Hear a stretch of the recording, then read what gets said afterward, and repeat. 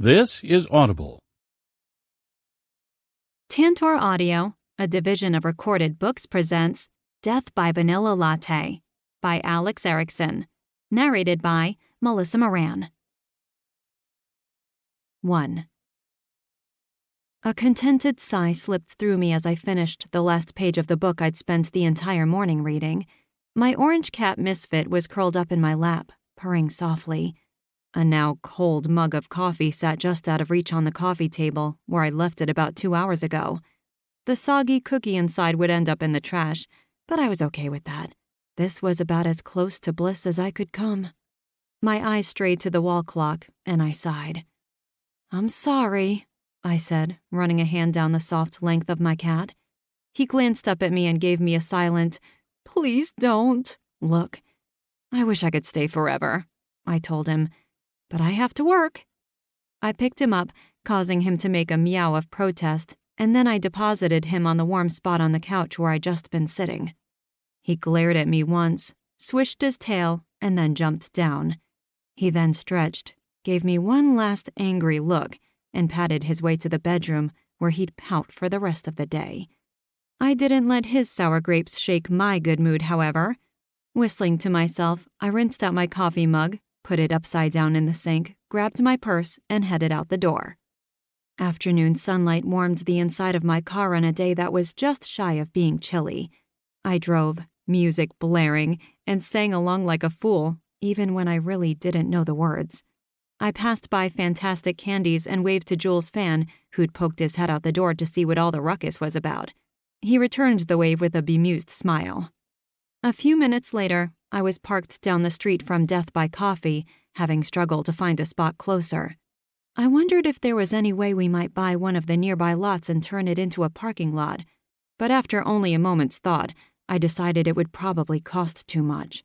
The shop might be doing better than ever, but that didn't mean we could up and spend however much we wanted, even if it might help the business grow. Besides, the short walk would do me some good. I kept promising myself I'd work out, yet it seemed the only exercise I got these days came in the form of work. Maybe I'd start doing sit-ups next week. And maybe I'd hit the lottery while I was at it. Both were just as likely. Only slightly winded, I pushed through the front door. Lena Allison and Jeff Braun were both behind the counter, hard at work. The line was short, but most of the tables were full, telling me it had been a pretty busy morning. Upstairs, Vicky was talking to a pair of middle-aged women near the bookshelves, using her charms to sell a book or two. "Miss Hancock," Lena said as I came around the counter. "It's a great day, isn't it? A really great day." Her grin was a little too wide, and she was dancing from foot to foot. I cocked an eyebrow at her and then turned to Jeff, who just about tripped over himself spinning away. He started filling a cup, even though no one had ordered anything to drink. "What's going on?" I asked. "What do you mean?" Lena ran her fingers through her short purple hair and refused to meet my eye. "You called me Miss Hancock. You never do that."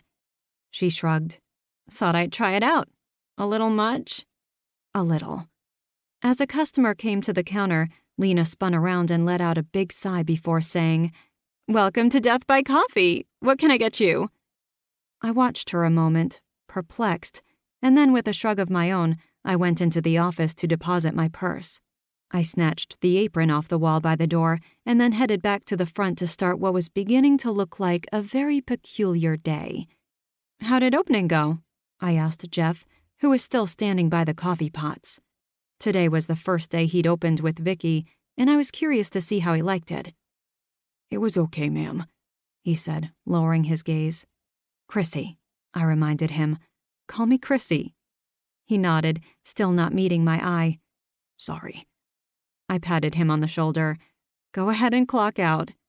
He scurried off, seemingly relieved I hadn't kept him there any longer than I had. He'd never quite gotten over his shyness, but I was slowly trying to break through to him. He was a hard worker despite being something of a slow learner. He was doing just fine, which was a relief considering how the last guy I'd hired turned out. I spent the next half hour making sure the coffee was fresh and replacing the cookies in the display case with fresh ones. I whistled while I worked, though I was still worried by Lena's strange behavior. I'd had to run inventory all last week, and boy, let me tell you, that wasn't something I enjoyed. No one had ever told me how hard owning your own business could be, especially when it came to making sure you were fully stocked. I'm forever thankful Vicky handled most of the behind-the-scenes stuff, because if it had been left to me, we'd have closed within months of opening. Let's just say, money and paperwork aren't my strong suit. The front door opened, and a thin man with flyaway brown hair and glasses entered, carrying 2 heavy-looking boxes. He was sweating profusely from the weight and looked as if he was seconds from collapse. His eyes flickered my way, but he didn't come to the counter. Instead, he went straight up the stairs to where Vicky was waiting. She relieved him of one of the boxes, and together they carried them to the back. "Who's that?" I asked. "Stock delivery?" Lena replied, though she winced as she said it. "We get our books shipped," I said. "He's not our usual delivery guy." "Maybe he's new." "Okay, where's his uniform then?" I glanced out the front door. "Or his truck." Lena shrugged and then spun on her heel to walk straight into the back. What in the world is going on here? I was about to head upstairs and ask Vicky about it when the door opened again, and my answer strode through. "Hey, Buttercup." I sucked in a shocked breath and staggered back a step. "Dad?" James Hancock, retired mystery author and father to yours truly, smiled as he walked over to me. His beard was trimmed, as was what was left of his hair. He was smiling, and I swear I saw a tear in his eye when he held out his arms to me. "What are you doing here?" I asked, coming around the counter to give him a hug. "Not that I mind you came. You never told me you were coming." He chuckled, a dry, raspy sound that resonated through my entire body and brought back memories of long nights sitting around a crackling fire, him typing away on his typewriter, and then later laptop, and me reading a favorite novel. "I had business and I wanted to surprise you." His voice was gravelly from years of trouble with his throat. I always found it fit him just right, made him sound like one of those old-time detectives with a cigarette hanging loose from his lips, calling all the women dames, much like quite a few of his creations did. "Well, I'm definitely surprised." And then realization dawned. I turned to find Lena grinning from behind the counter. "You knew!"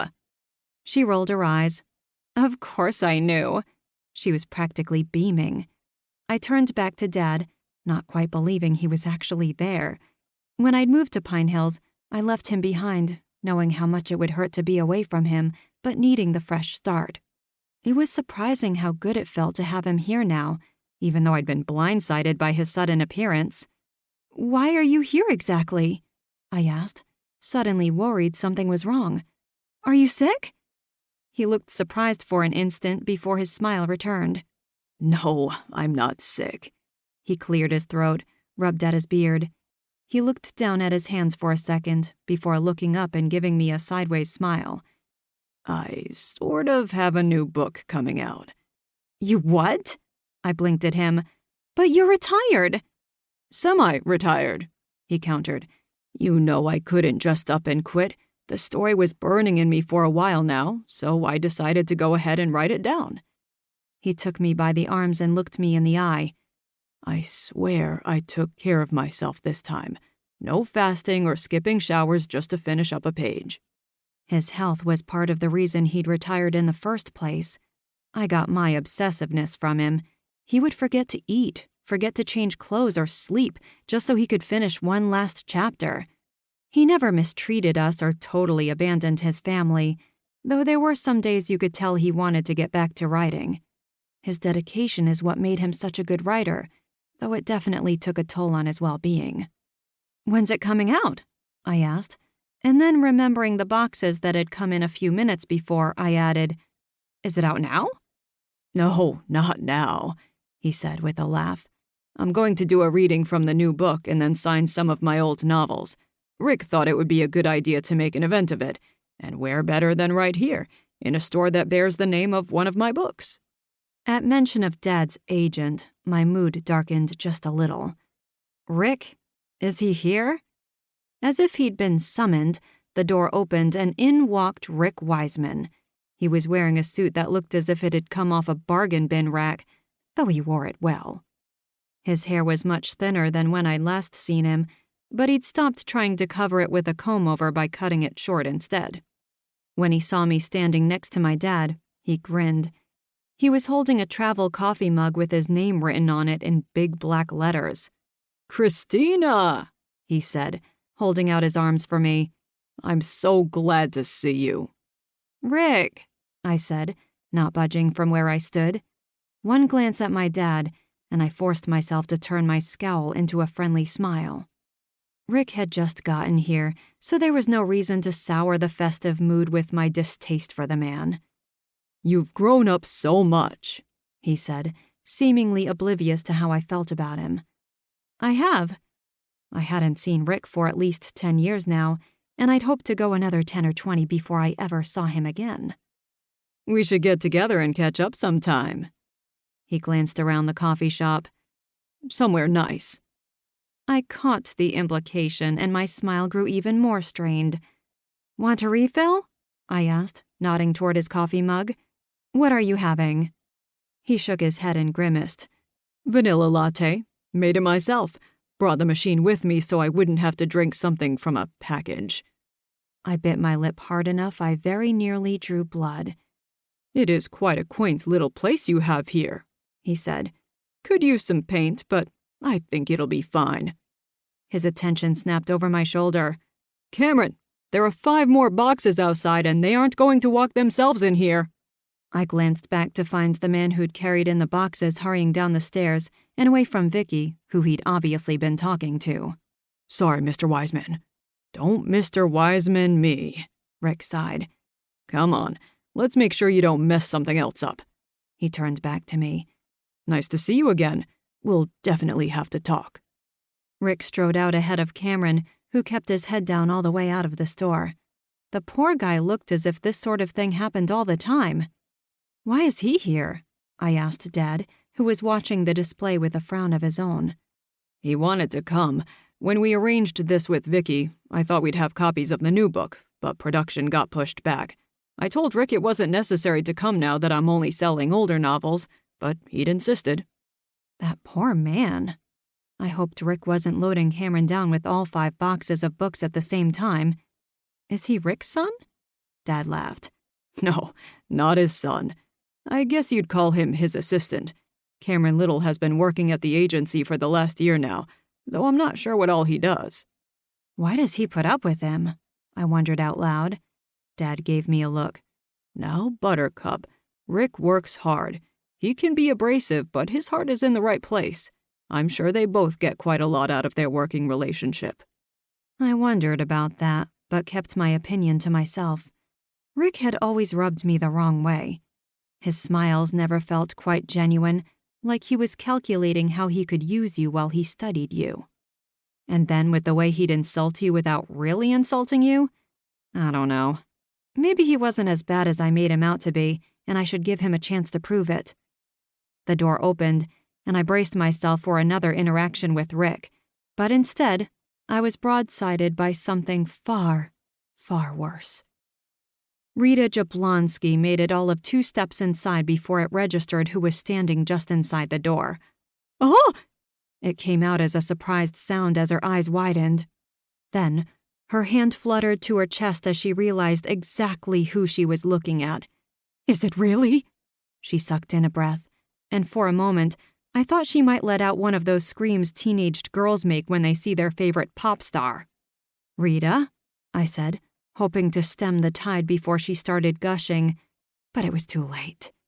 "James Hancock, it's really you!" She started breathing in and out like she might hyperventilate. She fanned herself off as she hurried over to where we stood. "I can't believe it. You've finally come after all this time. It's a blessing, I tell you, a downright blessing straight from heaven, sent to me on this most blessed of days." "Hi," Dad said, holding out a hand, polite as ever. "I am James. You are?" "Oh, dear me." Rita was flushed as she took his hand. "Rita Jablonski. I'm your #1 fan." I just about choked. We went from overexcited teenager straight to misery. Could this get any worse? It's very nice to meet you, Rita, Dad said, practiced smile in place. We've met before, she said with a wave of her hand. I got your autograph from a signing you held a few years back. I traveled quite a ways to meet you then. Her eyes widened. Are you doing a signing here in Pine Hills? Please tell me you are. I can't imagine what other reason you'd have to come to our little town. I cleared my throat, but I might as well not have been there. I am, Dad said, his smile turning amused. It won't be until this weekend, however. Rita just about glowed with excitement. That means you'll be here all week. I could see the wheels spinning behind her eyes and knew whatever she was thinking couldn't be good. Rita, I said, forcing her to look at me. Dad and I haven't seen each other for a few months now. We'd like to have a few minutes to catch up, if that's okay. That's fine, dear, she said, actually shooing me away. You'll have plenty of time to catch up, I'm sure. Behind her, the door opened and Cameron came in, 3 boxes in his arms this time. Rick trailed behind, carrying only his coffee mug. The least he could have done was to offer to carry the last 2 boxes, but apparently physical labor was beneath him. I have an idea, Rita said, clapping her hands together and startling me. We hold a writers' group meeting every Tuesday night. You should come and talk to our members. I wouldn't want to intrude, Dad said, for the first time sounding uncertain. Nonsense, Rita patted him on the hand. It will be a special meeting, one held in your honor. I'll let everyone know you're going to be there and they can prepare for it. I bet we'll have at least 3 times as many people show up, all because of you. It's going to be fantastic. And before my dad could protest, Rita spun away. Her cell phone was in her hand even before she reached the door. As she stepped out on the sidewalk, I could hear her say, Georgina, you won't believe who I just ran into. And then the door closed, and she was gone. What just happened? Dad asked, a bemused expression on his face. You don't have to go, I said. Rita gets overexcited at times and forgets that people sometimes like to make up their own minds about what they do. She seems nice enough. She is, I said. But if you let her, she'll have you paraded all over town. You won't have a moment's peace. Dad patted me on the arm. I'm in town, so I might as well go. I'd like to get to know the people here, and the writers' group seems like the perfect place to start. Are you sure? I am. A crash and a pained yell caused us to turn. Cameron lay sprawled on the floor, the boxes of books spilled before him. The store cat, Trouble, sat a few feet away, licking his back foot and glaring at the poor assistant like he'd stepped on him on purpose. Be careful with those, Rick shouted. What is wrong with you? I'd better go help out, Dad said with a sigh. Yeah. He kissed me on the forehead. It's good to see you, Buttercup. You too, Dad. And then he was running up the stairs in a vain attempt to calm his raging agent and to help the battered assistant get to his feet. Vicky was there to comfort her poor black and white kitty. My mind raced wildly as I watched from my place by the door. Between the sudden appearance of my dad and Rita's obsession, who would comfort me? 2. I don't know what I'm going to do, Will chuckled on the other end of the line. It's not funny. My dad is here and I'm terrified Rita is going to drag him off somewhere and force him to marry her. She was practically drooling all over herself when she saw him. It was a wonder she didn't make any more of a scene than she did. More laughter, followed by, You really shouldn't worry so much about it, Chrissy. Nothing horrible is going to happen. Enjoy the visit. Spend time with your dad. Even if Rita makes a pass at him, I'm sure it will all work out just fine. I groaned as I turned onto the main drag. I was on my way to the writers' meeting and was hating every second of it. I didn't know what to expect when I got there, but I was pretty sure I wouldn't like it. Rita was probably busy setting up that cardboard cutout of Dad she kept in her bedroom even now. Just thinking about it was giving me heartburn. My day started out so nicely. It'll be fine. I could hear the amused smile in Will's voice and wanted to smack him for it. He had no idea how obsessive Rita could be. It's natural to be nervous. His arrival was a surprise and you weren't prepared for it. You should make the best of it and be happy he's here. There's a lot of people who don't get to see their parents much." I know, but... But what? I was actually pretty happy to see my dad, even if his appearance did come as a shock. It wasn't like when my ex-boyfriend Robert had shown up, wanting to get back together, even though he'd arrived with another girl on his arm. Now that was the kind of surprise I'd like to avoid. I sighed. "You're right," I said. "I'm being silly." "You are. And I find it rather cute." "Shut up." I grinned as I spun the wheel and turned into the church parking lot. "I've got to go." My eyes widened, and I came to an abrupt stop. "Holy crap!" "What?" "Nothing." I cleared my throat, which had gone dry. "I'll call you later." I hung up before Will could reply. Normally, there were 6, maybe 7 cars at the most in the church parking lot on group night. And lately, we'd been lucky to have 4 since Lena had been working a lot and Adam hadn't been coming like he used to. But not tonight. There had to be at least a dozen, if not upward of 20 cars in the lot. My stomach did a slow flip as I started forward again and coasted down the rows until I found an empty space. I parked and shut off the engine, heart pounding like I was the one who was about to get bombarded by a horde of slavering wannabe authors. "Dad, what did you get yourself into?" I got out of my car and headed for the door, all the while trying to come up with some way to talk Rita out of making such a big deal about my dad's visit. I knew she was excited, but I had a feeling she was going to take it too far. Why couldn't she have a normal meeting where Dad could speak about writing, answer some questions, and then maybe sign a book or 2? I was almost positive I was going to walk in on something that would end with someone getting hurt. The sound of excited chatter echoed down the hall as I entered the church. The old painted steps creaked as I strode up them. I reached the top of the stairs and peeked into the meeting room to find it nearly packed with people. I recognized Andy, Georgina, and Adam right away. They were hovering near where the chairs they normally sat in would have been on a normal night. Now, there were rows of metal folding chairs, and the group members didn't seem to know where to stand. I didn't see Lena or Chief Patricia Dalton anywhere, the 2 other regular members of our group.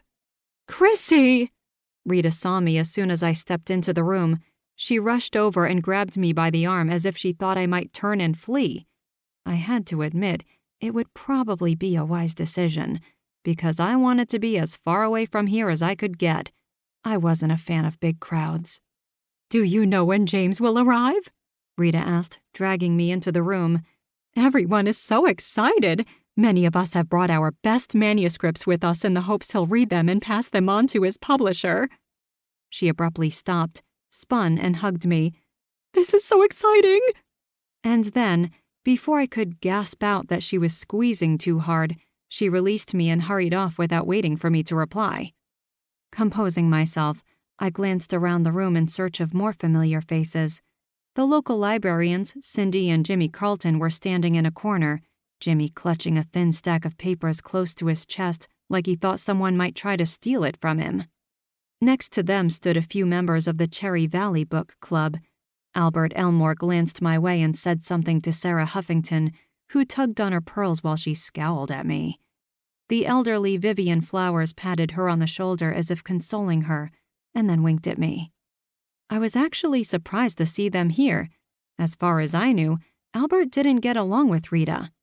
Actually, I'm not sure anyone from Cherry Valley got along with her. Any time I'd ever seen them together, there was usually an argument of some sort. But I guess a chance to meet James Hancock trumped petty squabbling. Then again, Albert had talked poorly about one of my dad's books. Maybe he was here to tell him how he would have done it better. "Hi, are you Christina Hancock?" I turned to find a middle-aged man in a fleece sweater standing behind me, holding his own sheaf of papers. He was wearing a hat that looked suspiciously like the battered fedora one of my dad's most popular characters wore, right down to the black smudge on the brim. "I am," I said, "but you can call me Chrissy." His face lit up, and he freed a sweaty hand to grip mine vigorously.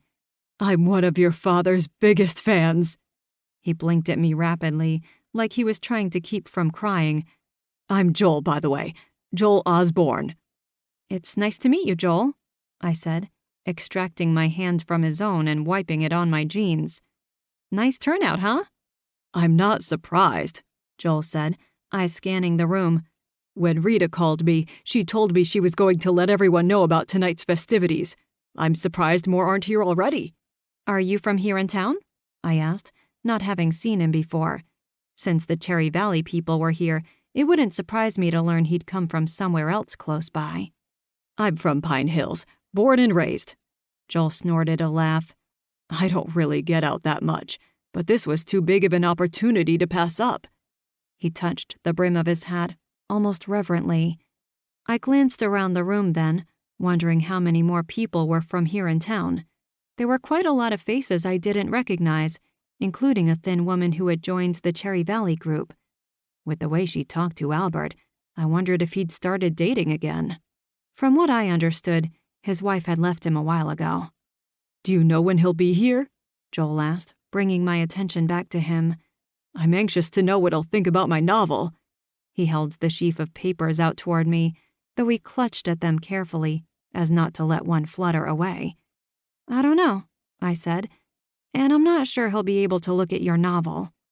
Joel's face fell. "Rita told everyone to print out a copy of their books and bring them with us. She assured me there would be time to show him our work tonight." I winced. This wouldn't be the first time someone asked Dad to look at their novel. And like every time before it, he would have to tell them no. He had to be careful about these things because not everyone was on the up and up. He told me once about a writer friend who looked at some woman's novel and then was promptly sued by her when a book he'd recently written contained a character with the same last name as the one in her own unpublished book. The case was thrown out, but it did serve as a warning, one my dad took to heart. "He'll probably listen if you were to read it, but I don't think he's going to do whatever it was Rita promised." Joel's shoulders sagged and he nodded. "I guess I understand. He's a busy man." He gave me a sad smile and then wandered over to a chair beside a box that appeared to hold a few more fedoras, all with the same black mark on the brim. I felt bad, but I wasn't going to let him get his hopes up too much. Rita should have asked before she went and told everyone Dad would read their novels. There would be a lot of very unhappy people by the end of the night, I was sure. "Chrissy, dear," Rita said, hurrying over with a couple in tow, "I have someone I'd like you to meet." "Barrett Drummond," a man who had to be my dad's age, but with a fuller head of hair spoke, voice raspy as if he'd spent a lifetime smoking. He didn't offer to shake hands or even do more than speak his name. In fact, he didn't look all that happy to be here. "Barrett and his wife Teresa are thrilled about meeting James," Rita said. "Barrett is a very good storyteller, and I'm sure he'll be a star someday." The woman, Teresa, stood behind her husband, head slightly bowed. She looked to be about 10 years his junior, though she was dressed as if she were older. She had on a plain brown dress that went all the way down to her ankles and hid every last curve of her body. She wouldn't meet my eye, no matter how hard I tried to catch her gaze. "It's nice to meet you both," I said, though I had no idea why Rita wanted us to meet. Barrett only nodded as if he thought he was doing me a favor by standing in my presence.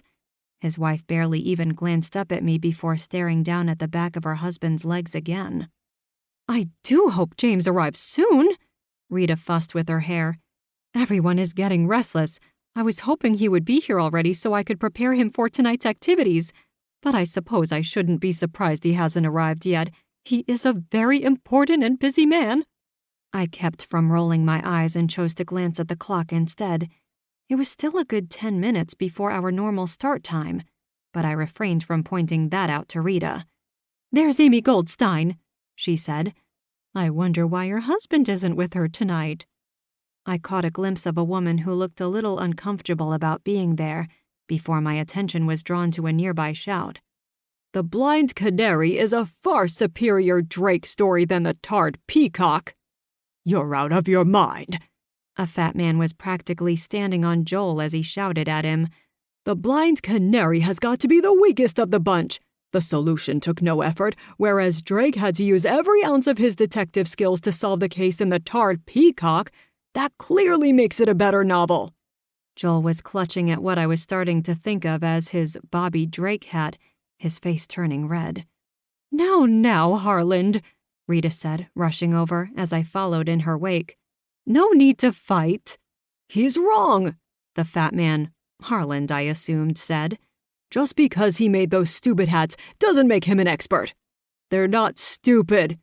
Joel looked like he wanted to knock Harland upside the head with one of the hats, but refrained from doing anything more than raise his voice. The floorboard outside the room creaked, causing every head to turn.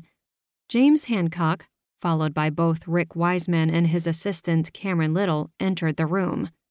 A sudden hush fell over the crowd, but it was quickly replaced by excited applause. Even the two squabblers had stopped fighting and were smiling ear to ear. Dad looked taken aback at first, and then a wide grin spread across his face as he soaked in the applause. He raised both of his hands, looking for all the world like a politician pretending to try to calm his supporters while really wanting them to cheer louder. Behind him, Rick scowled and took a sip from his travel mug, which likely held another batch of his precious vanilla latte. "Everyone? Everyone?" Rita blew an ear-piercing whistle. "Make room and welcome our guest of honor, James Hancock." More clapping and a few hoots and hollers followed the pronouncement. Rita fanned herself off as if just saying his name was enough to make her overheat. "Thank you," Dad said, stepping to the front of the room. When he spoke, everyone fell silent. "I'm thrilled so many of you have come to see me tonight. It's an honor to be here, and I hope to see every one of you this Saturday when I hold a book signing in my daughter's coffee shop, Death by Coffee." He held a hand out toward me. All eyes swiveled my way, and I instantly flushed beet red. Thankfully, attention lingered on me for only a few seconds before nearly everyone turned back to my dad. Only Rick continued to stare, a thin smile crossing his lips. He leaned over, whispered something to Cameron, and then handed him his travel mug. Cameron hurried out of the room, presumably to refill it. "Now," Rita said, "if everyone would take a seat, we can get started." She motioned for my dad to take the chair in the front of the room, which sat right beside her own recliner, leaving the rest of us to sit in the uncomfortable metal folding chairs. I took a seat in the back, hoping not to draw any more attention my way than I already had. I didn't much care for the spotlight, though my dad enjoyed it. I also had a hard time understanding why everyone was so fascinated with him. I mean, to me, he was Dad. But I guess to everyone else he was a celebrity, as much as a writer can be. Rick took a chair from the row and dragged it over to the wall, where he wouldn't have to sit next to anyone. Cameron returned just as he settled in, handed him his coffee mug, and then found his own seat at the end of the aisle. I noticed he stared at his boss for a few moments after he sat. I wondered if he was tired of getting bossed around. I know I would have a hard time with it, but that's because I preferred to be my own boss. I don't think I could go back to working where someone else was constantly telling me what to do. Once everyone was quiet, Rita took control. "I'm sure everyone has 1,000 questions for James," she said, patting Dad on the hand as she spoke. "But I thought it might be best if we start with me reading from my novel. Afterward, I do hope you will be interested in reading the rest." She batted her eyelashes at Dad. "I'm flattered." Before he could say more, Harland spoke up. "I have a novel for you to read as well." "As do I." This from Albert. And then came the tidal wave of shouts and pleas for Dad to read their every word. Dad raised both his hands and shook his head as he waited for the crowd to quiet down. "If I could read each and every novel here, I would," he said. "But I cannot." There was a collective groan. For a few moments, Dad looked upset about having to let everyone down. Then a mischievous smile crossed his features. "But my agent, Rick Wiseman, is here tonight. I'm sure that after we are done with the meeting tonight, he would be happy to read your novels." Rick just about spilled his drink as he sputtered out a vain protest. He was drowned out by clapping and more shouts and cheers. I swear I saw Cameron grinning deviously from his seat, though he covered his mouth to hide it from Rick, who was not happy. Since Dad wasn't going to read the novels tonight, Rita decided to skip reading from her own work, which was a good thing in my opinion. Her heart was in the right place, but she struggled mightily when it came to putting words on the page. I'd heard enough of it to know, and I would feel bad for her if someone in the audience were to start booing. I had a feeling Albert wouldn't hesitate to embarrass her if he got the chance. Dad began answering questions like, "Where do you get your ideas?" and "How long does it take you to write a book?" I'd heard all the answers before and quickly grew bored. Dad did a good job of answering without rolling his eyes or getting annoyed by hearing the same thing over and over. He was far better at this than I'd ever be. It didn't take long before I started to get anxious.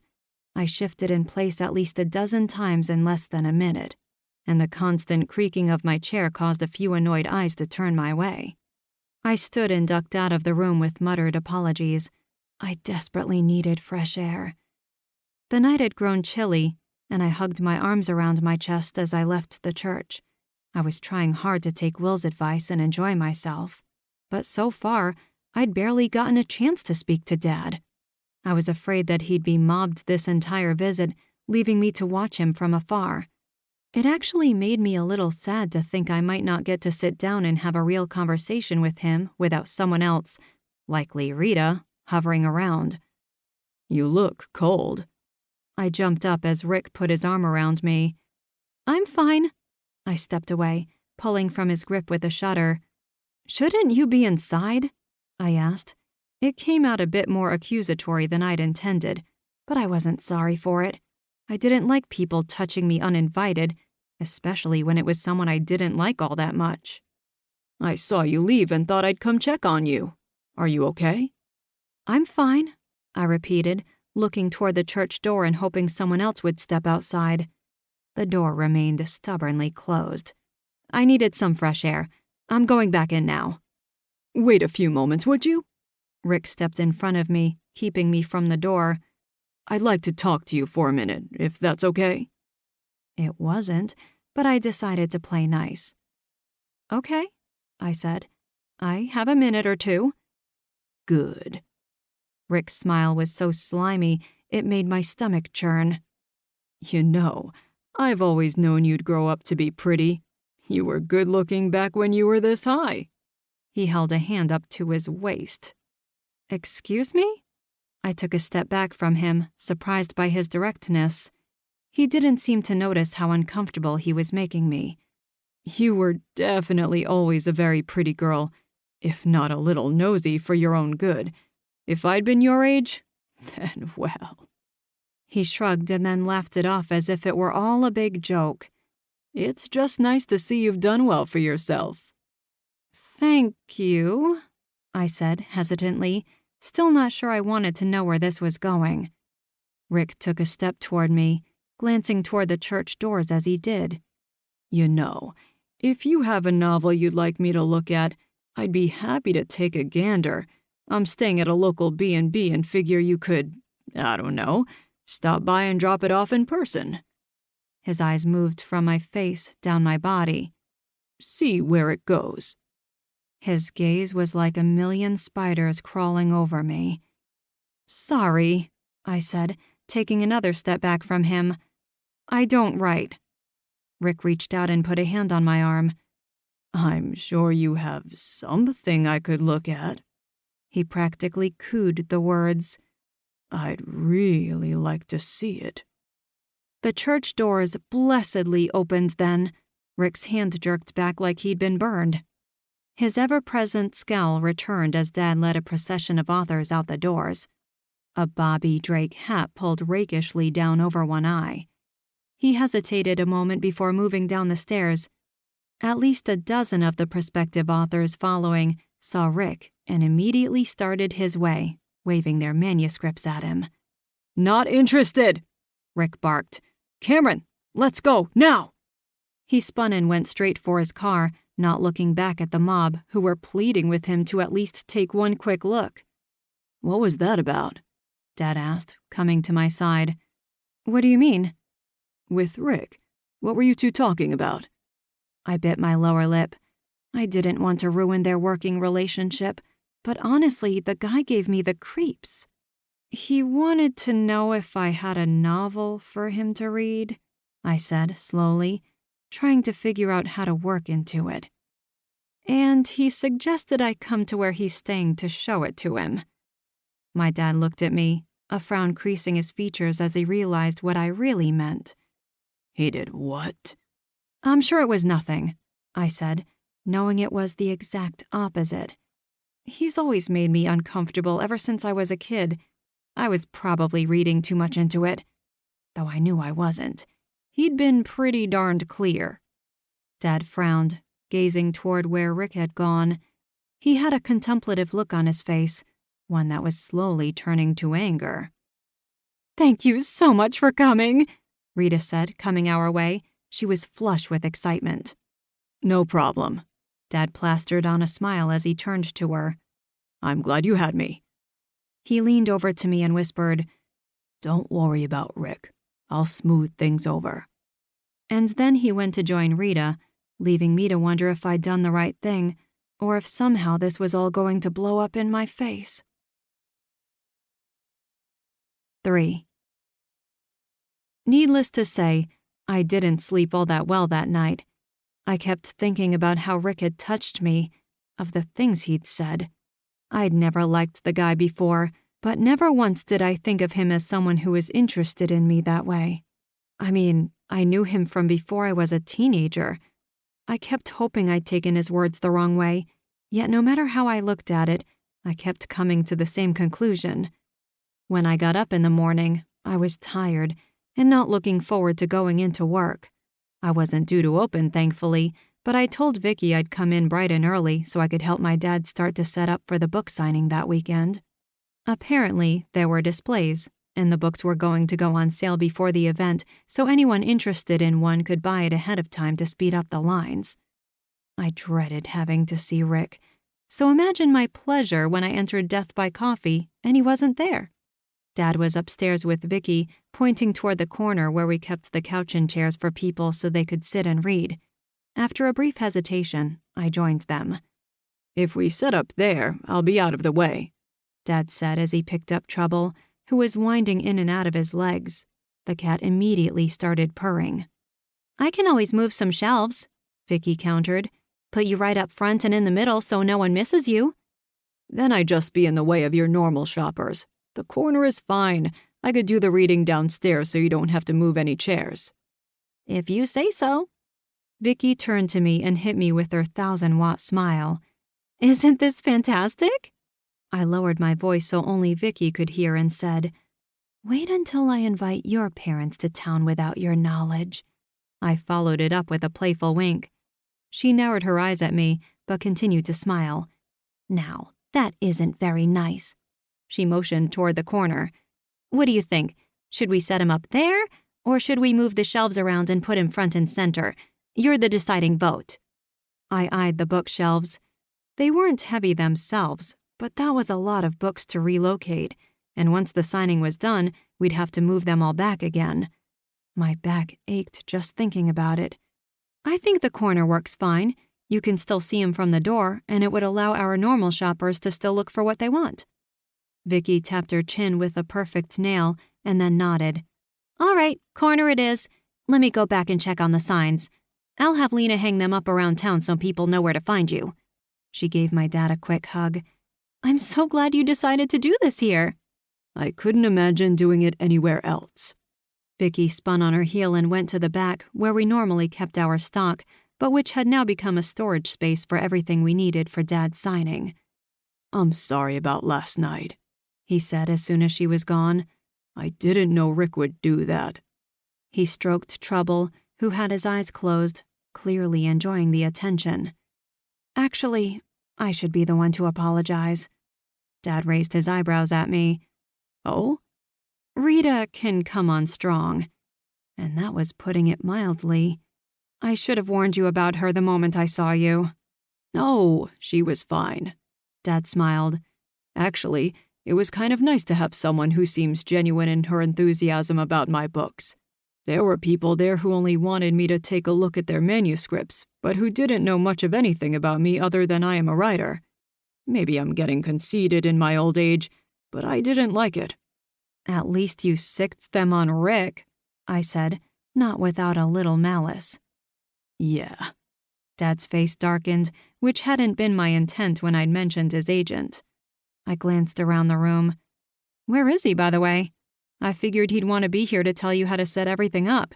He was always a control freak about things like this. I don't know, Dad said.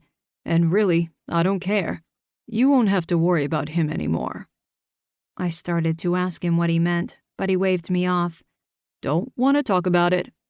Works for me. The less we talked about Rick, the better, in my opinion. I really hoped he'd decided to fly back to New York. It would make Dad's visit so much more pleasant.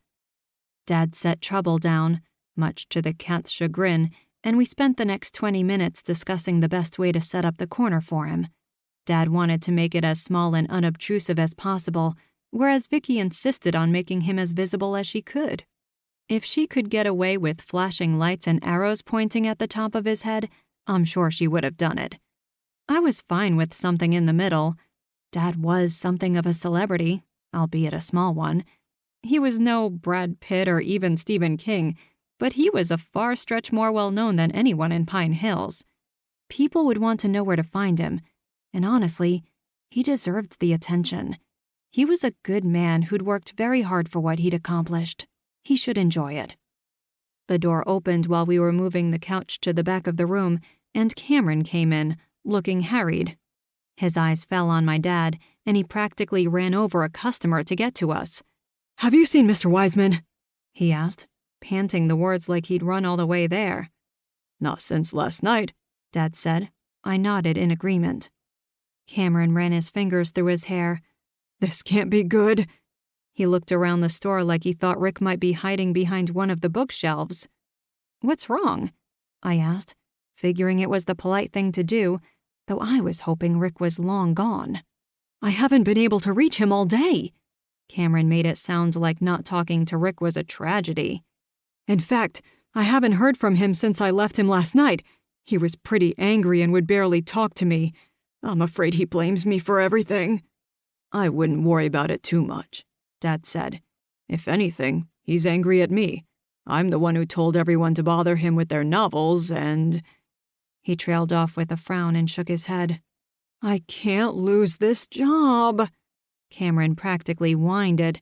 I always pick him up in the morning, and if he didn't need a ride, he would have called me. I waited 30 minutes outside that place where he's staying, and he never showed. Maybe he slept in, I said. Cameron gave me a flat look. He never sleeps in. Mr. Wiseman is a very precise man, which is why I'm so worried. He blames me for last night. He might find someone to replace me. Did you go in and ask for him? I asked. Well, no. Cameron flushed. He doesn't like it when I pry. Of course he didn't. Rick had probably spent all night making his precious vanilla latte on his own special machine and had lost track of time. It wouldn't surprise me in the slightest if he were to walk in at any moment, screaming at Cameron for not waiting for another hour for him to decide to mosey on out the door. Let me try to call him, Dad offered. Give me one moment. He stepped aside, taking his cell out of his pocket. Cameron started pacing, eyes constantly going to the front door every time it opened, and sometimes when it didn't. I was worried he was going to pace a hole in the floor, so I moved to block his path, putting on my warmest, friendliest smile. I might not like Rick, but Cameron seemed like a decent guy. How long have you worked for Mr. Wiseman? I already knew the answer from my conversation with Dad yesterday, but it seemed like the polite thing to ask. A little over a year, Cameron said. He looked ready to pop now that he wasn't pacing. Did you always want to be an assistant to an agent?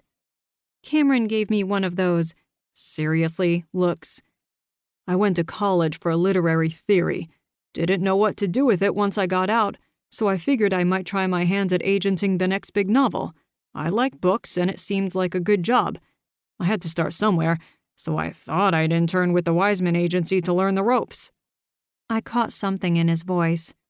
It wasn't what you expected? Not exactly, he sighed. I thought I'd read contracts, help with rights and whatnot. Instead, all he has me do is fetch his coffee and run errands. I get to answer emails now and again, but that's about it. I don't think he sees me as anything more than his personal gopher. So why not quit?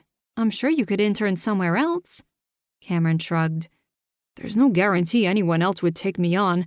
I am learning some things from watching him at least. He frowned. Though now that this has happened, I'm not so sure I'll have a job anymore. He groaned. What am I going to do? I'm sure it will work out. I patted him on the arm, and he gave me a strained smile. I felt bad for Cameron. Working with Rick Wiseman had to be terrible. I could barely stand to be in the same room as the man, let alone having to get him his coffee day in and day out. I would have either quit or killed the man after a few weeks of him bossing me around. Cameron perked up as Dad returned. Any luck? I asked. Didn't answer, he said. He looked down at his phone like it was somehow the reason why Rick wasn't answering his calls. I tried 3 times. I even went as far as to call his office phone, figuring he would have it forwarded, but he still didn't answer. So it's not just me. Cameron sounded relieved. Then his eyes widened. What if something happened to him? I'm sure he's fine, I said. My words didn't soothe Cameron one bit. He snatched up his own phone, dialed, and then slammed it to his ear hard enough that it had to hurt. He walked to the middle of the room to pace between the stacks, chewing on his thumbnail while he listened to the phone ring. Maybe I should go over there and make sure nothing happened to him, Dad said, frowning after Cameron. I could do it. The offer came out of nowhere. I wasn't even sure why I'd offered, considering my feelings for the man in question. It just sort of popped out of my mouth. You don't need to do that, Dad said. He's probably just sulking. It's no bother. We aren't all that busy, and besides, Vicky and Lena have things under control here. They were both standing downstairs behind the counter, talking. Vicky was holding up flyers, more than likely telling Lena where to hang them up later. Dad gave me a skeptical look. After last night, are you sure you should? I'll be fine. He said he was staying at a bed and breakfast, right? Yeah, Dad said. I think it's called Ted and... He frowned. Betfest, I supplied. I know the owners. If Rick doesn't answer, I can have them check on him for me. I don't know. Dad looked worried. If something's wrong with him, I should be there. You have stuff to do here, I reminded him. I can be there and back in no time. You're probably right and he's just sulking. Dad sighed. If you're sure. I am. I so wasn't. The door opened, and for a moment I was certain Rick had finally arrived. Instead, Rita's voice floated across the room, sickeningly sweet. Is he here? Her eyes fell on where Dad and I stood, and she started our way. I'd best get going, I said, not wanting to get trapped in a conversation with her, especially since it would likely involve her drooling all over my dad. Be careful, Buttercup. Dad kissed the top of my head like he always used to do when I was little. He sounded genuinely worried about me. I will. I headed downstairs, passing Rita by, who didn't even acknowledge me on her way upstairs, and went to the counter. I'll be back soon, I told Vicky. I need to check on something. Okay. She held out some flyers. Would you mind hanging some of these up while you're out? Sure. If Rick refused to see me, then I could at least accomplish something useful on my trip. I grabbed the flyers, went to the back to grab my purse, and then I was on my way. 4. I took my time walking to my car, stopping every now and again to hang up a flyer. Most of the businesses on the block were happy to take one and stick it in their window. Would it help get the word out about Dad signing? I had no idea. I never paid attention to anything hanging in a window unless it said sale in big capital letters. Once I reached my car, I considered going back and telling Dad to forget it. I really didn't want to check on Rick, but I said I'd do it in a fit of insanity. All I knew for sure was I wasn't going to go into Rick's room without some backup. If I had to drag Ted Bunford up the stairs with me, I'd do it, just so I wouldn't be alone with Rick. If it weren't for my worry about how Rick was going to take my showing up at his door, it would have been a pleasant drive to Ted and Bedfist. The sun was out, and the breeze was cool.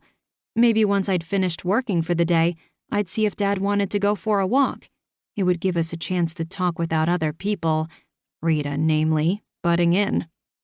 The long and twisty driveway to the bed and breakfast appeared, and I took it slowly, marveling at the view. The house itself was a mansion that had fallen on rough times. The current owners, Ted and Bet Bunford, had worked hard to bring the place back to something of its former glory, though its age was really starting to show through again. I didn't know if it was the couple's age or a lack of funds that caused the slowdown in the repairs, but it was a shame. I could only imagine how magnificent the house would be if it were to be fully restored. As it was, the ivy was taking over, and the surrounding flora wasn't being cared for like it used to. The hedge animals lining the driveway looked especially sad since they hadn't been trimmed in quite a while. I parked in the lot next to a battered Prius. There were only a couple of other cars in sight. I didn't know what Rick might be driving, if anything, since he'd flown in. Chances were good he'd had Cameron drive him around, though it seemed odd that Rick's assistant was staying somewhere else, not at the same bed and breakfast as his boss. I was guessing they both had rentals, but Rick was forcing Cameron to play taxi because he couldn't be seen driving himself anywhere. It was no wonder Cameron was staying somewhere else. I wouldn't want to be near him either, I grumbled, getting out of my car. If Cameron were under the same roof as Rick, I bet he'd never get a lick of sleep, having to wait on the man hand and foot. As I started for the front door, I noted one of the vehicles in the lot. I recognized the truck as belonging to Justin, one of the employees here. It would help to have someone I knew with me if I had to drag Rick out of his room. I entered and was immediately met by a tall, lanky kid with long hair that covered most of his face. I could only see one eye, and it widened when he saw me. "Hi, Justin," I said, stopping in front of him. He looked just as miserable as when I'd last seen him, which was his standard appearance. His emotional range seemed to go from nervously depressed to shyly miserable. "Miss Hancock." His gaze darted around the room as if he were afraid of being seen with me. "What are you doing here?" I held up the flyers Vicky had given me. "My dad is holding a book signing at Death by Coffee this weekend, and I was wondering if it would be okay to hang some of these up to promote it." Justin shrugged one shoulder. "You'll have to ask the Bunfords."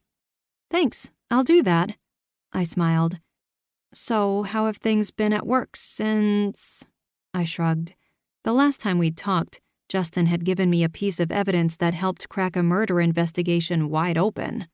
He has, let's call them sticky fingers, and while I normally don't condone that sort of behavior, it had helped me out a lot. "Good." He rubbed at his chin, which was acne-free.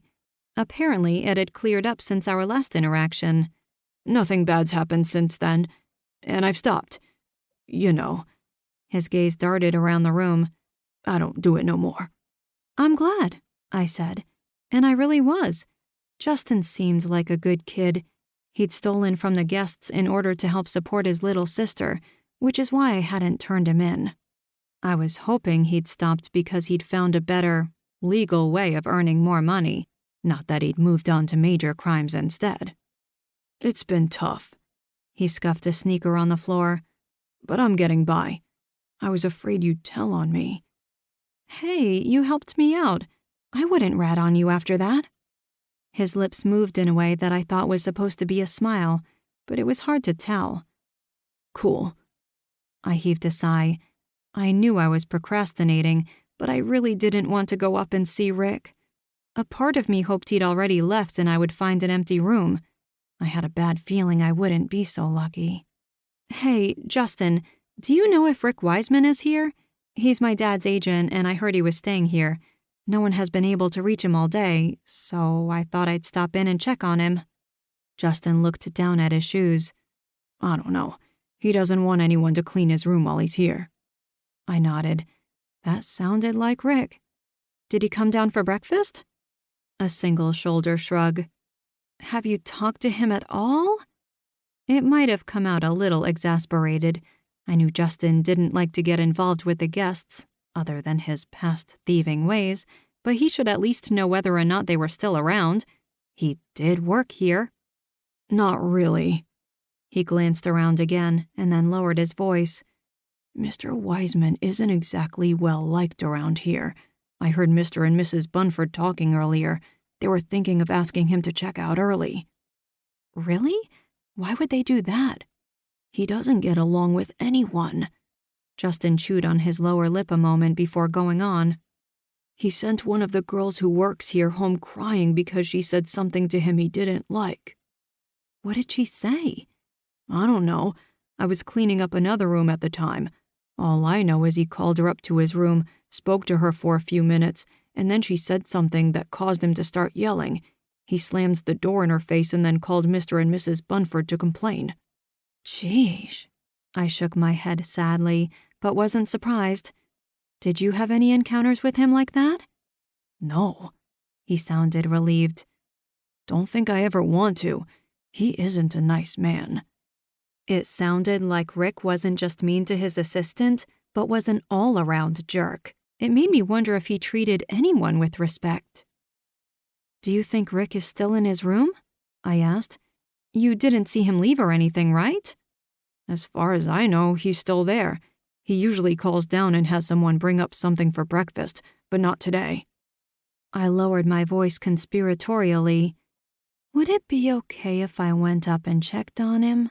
I asked. Since he knows me, he won't be angry about the interruption. There are some people worried about him. Justin shrugged. I don't care. Just don't let Mr. and Mrs. Bunford catch you. They're upset about all the noise lately and don't want anyone bothering the guests. I'll be careful. Justin told me which room Rick was staying in and then wandered off to sulk elsewhere. The kid was friendly when you could get him to talk, but was always so nervous, it actually made me nervous. I hoped that once he got past his depressed, awkward stage, he'd finally break out of his shell a little more. He deserved to find someone nice, despite his slightly checkered past. I walked slowly up the wooden staircase, listening for the sound of anyone approaching. I doubted Ted or Bet would throw me out if they saw me, but I didn't want to have to explain myself either. The older couple were friendly enough to me before and might want to talk. Well, it wouldn't be terrible to catch up. I was here for a reason and needed to get back to work soon. I'd have to remember to at least drop off the flyers at the desk on my way out. I reached Rick's room and hesitated before knocking. I hadn't realized it when Justin had told me, but the room was the same one in which a murder victim had stayed a few months back. That guy hadn't been very nice either, but it still gave me the willies thinking about it. He hadn't died here, but still, it was creepy. The room across the hall had a Do Not Disturb sign hanging from the doorknob, so when I knocked on Rick's door, I did so quietly. As I waited, I glanced around, taking in the sights. When I last visited Ted and Betfist, I'd paid little attention to the hallways, focusing instead on the people. Old paintings hung from the wall, or at least the paintings were framed to make them look old. I doubted the Bunfords had spent a lot on them, judging by how the manor had started to fall into disrepair again. The carpet was clean, if not worn from years of guests walking the halls. It was actually pretty peaceful as well. Quiet. You could almost feel the history emanating from the walls. It made me wonder who had owned the building before, if it was someone important or just someone who'd come across a lot of money and decided to build a big house. And then what had happened? Had the previous owners fallen on hard times? Did they suddenly die and leave no heir to claim it? I promised myself I'd look into it sometime as I knocked on Rick's door again. I might not be a big history buff, but I did find it interesting how certain places ended up the way they did, and the bed and breakfast had certainly piqued my interest. When Rick didn't answer this time, I knocked harder, thinking he might be asleep and couldn't hear my softer tap. "Rick?" I called. "You in there?" Still nothing. With a sigh, and a quick look over my shoulder to make sure no one was watching, I tried the door. Much to my surprise, it clicked open. With one last glance over my shoulder, I pushed it open the rest of the way and stepped inside. The room hadn't changed much from when I'd last been inside. There was a TV hanging from the wall, currently off. The bed was big enough for 2 to 3 people and had a trio of pillows stacked as if Rick had used them for support while he'd sat on the bed to read. Heavy curtains hung over the windows, casting the room in a deep gloom that made it hard to see. "Rick?" I closed the door behind me and then flipped on the light, wincing at how bright it made everything. "You here?" A desk sat in front of the windows. Atop it sat Rick's precious Latte machine and a stack of what I assumed were manuscript pages. I eyed the Latte machine and considered crossing the room and tossing it out the window, but decided it likely wouldn't have the desired effect of forcing Rick to buy his latte from Death by Coffee. He'd probably just buy a new machine instead. At first glance, everything seemed in order. It looked like Rick had left at some point and was probably on his way to Death by Coffee even now. And then I saw the travel mug on the floor. The mug lay across the room, next to the far side of the bed, near the window. The lid was off, and the dark blue carpet was stained a light brown where it had spilled. For the first time, I noticed the room smelled like vanilla and coffee, and something else, something I couldn't quite place. "Rick?" My heart started pounding as I took a step toward the fallen mug. Had he had a heart attack? If so, I prayed I wasn't too late to help. 2 more steps, and I could see the floor on the other side of the bed. Rick was lying on his stomach, hand outstretched toward the travel mug as if he tried to catch it and then collapsed. His neck was bent at an awkward angle, face concealed by a blanket that must have fallen from the bed when he'd gone down. I froze, unsure what to do. I couldn't tell if he was breathing. "Rick?" It came out as a weak gasp. My hands shook as I knelt and reached for his neck. My fingers touched cold flesh. I jerked back, hands flying to my mouth as I tried not to scream. Sure, I wasn't Rick's biggest fan, but I didn't want him dead. Even rude jerks deserved a chance to live a long and fulfilling life, just as long as they did it far away from me. I tentatively reached out and touched him again, just to make sure. And yep, he was definitely dead. Oh no, Dad. He was not going to take the news well. I don't know why I did it, but I reached out and pulled back the blanket covering his face. Maybe I wanted to double-check to make sure he wasn't messing with me somehow. Or maybe some deep, dark part of me knew what I would find, but when I pulled the blanket away, I recoiled back, nearly falling over onto the spilled coffee as I did. Rick hadn't died of a heart attack. Not unless he'd somehow put a pen through his eye when he'd fallen, and I was assuming that was unlikely. No, this wasn't an accident. Rick Wiseman had been murdered. 5. This was the first time I'd ever discovered a body, and I could say for a fact I never wanted to do it again. The first few minutes went by in a blur. As soon as I was certain Rick was a goner, I called the police. I'm not even sure what I said. I was darn near hyperventilating, and I'm sure I babbled a little before I hung up and went downstairs to let Ted and Bet know one of their guests was currently lying in a pool of coffee and his own blood. Needless to say, they weren't thrilled about my discovery. "Every time she comes around, someone dies," I overheard Bet say to her husband as they both headed up the stairs to check on Rick. I wanted to point out that this wasn't my fault, but doubted they'd listen. Heck, their last guest to die had kicked the bucket in my coffee shop. I'm not sure that would have improved how they thought of me in any way.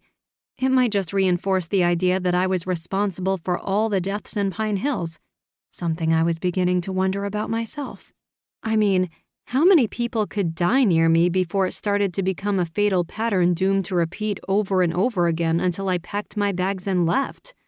Once they were gone, I was left alone downstairs. Justin was nowhere in sight, though he'd been nearby when I told the Bunfords about Rick's untimely demise. Right then, I wanted to vanish just as much as he had, but decided it might be best if I stuck around and waited for the police to arrive. I found the body, so they'd want to talk to me. If I left, I had a feeling things would only get harder for me. I plopped down in a chair and waited, mind racing. How was I going to tell Dad? What did this mean for his new book? And what about poor Cameron? The guy would probably collapse in shock. He'd been pretty upset when he thought he was going to simply be out of a job. Now that Rick was dead, he not only wouldn't have a job, but he was out of reference, and quite possibly a friend. Well, maybe a work acquaintance. I'm not sure anyone called Rick a friend. Sirens filled the air as 2 police cruisers pulled up out front. I could hear more sirens in the distance, telling me the paramedics were on their way as well. Not that they could do much more than gather Rick up and haul him away. I sighed and stood. I wasn't sure if I should break down and cry or fly into hysterics. Either was just as likely. The door opened, and the 2 police officers I knew the best stepped inside the room. One look at me, and both their faces fell. "Chrissy," Officer Paul Dalton said. John Buchanan stood just behind him, glowering. "Officer Dalton?" I kept my voice neutral. We'd once been close to becoming an item, and there was still something of a flame between us. A flame I tried hard to ignore. We were both seeing someone else, though I'd noticed lately he hadn't been seen around town with his latest fling Shannon much. I tried hard not to care, but couldn't help it. He was good-looking, and those dimples of his knocked me flat every time he flashed them my way.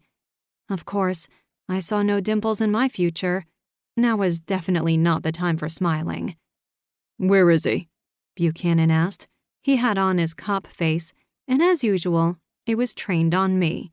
I was pretty sure he would assume I killed Rick until proved otherwise. I had no idea why he had it out for me so much, but there it was. The guy disliked me, and nothing I did seemed to make much difference. "Upstairs." I focused on Paul as I gave them the room number. He wrote it down, not meeting my eye. "Okay, everyone stay here," he said. Ted and Bet had come back downstairs and were both looking suitably distraught. Justin had materialized from somewhere and was standing in a corner, trying to look like part of the scenery. "And that includes you," Paul said, pointing at me. "Of course," I said, only mildly insulted. I did have a habit of showing up exactly where he didn't want me, so some distrust was understandable. Both Paul and Buchanan went upstairs to check on the body just as the paramedics arrived. I waited and watched while techs and cops moved up and down the stairs. I was in something of a daze and just stood there like a dope.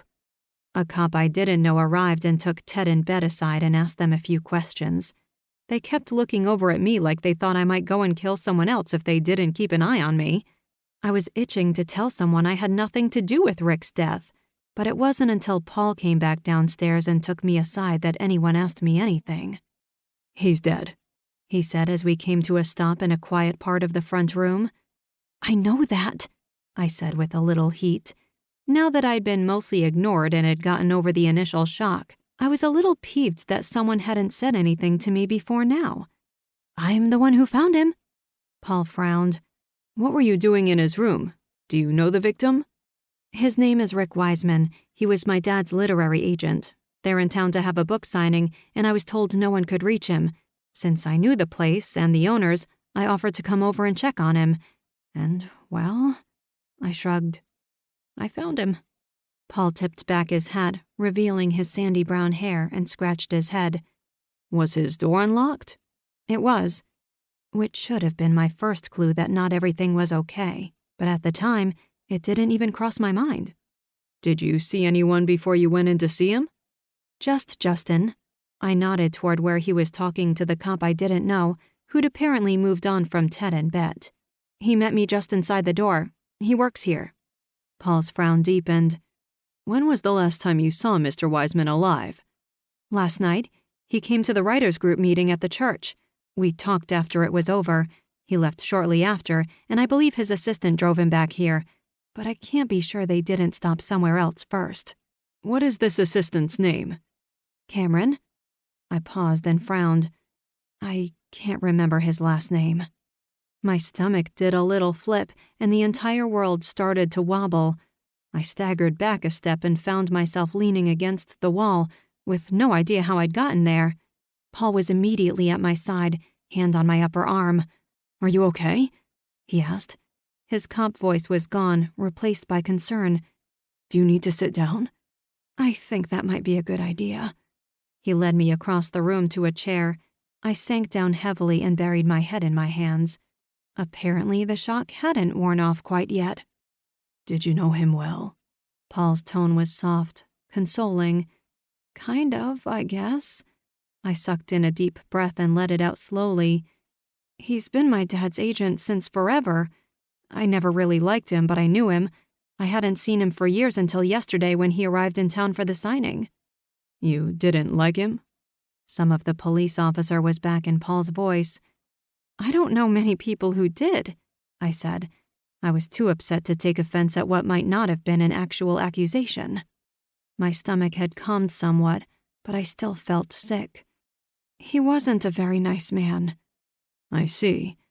Paul seemed to consider it a moment before he rested his hand on my knee. "Well, I'm sorry you had to find him."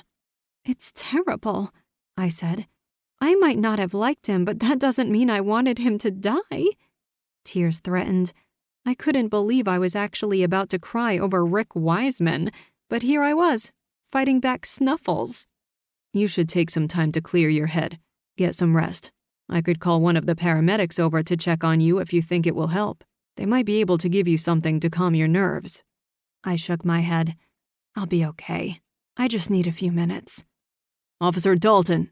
Paul stood and turned to find Buchanan standing at the bottom of the stairs with an older woman fidgeting beside him. "You should hear this." Paul nodded and then turned back to me. "I'll be right back. Try to relax." "Thanks." What I really wanted to do was get up, get in my car and drive home, but I knew it was unlikely I'd be allowed to leave until the police were done talking to me.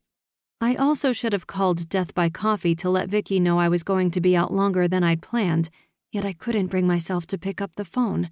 I don't think I could have talked to her about it without breaking down completely, and right then, I was trying my darndest to keep it together.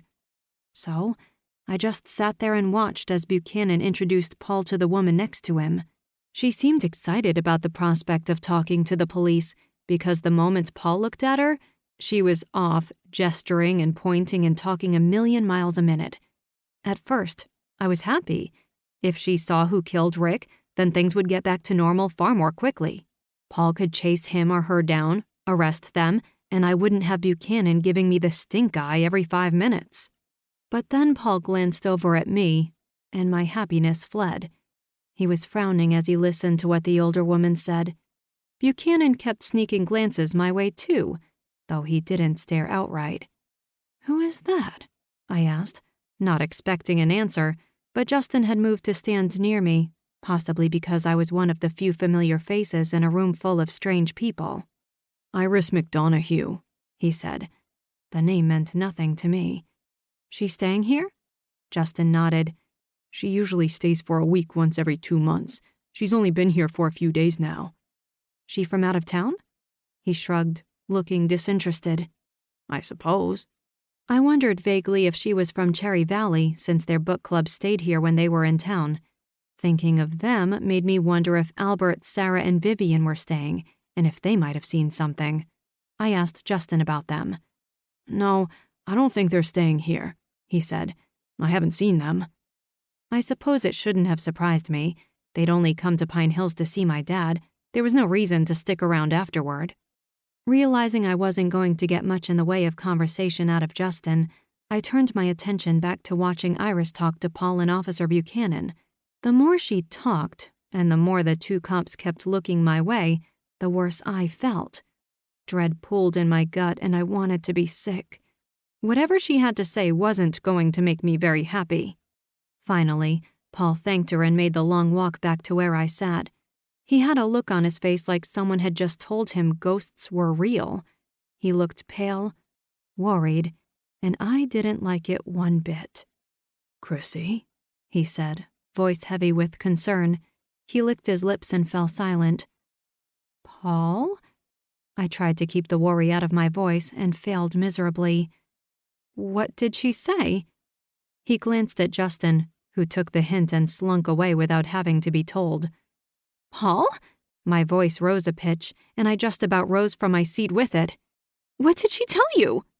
"I just need to ask you a few more questions," he said, obviously avoiding my own question. I didn't think it was very fair, since his questions came about because of whatever Iris McDonoghue had told him. I thought I deserved to know what she'd said so I knew how best to answer. But Paul wouldn't relent. I knew him well enough to know that. "Fine," I said, crossing my arms. If that woman had so much as hinted I had anything to do with Rick's death, I was going to knock her a good one upside the head, even if it meant spending the night in jail. "You said Mr. Wiseman was at the meeting last night, correct?" "He was." "And he came back here afterward?" "As far as I know, he did. He was anxious to get away. I don't think he enjoyed himself very much." "But you aren't sure he came back here directly?" "No, I'm not. You'd have to ask Cameron to be sure." Paul nodded. I could see the gears working behind his eyes. "You went home after this meeting too, correct?" "I did?" Spoken slowly, warningly. I was waiting for him to ask me if anyone saw me at home to verify my alibi. My elderly neighbor, Eleanor Winthrow, makes it a habit to sit by her window and watch me whenever I come and go. It has gotten me in trouble before, but this time I was sure it would provide me with an ironclad alibi. I wasn't even sure that woman ever slept, which would only serve to help my cause. But apparently, my alibi wasn't necessary. "Your father," Paul said. "His name is James Hancock, correct?" "It is." I paused, the dread in my stomach growing. "Why?" "Was he at the meeting with you last night?" I nodded slowly. "He was the guest of honor. Rita made a huge deal about it. It felt like half the town showed up." "Did he leave at the same time as Mr. Wiseman?" "I don't know when he left. He was talking to Rita when I got in my car to go home." "Why?" Paul didn't answer, of course. "So you didn't see him leave?" And before I could answer, he asked another question. "Is he staying with you while he's in town?" "I left before he did," I said, as a cold chill seeped through me. "I think Dad's staying in a hotel, so no, he's not staying with me." Paul's expression turned grave. "Did you have any contact with him after the meeting? Did he call you or perhaps stop by last night?" "He didn't." "Did he have a problem with Mr. Wiseman? Did they have a falling out or a fight with one another?" "Not that I know of." My mind immediately shot back to when Dad had seen me standing with Rick outside the church. How much had he seen? I hadn't told him exactly what Rick had said. Not all of it, anyway. I knew he got the gist since he told me he'd smooth things over, and then that very morning at Death by Coffee, he told me I wouldn't have to worry about Rick anymore. The chill turned into an icy cold that very nearly paralyzed me where I sat. Paul watched me, his expression full of concern. There was no way Dad could have killed Rick. He would never have gone that far, no matter what they'd said to one another. "What did she say?" I asked, eyes moving toward where Iris was talking to Buchanan. He was writing everything down. Paul didn't answer right away, which only served to bring back my anger. "Paul Dalton, you tell me what she said right now, or else I'll... There was nothing I could do but stamp my foot and pout, but I'd do it if he made me. "She saw what happened last night," he said, keeping his voice low so no one else could hear. "And what was it she saw exactly?" I asked. "There was an argument last night. Mrs. McDonoghue claims it was loud enough that it woke her up.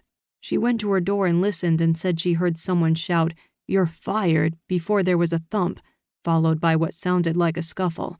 She peeked out the door just as a man wearing a hat stormed out of the room. She says she recognized him as James Hancock." I swallowed, tried not to show my fear. "How does she know it was my dad? It could have been anyone." Paul tried to comfort me with a smile, but I was having none of it and glared at him. He lowered his gaze when he answered. "She knows of him. Says she's read all his books. She recognized him from his author photo."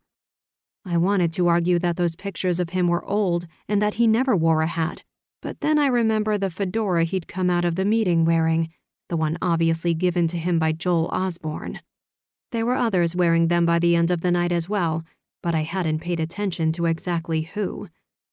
"Oh," I said in a small voice, and then I shook my head, my determination taking over. "He didn't do it!" Paul winced but nodded. "I'm sure he'll be able to explain himself when I talk to him." I started to rise. "Let me talk to her." I started for Iris. "I'll find out who she really saw." Paul put a hand on my shoulder to stop me. "I can't have you talking to her." "And why not?" All he had to do was look at me, and I knew. Chances were good that if I talked to Iris, I'd end up yelling at her and scaring her half to death. That wouldn't look good for me, nor my dad. I had to play this smart. We both knew if I started investigating Rick's death, I wouldn't be able to stop. I'd get in the way and would probably somehow make my dad look worse than he already did. "Can I at least let him know?" I asked, slumping. "Before you go talk to him, can I please tell Dad about Rick?" Paul gave me a sad smile. "Of course. I'll give you about 5 minutes to fill him in.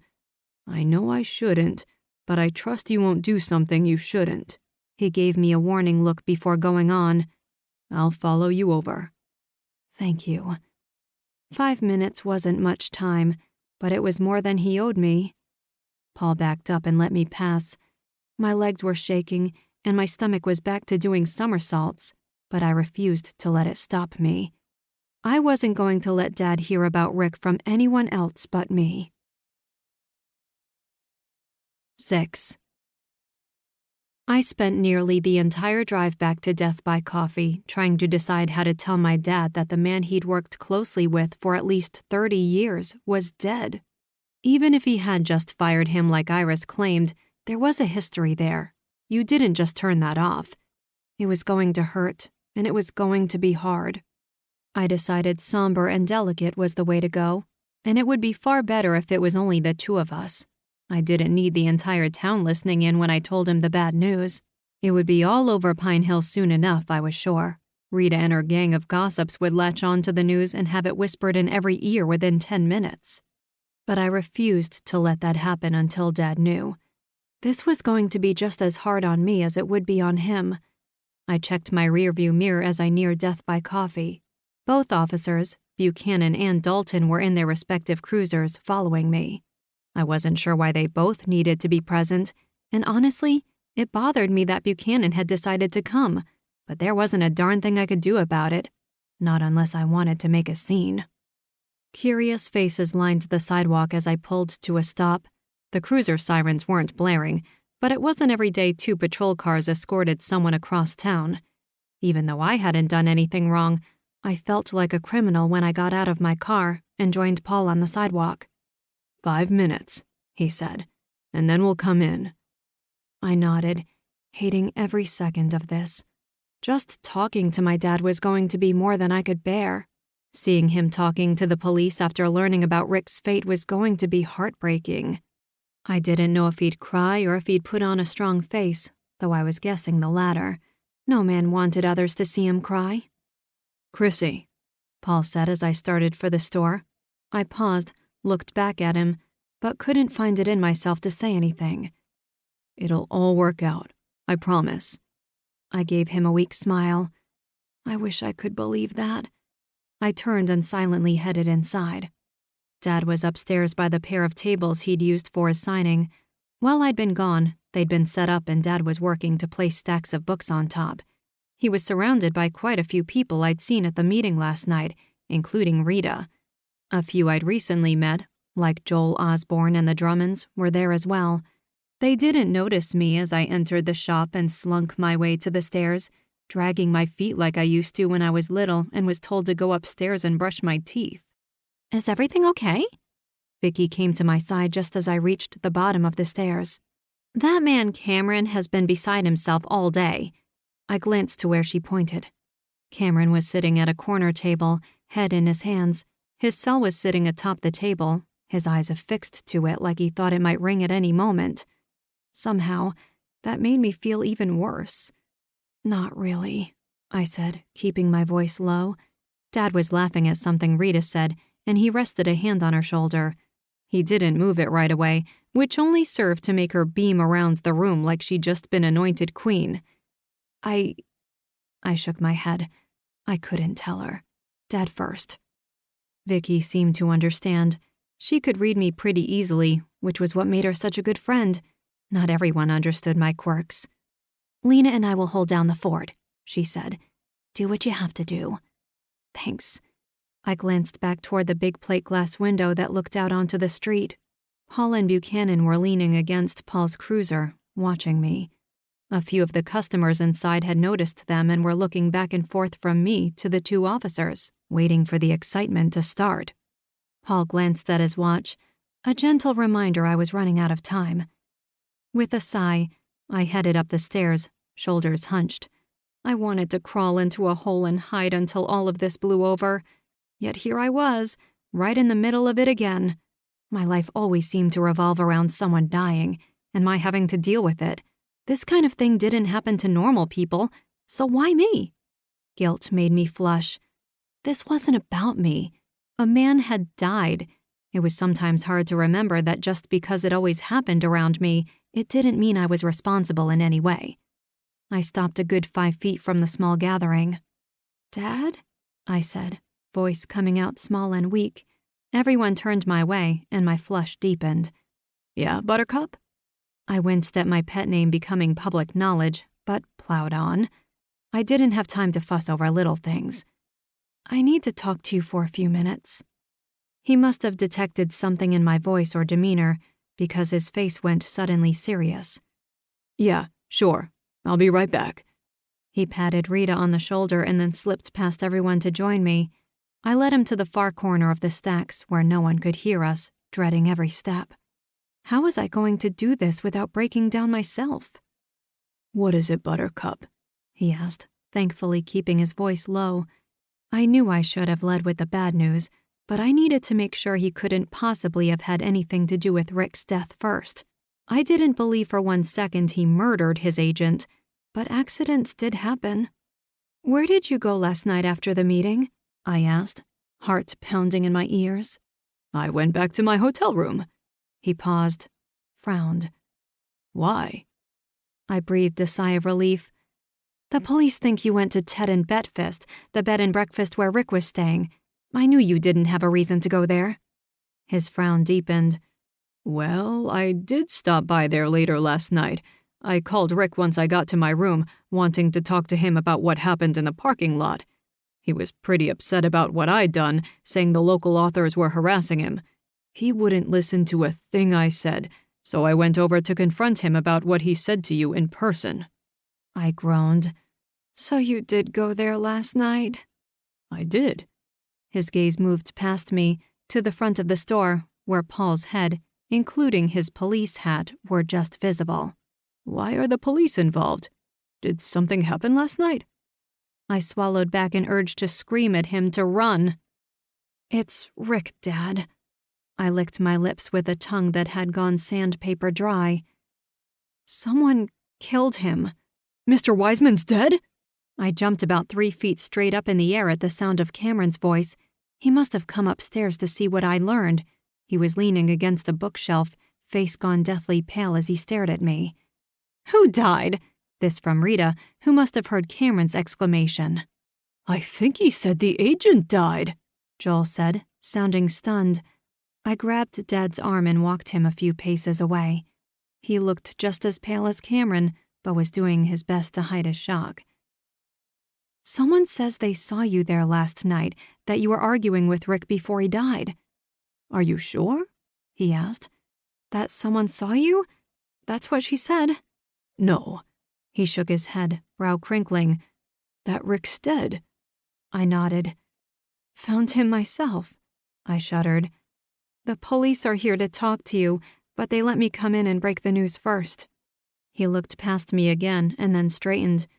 "Then I best not keep them waiting." "Dad!" But he walked right past me and went down the stairs and out the door without a backward glance.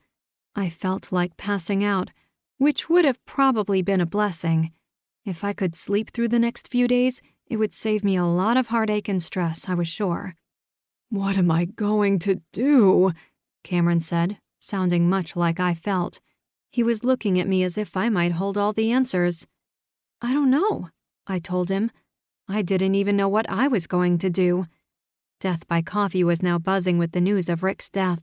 Rita was already on her phone, more than likely calling her gossip buddies, Georgina McCulley and Andy Caldwell. The entire town would know of Rick Wiseman's demise within minutes, and I was pretty sure no one would think it an accident. I drifted past Cameron, who didn't look like he'd be able to stand on his own anytime soon, and headed for the front windows so I could watch Dad's visit with the police. Vicky started my way, but I waved her off. I needed to be alone. I was hoping that Dad would set the police straight and would come back inside and tell me everything was okay, that they'd figured out who killed his agent and that he wasn't a suspect. Of course, when was the last time something happened just like I wanted? Buchanan was standing stiff beside Paul, who looked concerned. He kept sneaking glances my way, which only made me feel that much more nervous. Dad's back was to me, so I couldn't read his lips to know what he was saying. He made a gesture toward Paul's car, and then both cops looked straight at me. Neither looked happy. "Come on, Dad." I shifted from foot to foot, antsy to know what was going on. I wanted nothing more than to rush outside and listen in, but knew I'd be told to go back inside, so I stayed put. Dad said something else, which brought both cops' eyes back to him. Paul rested a hand on his shoulder, said something, and then turned to his cruiser. Buchanan opened the back door. It felt like someone had poured ice water down my spine. I stood frozen, watching as they helped my dad into the back of Paul's police cruiser. Buchanan closed the door, lifted his hat to run his fingers through his hair, and then he walked slowly back to his own cruiser, shaking his head. Paul turned toward the front of his car, and that's when my paralysis finally broke. I shot for the door, screaming Paul's name as I did. Nearly everyone in Death by Coffee was on their feet, watching in fascination as the visiting author was arrested and his daughter flipped her lid. It wouldn't surprise me to learn half of them had their cell phones out and were recording. I didn't care. I wasn't going to let them take my dad to jail. "Paul Dalton, how dare you!" I shouted, flying out of the store. He paused halfway into his car, sighed, and then stepped back out. "Chrissy." "Don't Chrissy me!" I couldn't stop shouting. My blood was boiling now, and there'd be no cooling it. "How dare you take my dad to jail? He didn't do anything wrong. Both you and I know it." "He's coming willingly," Paul said, trying his best to sound diplomatic, but I was beyond listening.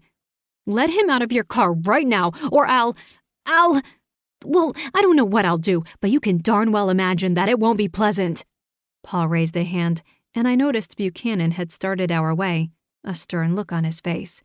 He was likely thinking back to when I'd rushed him months ago and punched him on the shoulder a few times. I don't think he ever quite forgave me for that, though I hadn't hurt anything but my pride. I'm not sure I forgave myself for acting like such a fool. "Chrissy," Paul said, forcing me to look him in the eye. "We aren't arresting him." "Then why is he in your car?" "Because he wants to give a statement and said he wanted to do it at the station." I frowned. Why would he want to do that? Paul's shoulders eased slightly now that it didn't appear as if I was going to rip his ears off. I, on the other hand, was still undecided. "It was his choice," he said. "He suggested it. He admits that he was at the bed and breakfast last night in the victim's room. He wants to make sure we get his statement down correctly, without all of this." He gestured toward Death by Coffee and the crowd of onlookers. More than one nose was pressed against the glass. "Oh," I said in a small voice, before straightening my back. "Then I want to come too." Paul shook his head. "Stay here. Let us do our job. You'll help your dad out far more by staying put and out of trouble than if you insist on getting involved." There was something in his voice that told me he was thinking about more than my just coming down to the station. Maybe I did have a habit of sticking my nose where it didn't belong, but this was my dad. I couldn't just let it go. "I don't know what to do with myself," I said, very near pleading. "He's my dad, and I just can't." Tears threatened, and I silently cursed them with every ounce of my being. "I can't do nothing." Paul put his hand on my shoulder, leaned in close, much closer than was strictly socially acceptable. Our foreheads very nearly touched. I'll make sure nothing happens to your dad, okay? He's going to give us his statement, and I'll drive him right back here safe and sound. Don't stress yourself out over this. We'll get to the bottom of this, and your dad's statement can only help. But I'd seen the shows, read the books. How many times did someone tell the police something only to have it twisted back on them? But what could I do? As much as I didn't like it, Paul was right. I couldn't help anything by coming along. I'd just get in the way. And if Dad told them the honest truth, then there would be no way they could suspect him of any wrongdoing. He never would have killed Rick. I simply had to be patient and let the police do their jobs. Unfortunately, patience wasn't my strong suit. Paul leaned forward and kissed me on the forehead before straightening. He cleared his throat and looked around at all the watching faces. A flush ran through him as he spun on his heel and hurriedly got into his car. Buchanan watched me a moment longer, as if checking to make sure I didn't throw myself on the hood of Paul's car, and then got into his own cruiser. I looked into the back seat of the car, suddenly aware my dad had witnessed the entire thing. He smiled at me and waved. I waved back, but couldn't bring myself to smile. And then both cruisers pulled away, taking my dad with them. 7. Waiting for someone I loved to come back from being interrogated by the police wasn't something I ever wanted to do again. Sure, it wasn't an actual interrogation. He'd gone in of his own volition, but it didn't make me feel any better. My dad was still sitting in the police station, answering questions about a murder I was sure he didn't commit. Everyone in Death by Coffee was looking at me like they thought I knew more than I'd let on. At least they weren't bombarding me with questions. The Rita had tried to pry information out of me between her calls. Everyone else was a bit hesitant about me after my near meltdown outside. "How long does giving a statement take?" I asked, not expecting an answer, but getting one anyway. "I'm sure he's just making sure they get everything right so there are no mistakes later." Vicky stood beside me, behind the counter. I grunted in frustration. It had been over an hour already. My nerves were fried, my focus on anything but my job. I'd already made 5 mistakes on simple orders, burned a batch of chocolate chip cookies, and knocked over an entire pot of coffee. Thankfully, I hadn't dropped it on the floor, so nothing broke. Vicky took over from there, leaving Lena to handle the bookstore duties and giving me the freedom to worry my little heart out. I was both grateful and ashamed they were doing this for me. There was a lot going on in my life right now, I'll admit, but that was no excuse for me screwing up so badly. This was our business, and I should be doing my part, not standing around moping. "He should be back by now," I said, straightening from where I leaned on the counter, a firm resolution washing over me. "I'm going to go down to the police station to make sure they aren't holding him on some trumped-up charge." Apparently, doing my part was going to have to wait. "Chrissy," Vicky warned, "don't go mucking things up because you can't be patient. These things take time." "But what if they arrested him?" "Did they say they were arresting him?" "Well, no." "Wasn't he going in willingly, of his own free will, to give a statement?" "Well, yeah." "They aren't going to arrest him unless he confesses to something or they have proof he did something wrong." Vicky held up a hand when my eyes widened in panic. "I don't believe for a second he would do that, nor do I think the police have anything on him. If they did, someone would have called you by now. Stop worrying. You're going to chew your fingernails right off if you keep it up." I jerked my hand away from my mouth. "I hate this." "We all do," she said with a warm smile. "You need to relax. It will work out." "Easy for you to say," I muttered, burying my chin in my hands as I leaned on the counter again. "It's not your dad at the police station." Vicky gave me a sour look. "That's not fair. We're all practically family." I sighed. "I know. I'm sorry. I know you're trying to help." She squeezed my shoulder. "Don't be. This isn't easy for any of us, and I know how hard it has to be on you. Just try to look at the bright side." "And what's that?" She shrugged. "I don't know, but I'm sure there has to be something." We both stopped talking and looked up as Cameron approached the counter. The poor man hadn't sat down since learning about his boss's demise, and when anyone tried to talk to him, he'd shake his head and wander off, muttering to himself. He looked better than he had an hour ago, but he still looked like he just lost everything he cared about. "How you holding up?" I asked him, pushing aside my own worries. Vicky was right. I needed to try to find the bright side in all of this, or at least realize there were other people affected by Rick's death just as much as me, if not more so. "Not all that well," he said. "Can I get a coffee? Something with a lot of caffeine?" "Sure," Vicky said. "I'll make something for you that'll knock you right off your feet." He gave her a strained smile. "Thanks." He looked at his phone as if he thought Rick would suddenly call him and tell him this was all some elaborate joke designed to see how he'd handle the stressful situation. Of course, I knew firsthand that wasn't going to happen. "What are you going to do now?" I asked, genuinely curious. He was only in Pine Hills because of Rick. Now that the agent was gone, Cameron had no reason to stay. "I don't know," he said. "I feel like I should be doing something." He frowned at the door. "Like, should I go and identify the body or something? Pick up his things?" "I think he's already been identified. I mean, I was the one who'd found the body, and there was no mistaking it for anyone other than Rick Wiseman. And I imagine they'll call someone when it's time to get his stuff." I paused and frowned. "Was Rick married?" Cameron shook his head. "He wasn't exactly the marrying type." He laughed, though it came out sounding off somehow, like it had very nearly popped out a sob instead. "Rick went out with women a lot, but it was never serious. He liked his freedom, I guess. He wanted to be with women, but not with a woman, if that makes sense." Yeah, it does. A vague part of me wondered if Rick chose the bachelor lifestyle by choice, or if his personality was what kept him single. It was a shameful thing to think since he was dead, but I couldn't help it. "So there was no serious girlfriend or anything? Someone who'd want to know about his death?" "Not that I was aware of. I don't think he ever went out with anyone more than twice." So, chances were good we weren't looking for a vengeful ex or a jealous girlfriend. I suppose someone could be angry with him for ditching her after only 1 or 2 dates, but why come all the way to Pine Hills to seek vengeance? It didn't make much sense. "I'm sure his family will take his things then," I said. Cameron shrugged.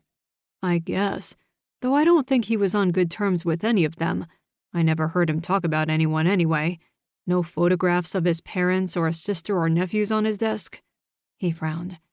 "Come to think of it, I didn't know much about his personal life, even though I'd worked closely with him this last year." "Well, you were only his assistant, right? Why would you know?" He gave me a wan smile just as Vicky returned. "Free of charge," she said. "I'm sorry for your loss." "Thank you." Cameron picked up his coffee and took a sip. His eyes widened, and when he swallowed, he practically gasped. "Wow, that's good." "Thanks." Vicky beamed at him. "I'm glad you like it." He took another sip. "I definitely needed this." He turned and walked off, taking quick sips of his coffee like he was afraid to swallow too much at once. "What did you make him?" I asked. "Secret recipe." She winked at me. "It was something I came up with back when I was in college and had to pull all-nighters studying. I don't think I would have made it through otherwise." She tapped her chin. "I wonder if we should consider adding it to the menu." Her gaze drifted as she considered it. I left her to it as the door opened, and the one man I wanted to see, other than my dad of course, entered. "Chrissy, are you okay?" I came around the counter and fell into Will's arms. He looked especially good today, dressed for work. He was a doctor, and a sexy one at that. He had that creamer-rich coffee skin tone that made me want to lap him right up. I swear, it felt like I was on one of those medical dramas where all of the doctors were drop-dead gorgeous, and I was the not-quite-so-pretty girlfriend. I'm not sure how I ever got so lucky. "As good as I can be under the circumstances," I said, stepping back. "What are you doing here? Don't you have to work?" "I heard about what happened and wanted to make sure you're okay." He looked me up and down as if he thought discovering dead bodies could cause physical harm. "I'm fine," I said. I only found him. An involuntary shudder worked through me. That can't be easy. You knew the guy, right? He was my dad's agent. I didn't really like him all that much.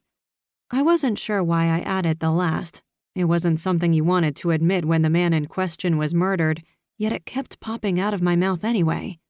Still, it had to be hard. Will pulled me close and gave me the world's best hug. I came as soon as I heard. It's all over town. You didn't have to come. Though I loved that he did. Will Foster was everything I could ever want, yet my stupid brain kept waffling between him and Paul Dalton. I knew what I should do, but for some reason I couldn't bring myself to take the plunge. Maybe I was afraid it would turn out that the perfect man didn't exist, and if I were to give myself fully to him, he'd just vanish in a puff of smoke. I did, he said. How's your dad handling it? He glanced around the room, searching for the man in question. He's not here, I said, some of my melancholy coming back. The police took him in for questioning. Will's eyes narrowed. Was it that Dalton guy? Do they think he did it? I shook my head, then started to nod, before finally shrugging. I don't know what they think. Some woman said she saw my dad leave Rick's room last night, but I know that can't be true. Dad would never have heard him. I paused, his first question finally registering. And yes, Paul was the one who came to get him. Will was silent for a really long time before he said, I'm sure it will work out. Everyone keeps telling me that, I sighed. Dad went involuntarily to give a statement. I know I shouldn't worry, but I can't help it. He's my dad. Will squeezed and then released me. I completely understand. It's hard not to worry when someone you care about might be in trouble. He gave me a pointed look I chose to ignore. Exactly. Excuse me, dear. I turned to find Rita leaning forward, phone still in hand, with most of the other writers standing behind her. She was flush with excitement, which only served to anger me. I mean, a man was dead, and here she was gossiping about it like he'd done it just to make her life more exciting. What do you want, Rita? I tried hard to keep the exasperation out of my voice, but failed. She didn't seem to notice or care. Well, I was just wondering if you know whether or not Mr. Hancock will still be holding his signing this weekend. There are some people who don't want to make the drive if he isn't. She held up the phone, as if those people were waiting on the other end of the line. Knowing her, they probably were. I really tried to rein in my temper, but with everything that had happened, I just couldn't keep a handle on it, and I snapped. I don't know. Maybe you should ask the police about that. I know. Maybe I can drive you down there right now and you can ask them yourself. Walk right in on an interrogation, perhaps, because a book signing is so much more important than a man's death. Rita jerked back from me as if she thought I might bite. Well, I never... I started to say more, but Will pulled me back. Chrissy had a very stressful day, he said. She could use a little time alone. Rita glared at me a moment longer before sniffing as if I were beneath her. Well, I guess I'll have to talk to the man himself. Her eyes lit up, and she turned to the crowd of writers. Maybe he'll pass on our novels to his next agent. Red dots flashed before my eyes. I was seconds away from exploding, and we're not talking just mentally or verbal. It felt like someone had put a volcano in my head and all my worry and stress was about to send it into a full-scale eruption. I knew I was overreacting, but I couldn't help myself. It was all just too much. I could look at them. All eyes turned to the small man standing nearby. I could look at your novels for you. You don't have to do that, Cameron, I said. He'd had just as hard of a day as I had. Maybe more so since his job was as dead as, well, as Rick. No, he smiled. I want to. I started working for Mr. Wiseman so I could eventually become a literary agent. Nothing says that just because he's gone, I have to give it up. In fact, it might be time for me to take that next step. He took a deep breath and held out a hand. If you would leave your manuscripts with me, I'll happily take a look at them. Rita, Joel, and the rest of the small gathering leapt upon him like a pack of ravenous lions. His heart was in the right place, but I had no doubt Cameron was going to regret his offer before the day was out. I should get back to work, Will said, now that the attention was off me. You should go home and get some rest. You've had a stressful day. I'll be fine, I said, though I knew I wasn't. I'd snapped at Rita, and while I don't think I was wrong, I never should have said anything. Or at least been so mean about it. I want to wait for my dad. No, he's right. Vicky came up to stand beside me. I called Jeff in early. He'll be here soon. Go home and try to get some rest. You look as if you need it. But... The protest died on my lips. I really didn't want to be there. Working and worrying didn't go well together. Dad would let me know when he was back, and then we could talk about why it took so long. Until then, some R&R would do me some good, as would a tub of rocky road. Okay, I said, relenting without putting up much of a fight. Thank you both. I can drive you home if you'd like, Will offered. That's okay. You go ahead and get back to work. I'll be fine. I smiled in the hopes of reassuring him. He looked skeptical but nodded. He leaned in and kissed me on the forehead, right where Paul Dalton had done the same a little over an hour before. I'll talk to you later. And then, with a wave to Vicky, he was gone. Are you sure about this? I asked her as I gathered up my things. I could stick around until Jeff gets here. I don't want to leave you short-handed. I'm sure. She practically pushed me toward the door. Go home. Get your head on straight. I'll see you in a couple of days. A part of me hated leaving, but leave I did. I got into my car, started it up, and then hesitated. Free from work, nothing was stopping me from going down to the police station to demand someone tell me why they had kept my dad so long. Well, nothing but Paul's plea and everyone's advice. Maybe for once, I should listen. You're doing the right thing, Chrissy, I told myself out loud, needing to hear it as much as say it. Like everyone says, it'll all work out in the end. And like a good girl, I listened to the reasonable part of my brain, and I headed straight for home. 8. What am I going to do? Misfit stared at me from his perch on the island counter. He held my pen between his paws and regarded me a long moment before he leaned forward and resumed chewing on the cap. An open puzzle book lay next to him, though I hadn't been able to work on it. I was too distracted for anything but the simplest of tasks, and even that was stretching it. Dad had yet to call even though the minutes kept ticking by. I couldn't imagine what was taking so long. Unless he saw the killer, there was very little he needed to tell the police. I doubted that was the case since he would have told me if he'd seen someone else there last night. Wouldn't he have? I should go down there. I nodded to myself, but didn't make a move for the door.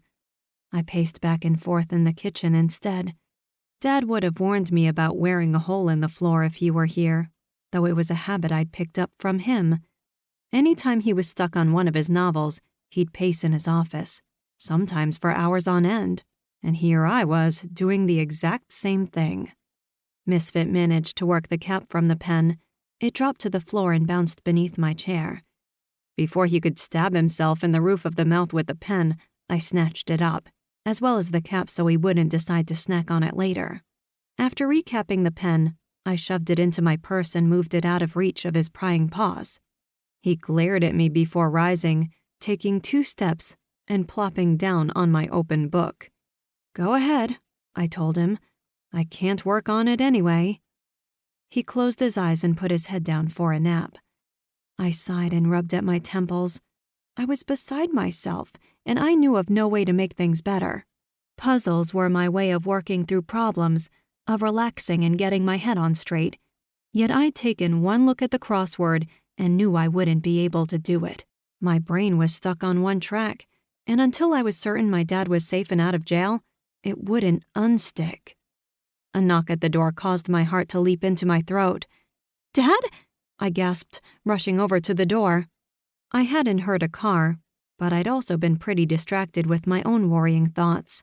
I threw open the door and was about to launch myself into a hug when I realized it wasn't my dad standing out there. "Jules?" I blinked at him, startled. The little Asian man was holding his white Maltese, Maestro, under one arm. He was dressed for home in a white polo and khakis. When at work, Jules' fan was known to dress far more extravagantly. "What are you doing here?" "I hope you don't mind me stopping by," he said. Maestro gave a little bark and tried to worm his way out from under Jules's arm to get to me. I rubbed him behind the ears, which only seemed to agitate him more.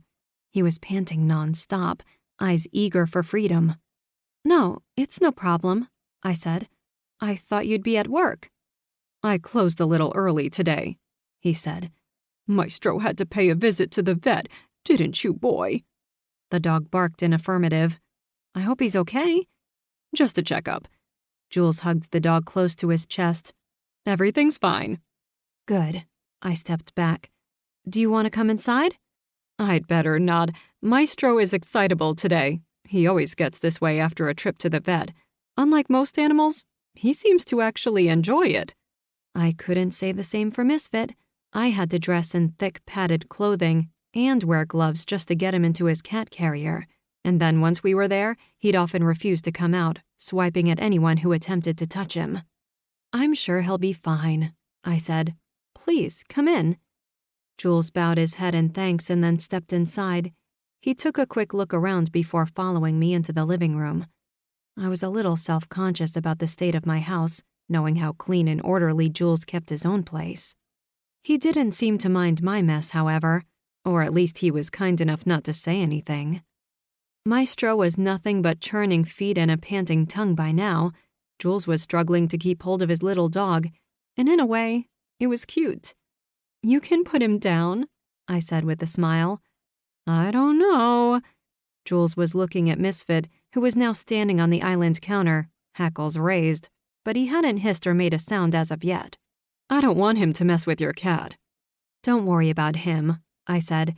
"Misfit will stay up there as long as the dog is in the house, and if he feels the need to escape, he knows how to get around without touching the floor." "Are you sure?" "Positive." Jules looked reluctant, but he lowered Maestro to the floor. As soon as his feet touched, the dog was off, rushing straight for the counter, barking up a storm. Misfit stood there, looking down at the invader, but made no move to attack or run. I think he was kind of curious about the strange animal, but he'd never admit that to me. "I heard about what happened," Jules said, watching the Maltese.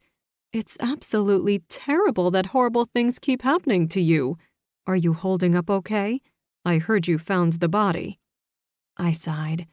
"I'm fine." I had an inkling I knew where he'd heard about Rick's death. Rita and her gossip crew were probably working overtime on this one.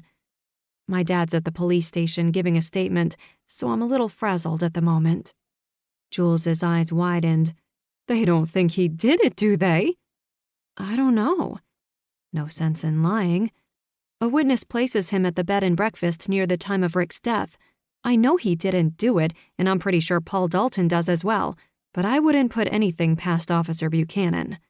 I refrained from calling him an unkind name, since he hadn't actually done anything to me yet this month. A faint smile lit the corners of Jules's mouth. "Still having problems with the good officer?" I shrugged. "I guess. He's been nicer to me lately, though that's not saying much. Ever since Halloween and—" I trailed off, not wanting to relive the last murder investigation I'd found myself right in the middle of. At least that time, the police had asked for my help, though Buchanan wasn't thrilled by my participation. In the end, I think he actually appreciated what I'd done to put the killer behind bars.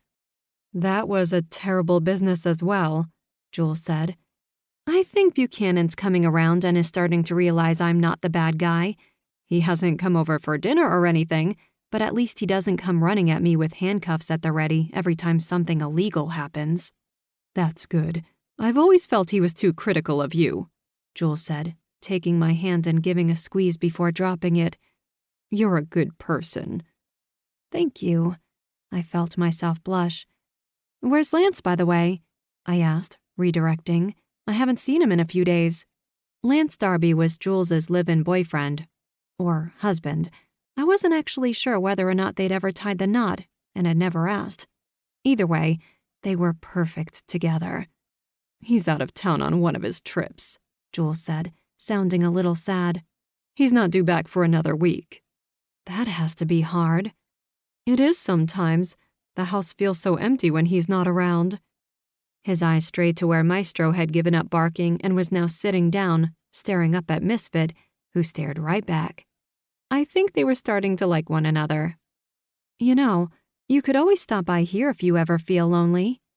I paused, realizing how that might get misconstrued, so I added, "Just for company.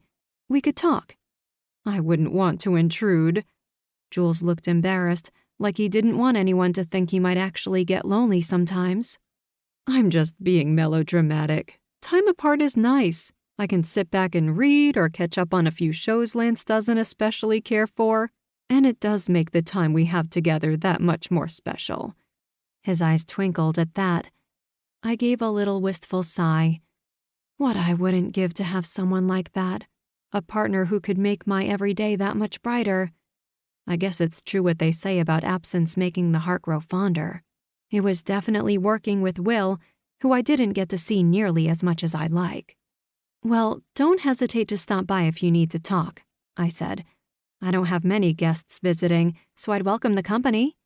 The last visitor I'd had was Vicky.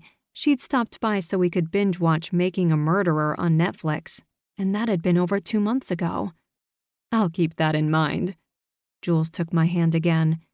"And if you start to feel overwhelmed about any of this, our door is always open." "Thank you." I could hear the sincerity in his voice, and it made me want to cry. What did I do to deserve such a good neighbor and friend? "I should get back to the house," he said, giving my hand one last squeeze. "Maestro is being good for the moment, but I can see the calculation in the tilt of his head." He clapped his hands together, causing the little dog's head to whip around. "You're thinking of jumping up there, aren't you?" Maestro's tail wagged in what I assumed was a big fat yes. "Thanks for stopping by," I said as Jules gathered his dog. "I appreciate the concern." "I do hope it all works out. You deserve some peace for once." "Tell me about it," I muttered, but then plastered on a big smile. "Come into Death by Coffee sometime. Tell whoever is working that I said it is on the house." "You don't have to do that." But I could tell he was pleased. "I'm happy to," I said. "You've made me feel a lot better." And he had. It wasn't really anything he'd said or done, other than the fact he was willing to take the time to come over and make sure I was doing okay. That meant a lot to me. Ever since I'd moved in next door to him, Jules had been nothing but nice to me, and I hoped I could adequately repay him someday. We said our goodbyes, as did Maestro, who was barking his own farewell to Misfit, who was watching the display with trepidation.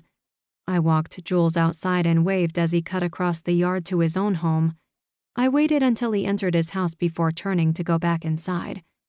A curtain swished in the house on the other side of me, and I knew Eleanor Winthrow had been watching us. "Great," I muttered. Rumors that I was sleeping with my gay neighbor would be all over town soon enough. I had half a mind to go over there to set her straight, but knew it wouldn't make much difference. She seemed to think that my life was a string of one lover after another, and nothing I could do or say would change her mind about it. The last time I tried to go over and talk to her, I'd ended up in jail, so it was probably better if I stayed in my own yard. I went back inside and closed the door. Misfit was still sitting on the island counter, glaring at me, tail swishing back and forth so hard he'd knocked my puzzle book to the edge. A few more angry swishes, and it would hit the floor. "He didn't hurt you," I said. "In fact, I think he only wanted to play." I crossed the room and snatched up the puzzle book and dropped it into a drawer. "You could try to make friends, you know." Misfit's eyes narrowed before he jumped off the counter and started for the hall. "I'm sure you'd like him if you gave him a chance," I called after the annoyed feline. All I got in return was a tail swish before he was gone, off to my bedroom, where he likely spends the next hour pouting before coming back out for dinner. No matter how mad at me he might be, as soon as it was time to eat, all would be forgiven. Now that Jules was gone and Misfit was ignoring me, I felt alone. I looked at the clock, my trouble growing. Dad should have been back by now, and while he was under no obligation to call me or stop by to let me know he was okay, it was common courtesy to do so. He wouldn't leave me hanging like this. But I wasn't going to go down to the police station, no matter how much I wanted to. If I got the word they'd arrested him, then I'd make the trip to raise holy hell. But not before. I was going to be a good girl this time. I swear I heard someone snicker on my left shoulder, because right about then, a new idea started to form in my head. The police station was out. I couldn't go to death by coffee because Vicky would just send me home, and there was no way I could continue sitting around the house doing nothing. I'd go insane. But nothing said I couldn't go back to Ted and Betfist and talk to the witness, right? The police had already talked to her and had taken her official statement, so it wouldn't be such a big deal if I showed up and asked her a few questions. Once I heard Iris McDonoghue's story straight from her lips, I'd be able to figure out why she thought my dad could have killed Rick when I knew for a fact he hadn't. She had to have heard or seen something else, and I was determined to figure out what that might be. Before I could truly think about what I was going to do and talk myself out of it, I grabbed my purse and keys, called goodbye to Misfit, and was on my way. 9. There were fewer cars in the Ted and Betfist parking lot than when I was last there. No cruisers remained either. After the excitement from earlier, the silence sat heavily in my ears. A part of me expected to show up to find half the town gathering to get a look at the murder scene. But instead, it looked like everyone had abandoned the place. Justin's truck was still there at least, and I wondered if the police had taken Rick's car in, which would account for one of the missing vehicles. I shut off the engine and sat back. Even though the sun still lounged in the sky, albeit on its descent, a gloom hung over the bed and breakfast, one I knew they would have a hard time dispelling. I knew what it was like to have someone die in your place of business. It wasn't pleasant, and it always left its mark. I got out of my car and hesitated before closing the door. Getting involved in murders was usually how I ended up getting myself into trouble. How much easier would my life be if I'd simply stay home instead of poking my nose in other people's business? Of course, my nose poking was precisely why a handful of cold-blooded killers were now behind bars. And this was my dad. There was no way I was going to leave him hanging. I didn't trust Buchanan to do the right thing, especially since there was a witness. If anyone deserved my special brand of investigative genius, it was James Hancock, the man who not only raised me, but whose writing and life influenced most of my decisions, good or bad. With head held high and a mind full of questions, I marched straight for the front door, determined to get to the bottom of Rick's murder. Justin was sitting just inside the door, looking dejected. He glanced up when I entered, gave me a limp wave, and then went back to contemplating his sneakers. He looked like he wanted to be anywhere but here, and it was no wonder. A murderer was on the loose, and there was no telling when he or she might come back. I looked past Justin to where Ted and Bet Bunford were standing by the stairs, talking. They hadn't noticed me yet. Worry lined each of their faces, and they both looked at least a dozen years older. Ted's hair was quickly graying, something I hadn't noticed before, and Bet's black dye job had faded to steel gray. I wondered if their rapid aging had anything to do with the two men who'd stayed with them and were subsequently murdered. It would be hard not to blame yourself, even if you had nothing to do with it. Bet's hands were worrying at one another. She said something to her husband that had him shaking his head. He paused mid-shake, eyes landing on me. Bet turned to follow his gaze and immediately started scowling. "Hi," I said in a vain attempt to exude friendliness. I doubted either one of them wanted to see me right then, especially after my grisly discovery. "I'm Chrissy Hancock. Do you remember me?" "How could we forget?" Bet said. "Every time you come around, someone ends up dead." "Now, dear," Ted said, his voice much softer and kinder than his wife's. "She only shows up after the fact." Not exactly a clanging endorsement, but I'd take what I could get. "I knew the victim," I told them, playing the sympathy card. "He was my dad's literary agent." I pointed to where I left the flyers earlier. They were still sitting on the desk. Bet's eyes narrowed. "You're the one who found him." It was a statement, but I answered anyway. "I did." "What were you doing in his room, Bet glared at me, her implication clear. "We don't condone that sort of behavior here, you know." I suppressed a shudder. I didn't want to think about Rick that way when he was alive, let alone now. No one had heard from him, so I stopped by to make sure he was okay. We didn't do anything. Mm-hmm. She glanced at her husband and rolled her eyes. "We're sorry for your loss," Ted said. At least one of them was pretending to be nice, though with the way he said it, I got the distinct impression he wanted me to leave. It made me feel bad. The Bunfords didn't deserve this. There were quite a few people who wouldn't want to spend the night in a room where someone had died. And since another murder victim had once stayed in the very same room, people might start to think it was cursed. It would be hard to attract customers when people started to believe that staying the night here was a death sentence. But darn it, it wasn't my fault. "I had nothing to do with his death," I said, planting a hand on my hip. "Neither did my dad, no matter what anyone says." I glanced up the stairs as if I thought Iris might be standing there, watching. "This is a tragedy, and I'd like to find out who is responsible just as much as you would." Bet looked abashed as she scowled at her hands, while her husband looked embarrassed. "It's hard," he said, rubbing at his Burt Reynolds-style mustache. "They've got the room taped off, and guests are canceling reservations." "It's unfair," Bet put in. "Did either of you see anyone go in or out last night?" I asked. "Someone who might have killed Rick?" Both Bunfords shook their heads, though it was Bet who spoke. "Mr. Wiseman knew, as do all of the guests, that the doors are locked at 10 sharp. They aren't to have unpaying visitors any time afterward. I'm not sure how someone got in that late." "We were asleep," Ted said. "What about an employee?" I asked. "Could one of them have seen something? Let them in, perhaps?" "This isn't a hotel." Bet sounded offended, though it hadn't been my intent to insinuate anything. "We don't have anyone on desk duty or anything like that. Our employees are here to help us make the stay pleasant for our guests," Ted said, taking over. "We used to handle it ourselves, but we can no longer manage it like we once did." He sighed, as if thinking about the old days. "Does anyone work nights?" I asked. "Yes." "Who was working last night? Maybe they saw something that might help." The Bunfords looked at one another, and for a second, I thought they might withhold the information. They were under no obligation to tell me anything, yet I could see the look of concern in their eyes. They wanted this case solved quickly so they could move on with their lives. They might not approve of me, but they knew what I could do.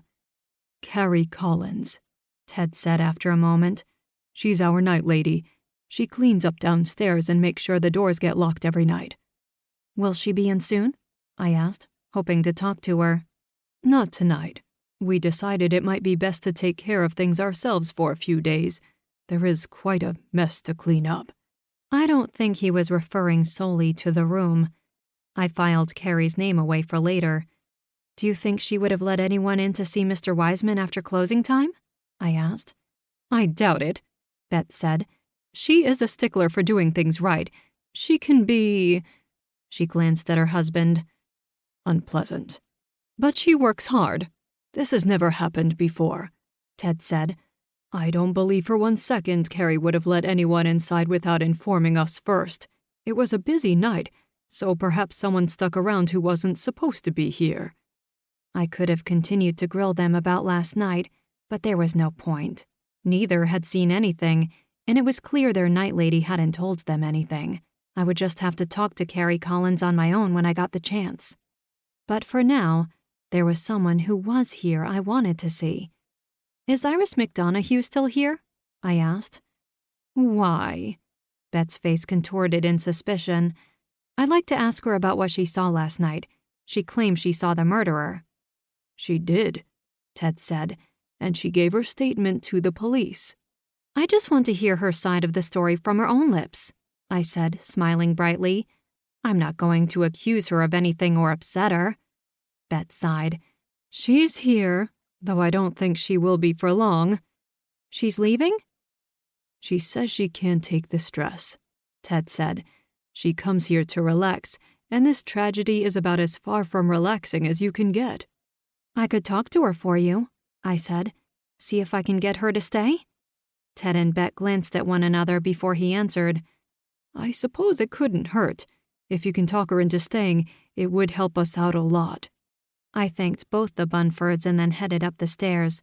The door to Rick's room was closed, yellow police tape strung across it in a big X. I stopped and stared at it, thinking back to all the other times I'd been stuck in the middle of a police investigation. It was becoming a habit, one I was starting to think I might need to kick before it got me killed. The door opened behind me, and I turned to find Iris coming out of her room, a pair of heavy-looking suitcases in hand. She jumped when she saw me standing there, and then scowled at me like I'd done it on purpose. "Excuse me," I said before she could walk away. "My name is Chrissy Hancock. Is it all right if I talk to you for a moment?" Iris took a step back from me and looked me up and down. "You're that author's girl, aren't you?" "I'm his daughter," I said, not sure if that's what she'd meant or if she thought I was Dad's girlfriend. "What do you want with me?" she asked. "I already talked to the police."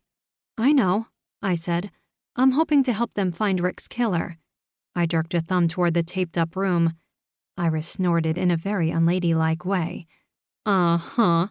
Sarcasm dripped from her words. "You're just looking to interfere." My hackles rose, though I did a good job of not rising to the bait. "I just want to help." I glanced at her suitcases. "Are you sure you should be leaving? The police might want to talk to you again." "They might," Iris said. "And if they do, they can find me at a nearby hotel where I feel safe. I'm not staying here." She moved as if to push past me, but I stood steadfastly in her way. "You said you saw my dad, James Hancock, leaving Rick's room last night," I said. "How can you be sure it was him?" "I know." She scanned me again. "Just like I could take one look at you and know you was his offspring. I read his books and saw his picture, and I never forget a face." "Was it dark in the hall?" I asked. "The light was off, sure, but they have those nightlights down there." She pointed to a small light plugged into the outlet. "So guests don't trip over their own feet when they have to take a leak." "What exactly happened last night?" Iris clenched her fists on the handles of her suitcases. "I don't have to tell you anything." "No, you don't," I admitted, "but it will help me understand what happened. I knew Rick, and you said you saw my dad. It's kind of personal." Iris huffed, but relented. "I was in bed when I heard an argument. These walls aren't nearly as thick as they look." She thumped one as if to prove her point. "The shouts got louder until I heard someone scream, 'You're fired!' I peeked out the door just as the author came storming out of the room, looking guilty as hell." "Did he see you?" "How stupid do you think I am?" Iris asked. "I closed my door right quick and locked it. He just killed one man. What was to stop him from killing me?" "Are you sure he killed him?" I asked. "Did you see a body?" "I didn't, but I know what I see, and the look on your father's face was one of a killer. He tried to hide it with that hat, but I could see it." "Have you ever met my dad before?" I asked. "Well, no," Iris admitted. "Before last night, I'd only seen his picture on the backs of the books I've read." "Do you have the books here with you?" "I don't." "So how can you be sure it was my dad and not someone who looks like him?" I didn't even bring up the fact that those book jacket photos were older and didn't truly represent what my dad looked like. They'd all been staged with him dressed like a detective. Iris narrowed her eyes at me. "Are you questioning my integrity?" "No," I said. "I'm questioning whether or not you actually saw my dad, or if perhaps you might have been mistaken." "I wasn't." She sounded sincere. Dad had said he'd come to the bed and breakfast last night, so it was entirely possible she had seen him. But to say he'd killed Rick for certain was simply not true. By her own admission, she didn't see the body. Rick could have been sitting there, stewing in his room, making the vanilla latte that ended up spilled on the carpet when the killer had snuck in. "Did you see anyone else that night?" I asked. "There were lots of people in and out. They made a hell of a racket, but it quieted down eventually." Iris snorted. "No respect for those of us trying to sleep." "Did you see anyone else enter or leave Mr. Wiseman's room? Did you hear anything after my dad left?" "Of course not," she said. The man was already dead. Did you stay up long after he was gone? I was getting annoyed by her certainty that my dad did it and was struggling to keep from yelling at her. Iris laughed. I wasn't about to waste my night sitting by the door. I went to bed and fell asleep almost immediately. Which meant she might have missed it if something else had happened. Now, if you'll excuse me, I'm leaving. Iris pushed forward, forcing me back a step. You should stay, I said. The killer isn't going to come back. She snorted and continued on down the hall. Right, I'm not taking the chance. She started down the stairs, suitcases clumping heavily on each step. I watched her go with a frown. I wasn't entirely buying her story. She might have seen my dad, but she hadn't seen him kill Rick, nor had she seen a body. She admitted it was loud before the fight, but hadn't said whether or not anyone else had threatened the surly agent. And since she went to bed after it quieted down, she very well could have missed Rick's murder. It didn't look like he'd struggled enough to make much noise. Other than the coffee, nothing had been knocked over. But who would have had a reason to kill him? And why? I turned, eyes falling on the X blocking the door to Rick's room. Any evidence of who might have been there the night of his death could very well be behind that door. The police had already looked around, but they might have missed something important. I was alone, with no one watching me, with nowhere else to be, so no one would miss me. What harm could a few minutes of poking around really do? I glanced toward the stairs.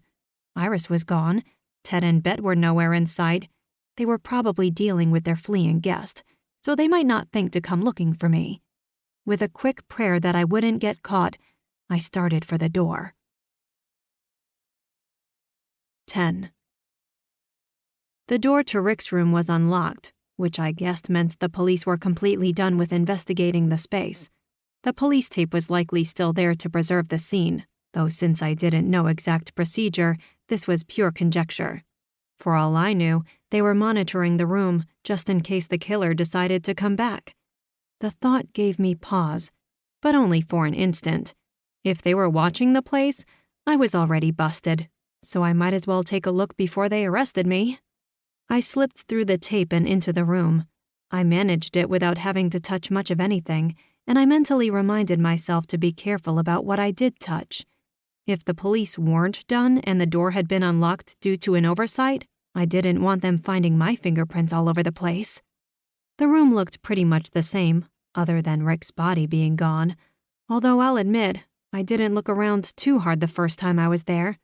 I peeked on the far side of the bed and was relieved to see there was no body outline like you'd see in the movies, just the coffee stain, and a darker stain near the bed that I didn't want to think about.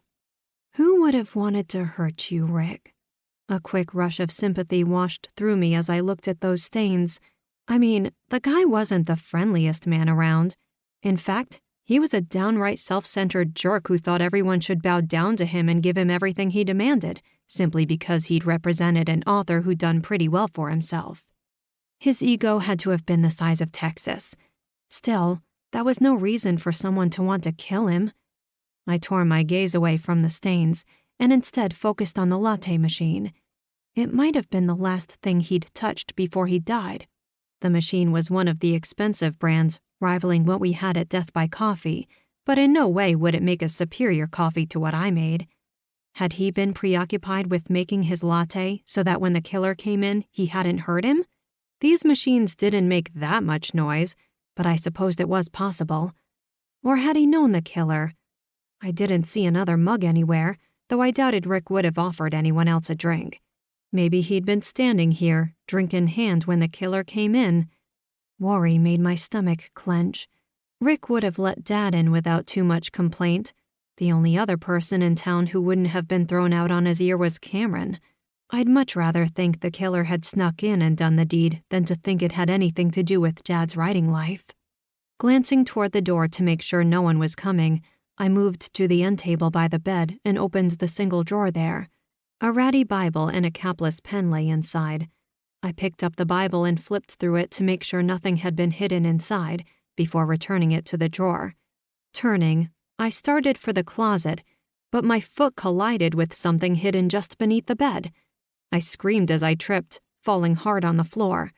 Thankfully, I was on the other side of the bed and hadn't fallen where Rick had died. If that had been the case, I probably would have passed out from the horror of it, and someone would have found me sprawled across his bloodstain. Not a pretty thought. Still, I might not have tripped in the exact spot where he'd been murdered, but it was close enough. Heart thumping, I scuttled away from the bed, half afraid I'd find an arm sticking out from beneath it. Instead, the corner of what looked to be a stack of papers poked out from beneath the comforter, which hung nearly to the floor. "What have we here?" I muttered, crawling over to the pages. I carefully lifted the comforter, just in case there was someone hiding beneath the bed, or worse, another dead body, and peered into the gloom. There wasn't just one stack of pages, but many, bound by rubber bands or large clips. It didn't take a genius to figure out I was looking at novel manuscripts, at least 7 at first glance. I assumed these were novels Rick had brought with him from home to review while he waited for Dad's signing to be finished. But when I glanced at the desk where I'd seen the manuscripts before, they were gone. Huh. It was possible the police had taken the manuscripts, but if that was the case, how did they miss these? The stacks were haphazard, as if shoved quickly beneath the bed. One of the manuscripts lay unbound, pages scattered and bent. This wasn't Rick's style. He was a perfectionist, always needing everything to be in its place. There's no way he would have left such an untidy stack. It was highly unlikely he'd shoved them under the bed, not unless he was trying to hide something. Nervously, I pulled the manuscripts out one by one, checking the top pages for names. Joel Osborne, Rita Jablonski, Albert Elmore, all names I knew either from town or from the last writers' group meeting. I couldn't find the cover page for the one scattered all over the place, but the header atop the pages listed the author as Drummond, so it was safe to assume it was Teresa or Barrett's great American novel. Sifting through the manuscripts, I did find one name I didn't recognize. Tony A. Marshall. My eyes strayed to the desk again. Were these the same manuscripts that had been sitting beside the latte machine earlier? I hadn't looked for names there at the time, so it was possible. But why move them? Had the police done it? Someone else? It couldn't have been the killer because I'd seen them sitting on the desk after he was gone. Not unless he'd come back. Or perhaps I was making too much of it. Why would anyone kill over a stack of unpublished and likely unpublishable novels? I considered trying to pack up all of the manuscripts to take them with me, but there had to be well over 3,000 pages there. Not exactly something I could sneak out without notice. I doubted I could even pick them up at the same time, let alone lug them down the stairs. Instead, I grabbed one of the single sheets, as well as the pen from the nightstand.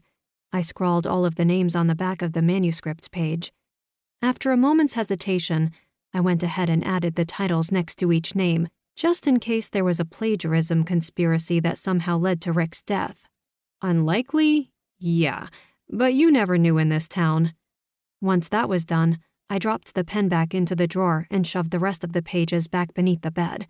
Satisfied no one would realize I'd been poking around, I folded my page, which contained only the header of Drummond, 122, and the words, "To the death," and shoved it into my purse.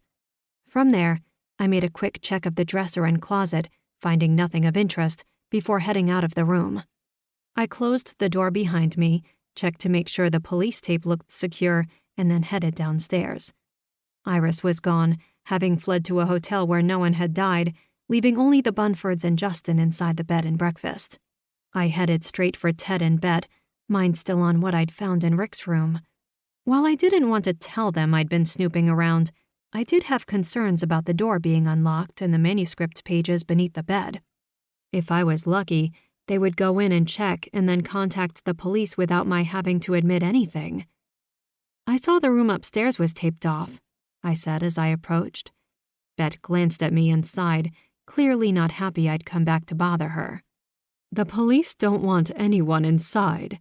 She narrowed her eyes at me as if she suspected I'd done just that, which of course I had.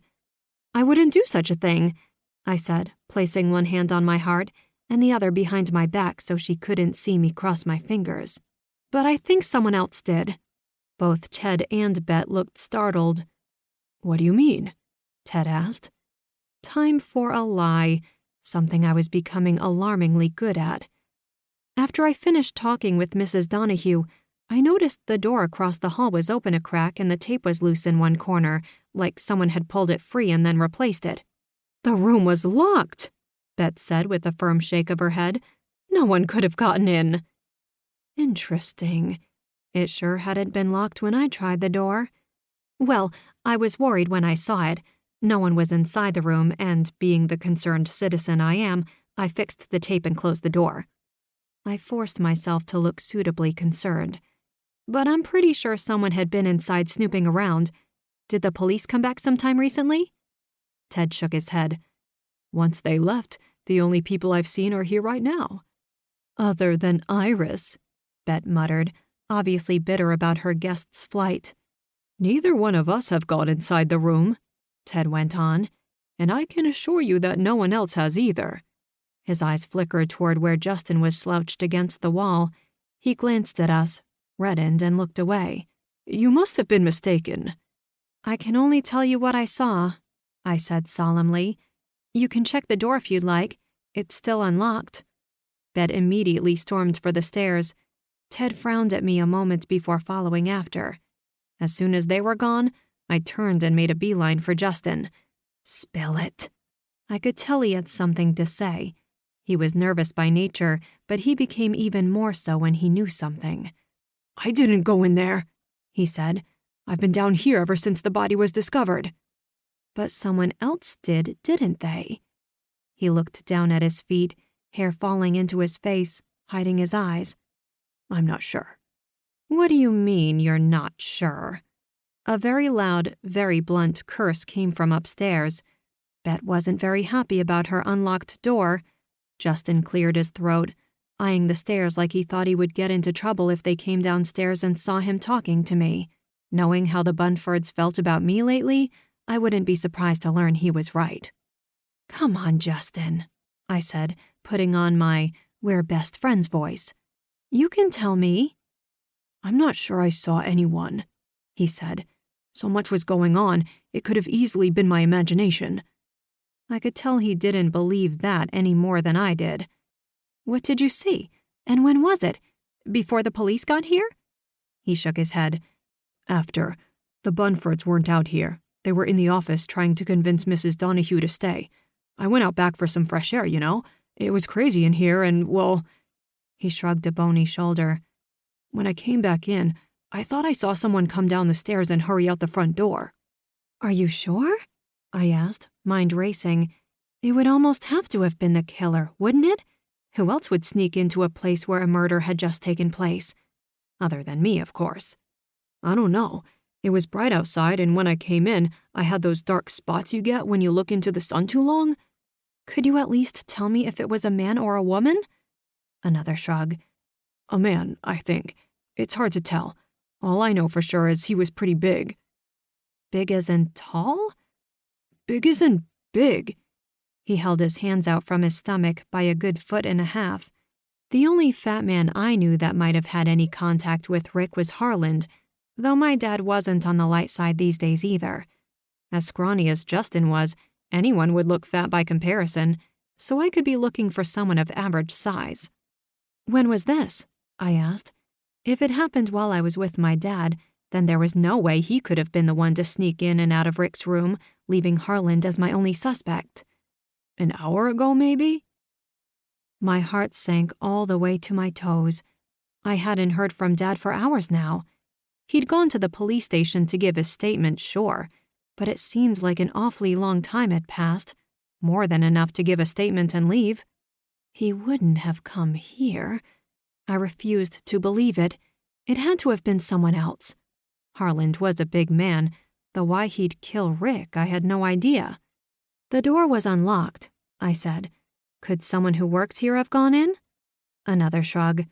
I don't know. I doubt it. When I'd gone outside, I'd left my keys on the counter. They were there when I got back, but I'm pretty sure they'd been moved. I thanked Justin and wandered out the front door in something of a daze. I needed to call Paul and find out how long they'd kept my dad. Maybe he was still there. For the first time, I hoped they were holding him for some reason. If he had come to Ted and Betfist after giving his statement, I'm sure he would have had a good reason. But would the police accept it if they found out? Maybe he'd simply come to apologize to Ted and Bet about the argument last night. But that wouldn't explain why he would have gone upstairs into Rick's room and shoved those manuscripts under the bed. I couldn't imagine why anyone would do something like that. I got into my car, stomach twisted in knots. I knew deep in my heart that Dad had nothing to do with Rick's murder, but that knowledge wouldn't keep him out of jail if Buchanan were to catch wind of what Justin had told me. He'd twisted around until he could pin everything on Dad just to spite me. He might not treat me as badly as he used to, but Buchanan and I weren't exactly best buddies either. I dreaded it, but I picked up my phone and prepared to call Paul. If anyone could tell me where my dad was right now, it was him. Just as I unlocked my screen, the phone vibrated to life, causing me to scream and nearly drop it onto the floor. I checked the ID and saw the call was coming from Death by Coffee. Maybe Dad just got in and is calling to let me know everything went okay. I swiped across the screen and answered. Dad? Hey, it's Lena. She sounded strangely out of breath. Great. What else has gone wrong? Is everything okay? I asked, voice hitching on the word. Right then, I wouldn't have been surprised to learn the shop was on fire. I don't know. There was a slight pause where I noted loud voices in the background, though I couldn't tell what they were saying. Your dad's here. I breathed a sigh of relief. Is he doing okay? I'm not sure. I didn't like the sound of that. I think you'd better get down here, Lena said. Something's happening, and I'm pretty sure you're not going to like it. 11. Tires screeched as I slammed to a stop in front of Death by Coffee. I fully expected to see smoke rolling from the front door, or possibly a riot taking place inside, glass strewn across the sidewalk, bodies lying in pools of blood. My mind has a tendency to go to the worst places when I don't know what to expect, so I very nearly broke down and cried when I saw nothing wrong with the place. There were no cop cars or ambulances nearby. People strolled up and down the street like nothing was happening at all. I sucked in a deep breath. I should have demanded Lena tell me what she'd meant when she'd called, but after my trip to Ted and Betfist, I wasn't thinking straight. She'd hung up, and I'd raced here, thinking my entire life was going up in smoke. I took a moment to park properly, not half in the road like I had been, and then got out of my car, heart still pounding. Nothing might appear out of place from the outside, but that didn't mean something horrible wasn't going on inside. I sprinted the short distance to the door and threw it open, eyes immediately scouring the store. No fire, no bodies, no overturned table or hostage situations. Lena was standing behind the counter, serving a guest, so whatever she'd wanted me here for wasn't bad enough she felt she had to monitor it. Rita's voice broke through then. I tracked the sound of it to find her upstairs just barely in view. She was standing next to Dad. A crowd was huddled around them, listening to whatever she had to say. From my place by the door, I couldn't quite make it out. Slowly, almost fearfully, I made my way across the store, up the short flight of stairs, and stood at the back of the small crowd to listen. "We cannot let it stand," Rita proclaimed, stomping a foot and wagging a finger. "A man has been murdered. The police here in Pine Hills don't know who did it." A grumbling rippled through the crowd. A man beside me said, "They're imbeciles." It appeared the town had about as much faith in the local police department as I did, though, to be fair, I'd been told numerous times they'd never had to deal with murders in Pine Hills. Not until I arrived, so I supposed they could be forgiven for not being the best when it came to murder investigations. "I think it is time some of us take matters into our own hands," Rita went on. "We now have an expert in our midst. He can solve this case and put Pine Hills on the map." Dad looked embarrassed as he smiled. The crowd nodded, and a few started clapping. A sinking feeling started in my stomach. No wonder Lena had called me in and sounded so worried. Rita was going to drag my dad into this, and I knew it would somehow end in disaster. I had to put a stop to it long before that happened. I pushed through the crowd as Rita started to speak again. She saw me and immediately latched onto Dad's arm, like she feared I might grab him and drag him away from her. I had to admit it wasn't such a bad idea. "Dad," I said, cutting her off. "Why didn't you call me? When did they let you go?" Rita huffed, but didn't argue when Dad turned to me. "Hey, Buttercup." He sounded almost relieved. "Officer Dalton dropped me off just a little while ago. I was going to call, but kind of got swept up in the moment." Rita beamed. "I've had a brilliant idea," she said.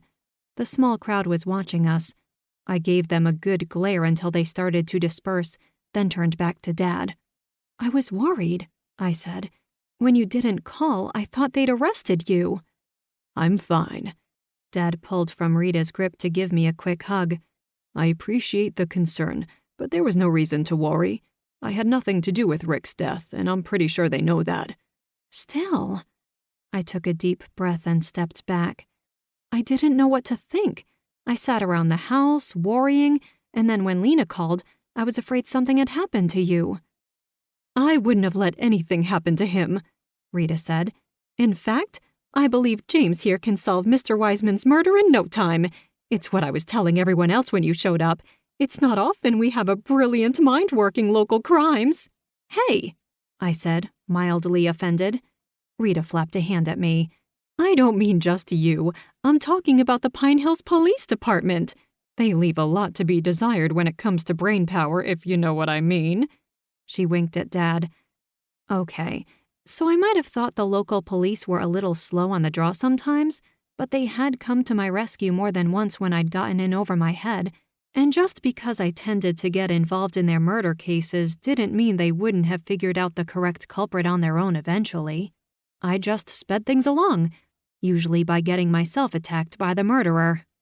"Dad's not working on the case," I said, crossing my arms. "None of us are going to get involved." I pointedly ignored the nagging voice in the back of my mind reminding me about my recent visit to Ted and Betfist. "Nonsense," Rita said.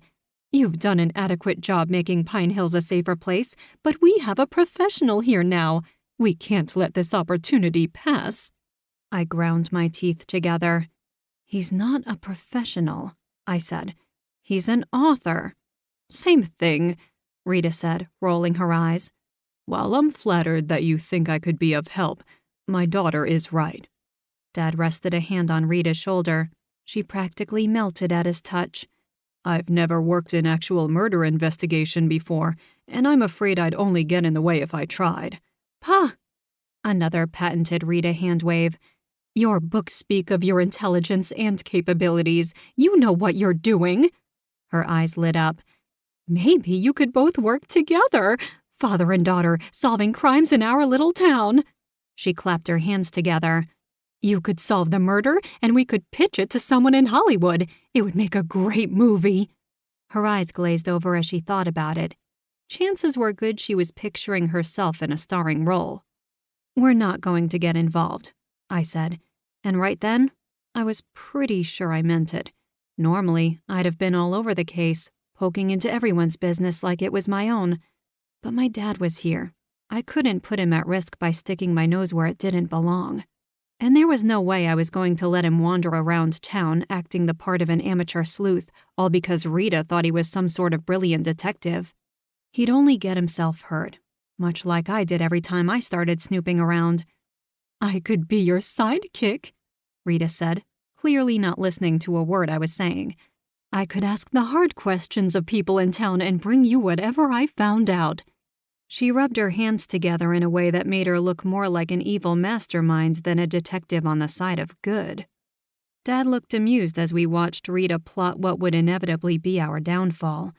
She was lost in her own world, and nothing I said would drag her back to reality.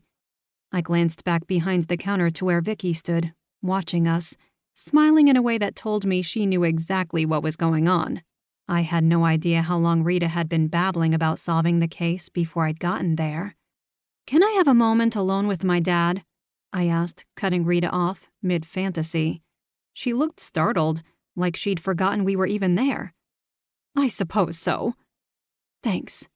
I grabbed him by the arm and all but dragged him across the room and in between a pair of shelves where Trouble was sprawled out on the floor, head resting on a book that had fallen. It was likely he'd pawed it down on his own. Normally, I would have taken the book, but he looked so peaceful I let him lie. You can't be seriously considering this, I said in a harsh whisper as we came to a stop. No, not seriously, Dad said. But it's nice to be appreciated. She's rather nice, isn't she? He glanced back to where Rita was still standing, talking to herself. What happened at the police station that took so long? I asked, changing the subject in the hopes he'd forget all about Rita and her mad schemes. Not much. I gave my statement, answered a few questions, and that was it. The police were pretty friendly overall. I signed a few autographs on my way out. Of course he had. You didn't go back to Ted and Betfist afterward, did you? He shook his head. No. Officer Dalton drove me directly here from the station. I haven't left since. Why? A knot in my chest eased. Well, I might have stopped there after I went home. When my dad started to frown, I added, I only went to check on a friend who works there. I wondered how many white lies it took before they turned black. Did you see someone who looked like me? He asked. No, but Justin, the worker I was telling you about, said he saw a fat man leave the bed and breakfast a few hours ago. The door upstairs was unlocked and it looked like things had been moved around. A fat man? Dad sounded wounded as he touched his gut. I don't mean you're fat, I said. Justin didn't get a good look and I was worried that perhaps... I trailed off, unsure how to fix my gaffe. Dad smiled. It's all right. I know what you mean. I've put on a few pounds these last few years, haven't I? He chuckled and patted his belly. I flushed. It's not that bad. Did you go into Rick's room? Dad asked, face going somber. You weren't investigating, were you? Not really, I lied. I was really going to have to stop doing that. I sort of noticed the door and peeked inside out of curiosity. I found something strange. I reached into my purse and removed the folded manuscript page. I handed it to him. Dad scans the names. What is this? He asked, handing the page back. A list of manuscripts I found beneath Rick's bed. They looked as if they'd been tossed there, as if whoever put them there had been in a hurry. Why would someone hide a bunch of manuscripts? I don't know, I said. I asked myself the same question. I do know that when I found Rick, there were manuscripts on the desk. They aren't there now. Maybe the police took them. That's what I thought, I said. But how did they miss these other ones? I tapped the paper before shoving it back into my purse. I think someone moved them for some reason. Bet Bunford swears the door to Rick's room was locked, but when I checked, it most certainly was not. Someone went in there after the murder, and I think they hid the manuscripts under the bed after the police left.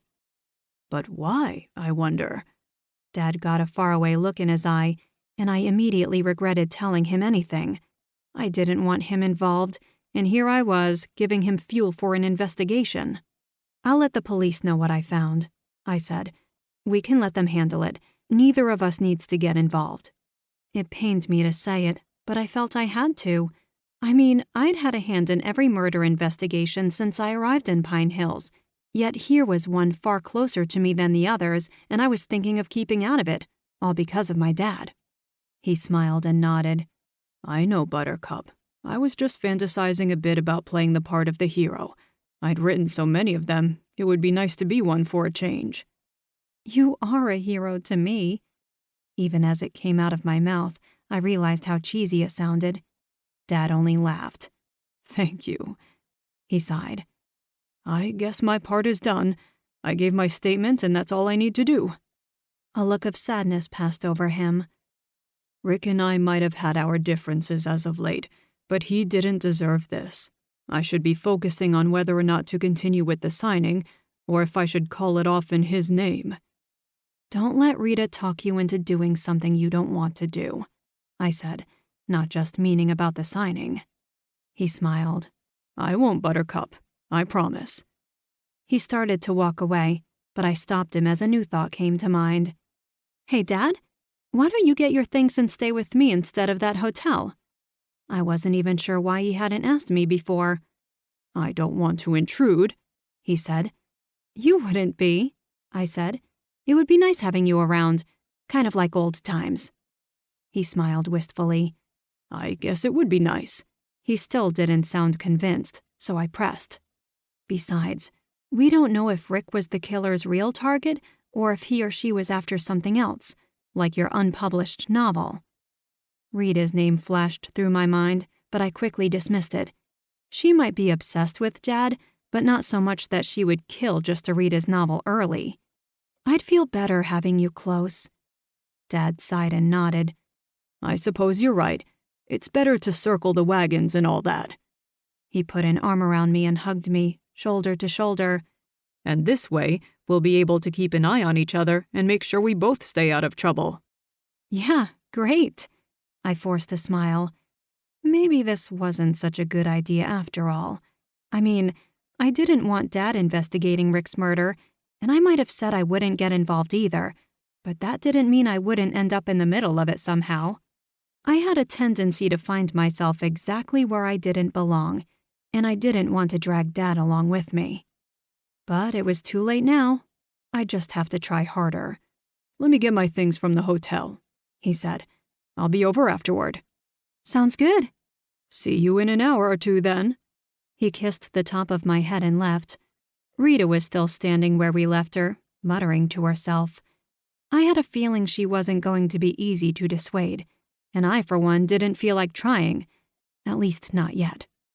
I stood in the stacks a moment longer, wondering if I was doing the right thing. I looked to Trouble for help, but he was still off in dreamland.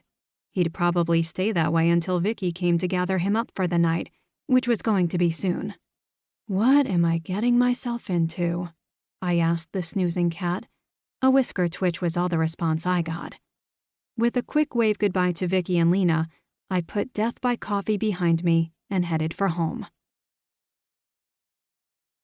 12. I snatched a pair of dirty socks off the floor and tossed them into the clothes hamper. My house wasn't a total disaster, but it could use a real cleaning, something I've been meaning to do for the last week or 3. Okay, the last month or more. I ran the vacuum and did the laundry regularly, but simple stuff like dusting and picking up old discarded newspapers and the like wasn't a high priority since I lived alone and rarely had guests. Now that my dad was coming to stay with me for a few days, I was in full-on cleaning mode. Every surface needed to be scrubbed, every piece of trash found and discarded. I wanted the house to look pristine and smell of pine and bleach. I didn't want him thinking I was a slob, even if it was kind of true. Of course, not everyone shared the same enthusiasm for cleaning as I did. "Put that down!" I shouted as Misfit snatched up a tissue that had fallen from the bathroom trash can. He ran out of the room, through the bedroom and down the hall, where he vanished in the living room, likely behind the couch, where I'd struggle to get to him. He'd have the flimsy tissue torn to shreds in seconds, and I knew he'd find a way to spread it all over the house, just to watch me panic trying to pick it up. I gave chase, sweat beading my brow.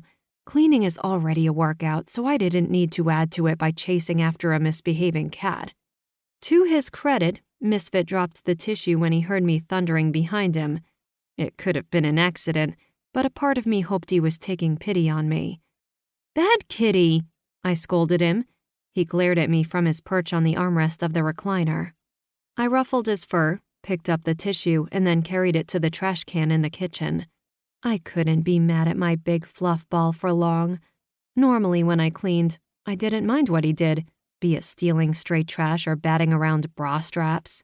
But tonight was different, and I hoped he understood that. I filled his bowl and turned to call for him, only to find he'd magically appeared at my side and was scarfing down his dinner like he hadn't been fed for weeks. "You're hardly starving," I told him as I scanned the living room for anything else I needed to pick up. My house was thankfully of the smaller variety, so cleaning hadn't taken as long as it could have. The spare bedroom took the longest because I never set foot in there.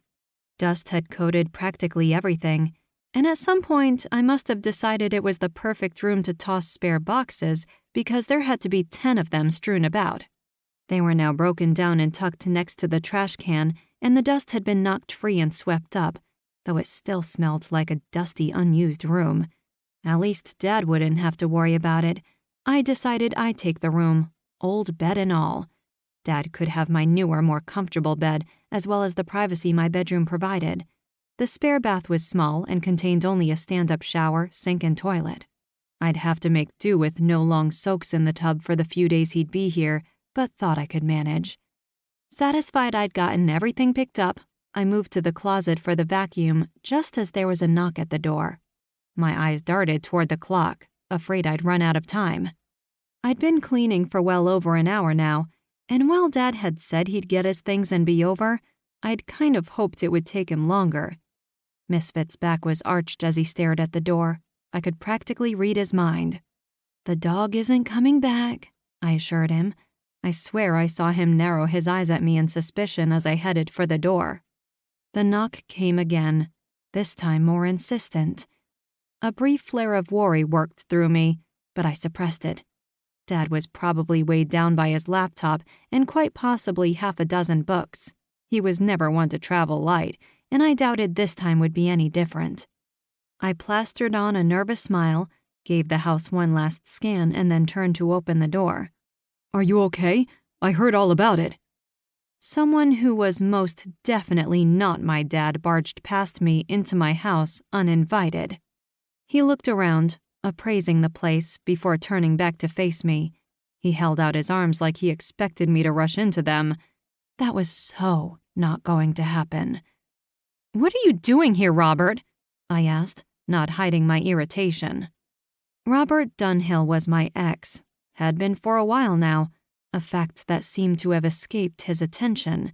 He was a no-good cheat who'd followed me to Pine Hills, choosing to live close to me when I wanted nothing to do with him. Somehow, no matter how many times I told him to go away, he never quite got it. He gave me a concerned look I wasn't buying for 1 second before dropping his arms. "I heard about the man's death. You knew him, didn't you? To find the body like that." He shook his head and tisked, like it was the worst thing he could think of happening to anyone. At least there, I could sort of agree. "Yes, I knew him. I'm fine. Now leave." I held the door open for him. "Don't be like that, babe," he said, not moving. "I'm only concerned about you." "Yeah, right," I said. "I'm surprised you didn't show up with some girl draped over your arm just in case you didn't get what you wanted out of me." He had the decency to look somewhat chagrined at that. "I'm better than that now," he said. "I've learned my lesson. I swear you're going to see how much I've changed. Just give me a chance to prove it to you." "No, Robert. We're done. You ran out of chances a long time ago." It felt like I'd been saying that for half my life now. "Please leave. I have company coming." His concern for me vanished like smoke, proving it had all been a put-on. "Is it that man?" he asked. It took me a moment to realize who he was talking about. "Will?" I asked. "No, it's not," I said when he nodded.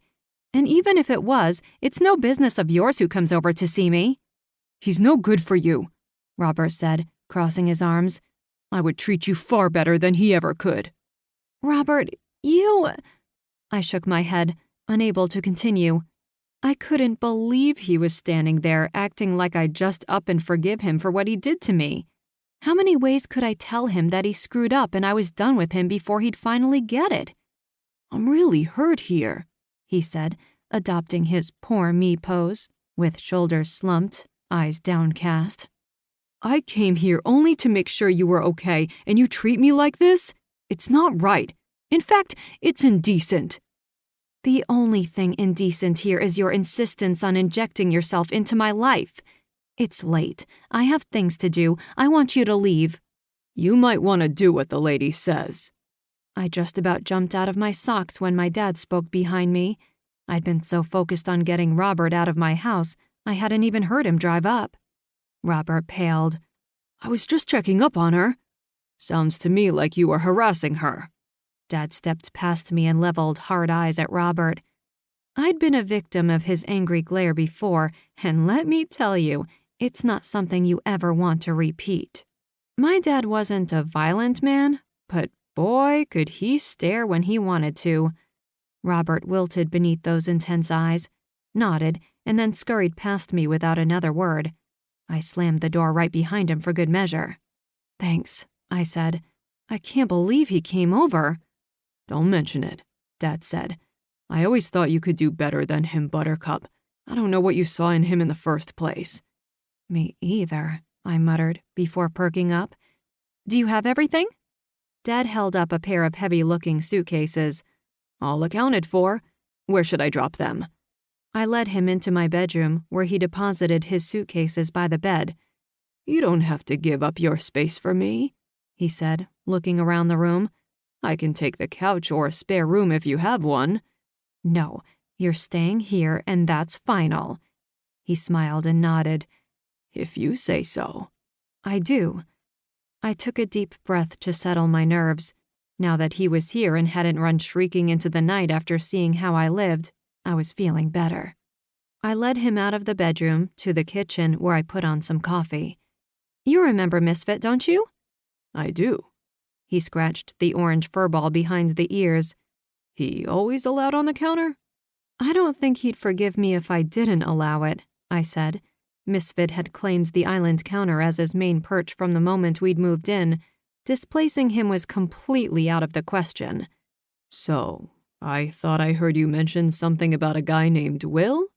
Dad asked, nonchalant as could be, not looking up from Misfit. I reddened. "Yeah, him." Dad chuckled. "New boyfriend, I take it?" I suddenly felt 15 again. "I guess." "He nice?" "Very."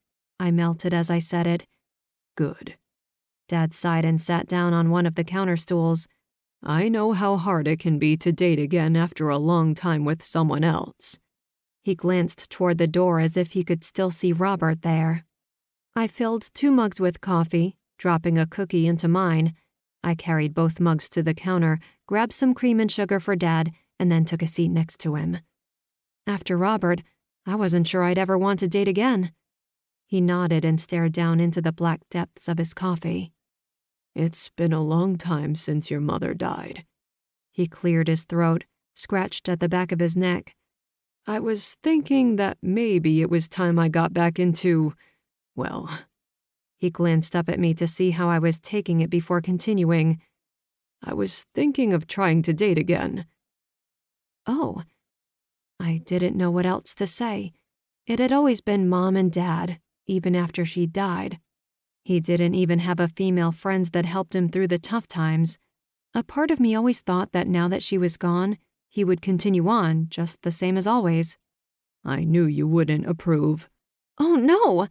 I reached out and took his hand. "I think it might actually be a good idea."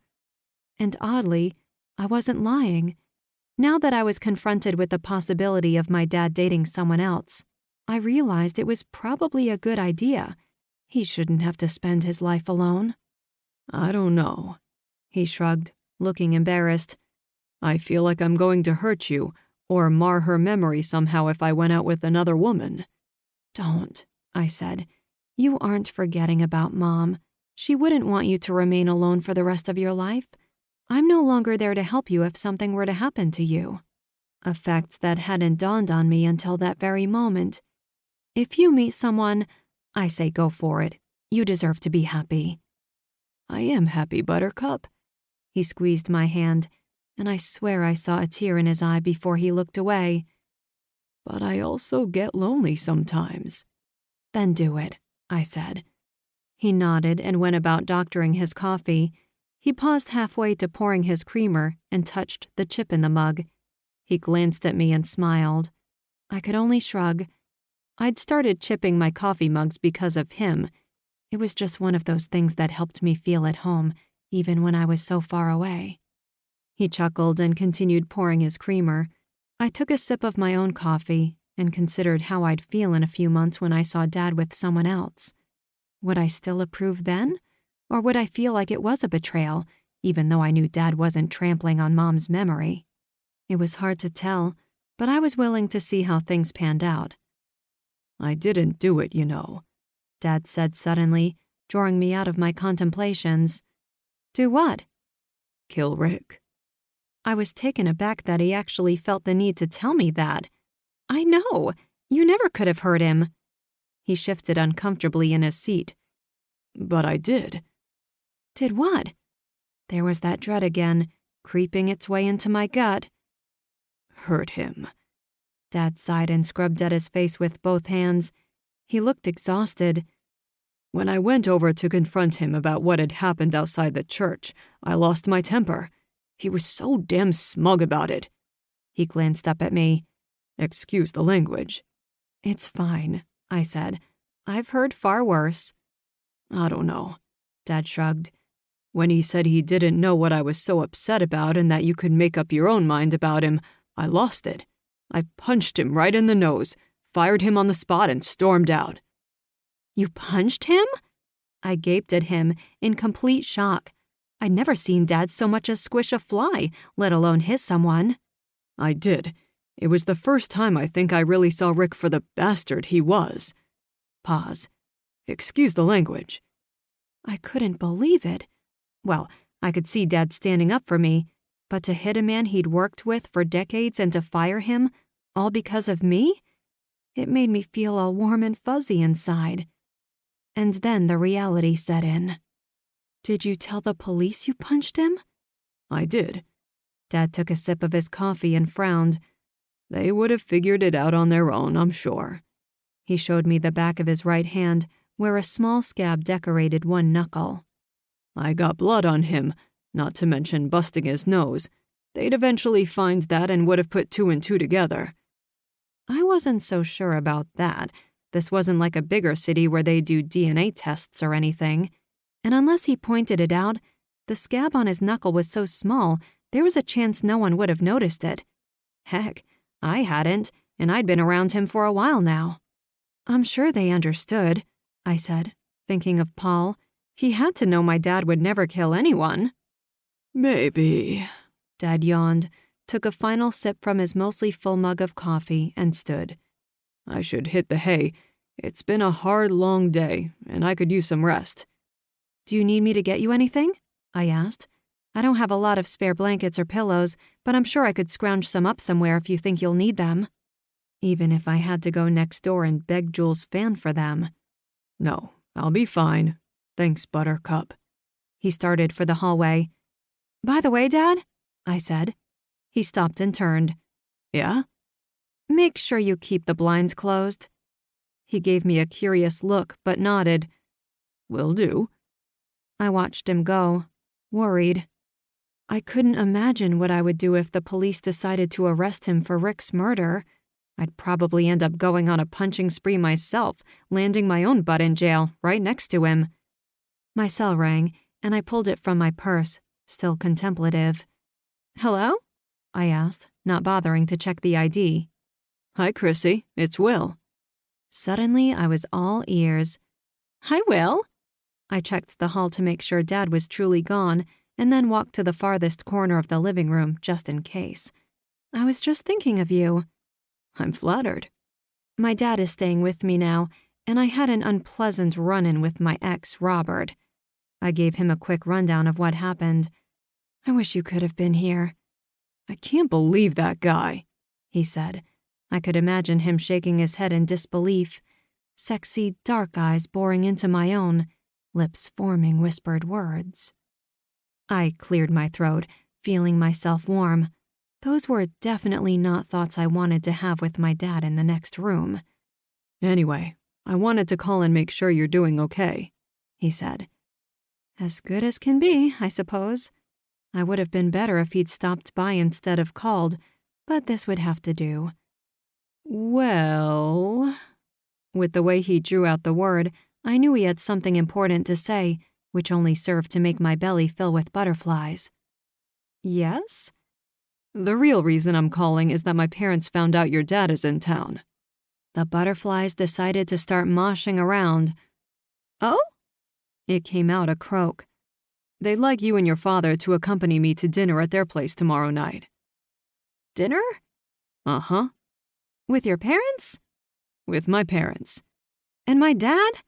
That's right. I swallowed a dry lump that had risen in my throat. Sounds great. What are you thinking? Okay, great.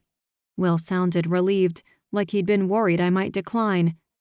I can pick you up if you'd like, or I can give you the address. It's totally up to you. I won't pressure you either way. He coughed, obviously realizing he'd started to babble. The address is fine, I said. I wasn't sure I could handle the ride with both of them in the car together. The same house was going to be bad enough. I'd never been comfortable bringing boys around Dad. He never threatened them or anything, but I always feared he'd think I was making a mistake, especially after how my last relationship had turned out. Will gave me his parents' address, and after a few quick goodbyes, we hung up, the date planned. I returned my phone to my purse and slumped down onto the couch. What had I just gotten myself into? 13. I'm surprised you haven't taken off already. I glanced over at Vicky, who was smiling mischievously. The morning coffee rush was over, and I was doing my best to relax behind the counter, cleaning up a few spills and trying hard not to think about Rick's murder. Vicky had told me I didn't need to come in, but I decided I'd feel better with something to do. Leave me at home, and I'd end up poking my nose where it didn't belong. Why's that? I asked, all innocence. I think you'd be all over this one, she said. Despite the early rush, not a hair was out of place on her head, but she checked it anyway. Since it is someone you knew who died, and the police have yet to arrest anyone, it seemed like the sort of thing that would be right up your alley. I'm going to stay out of it. Which was true, to a point. Sure, I might have already gone snooping around the crime scene, and I talked to the witness without police knowledge, but when I woke up this morning, I decided it would end there. With Dad in town, I needed to be on my best behavior. A chair clanked against the wall as Jeff moved it back to pick up trash that had been discarded under the table. I swear, people got messier and messier each day. The trash can was all of 2 feet away, yet the customer had chosen to drop his trash on the floor before leaving. Uh-huh, Vicky winked at me. So your dad is staying with you now? He is. I was thankful for the change in subject. If Vicky kept asking about the case, I'd start thinking about it, and nothing good could come of it. He promised he'd stay at the house today and deal with work instead of coming here. He's going to have to figure out what he's going to do now that Rick's dead. He didn't belong to an agency with a lot of agents who could fill in until something more permanent could be arranged. He's going to have to find someone else. What about Cameron? Vicky motioned toward the freshly minted agent, who was talking with Rita, a thick manuscript on the table between them. I don't know, I said. He seems nice enough, I guess, but I bet Dad will want someone with more experience. He's not producing books like he used to, and at this point in his career, he needs someone who knows what he's doing. I frowned at Rita's manuscript a moment before I realized something I'd forgotten. Crap! Vicky jumped at my sudden outburst. What happened? You okay? She glanced at my hands as if to make sure I hadn't cut myself on something. I'm fine, I said, but I forgot to call Paul and tell him about what I saw at Ted and Betfest. I paused at her knowing grin. What? I knew you couldn't stay out of it. This was before I decided not to get involved, I said sullenly, and I doubt there's anything to what I found. Spill, she said, leaning on the counter beside me. I glanced around to make sure no one was listening, especially the prospective authors in the room. Rita wasn't the only one hanging around now. Both the Drummonds were here, as was Andy Caldwell and Harland.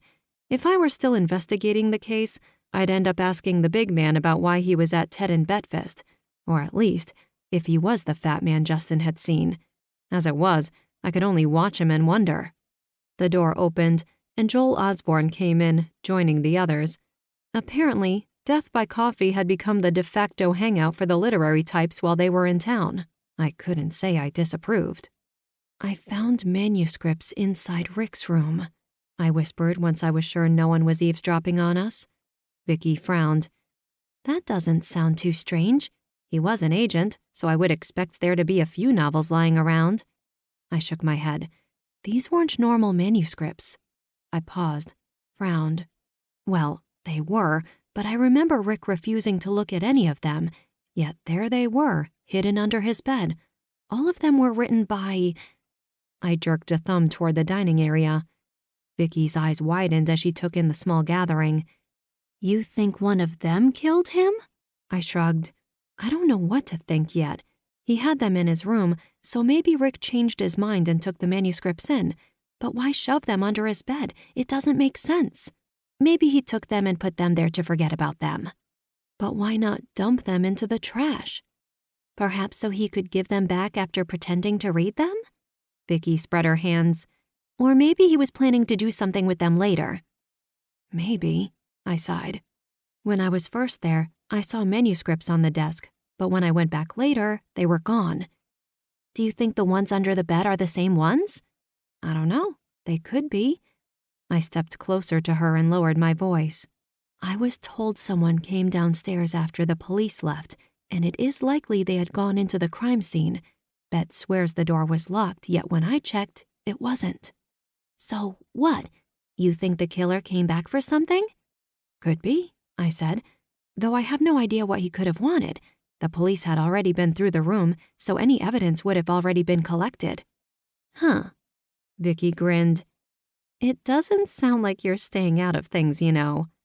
I stuck my tongue out at her. You started it, she laughed. And I don't think you'll have to worry about calling Paul to tell him about what you found. Why's that?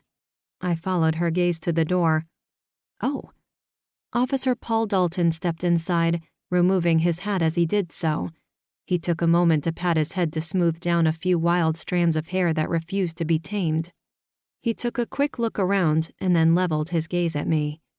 Have fun, Vicky whispered before gliding up to the bookstore. Thanks, I grumbled, heart hammering. Was he here because he learned something? Or was there a more sinister reason for his visit? I had gone against his wishes and talked to Iris, but that had been well after he'd gotten her statement, so he couldn't hold it against me, could he?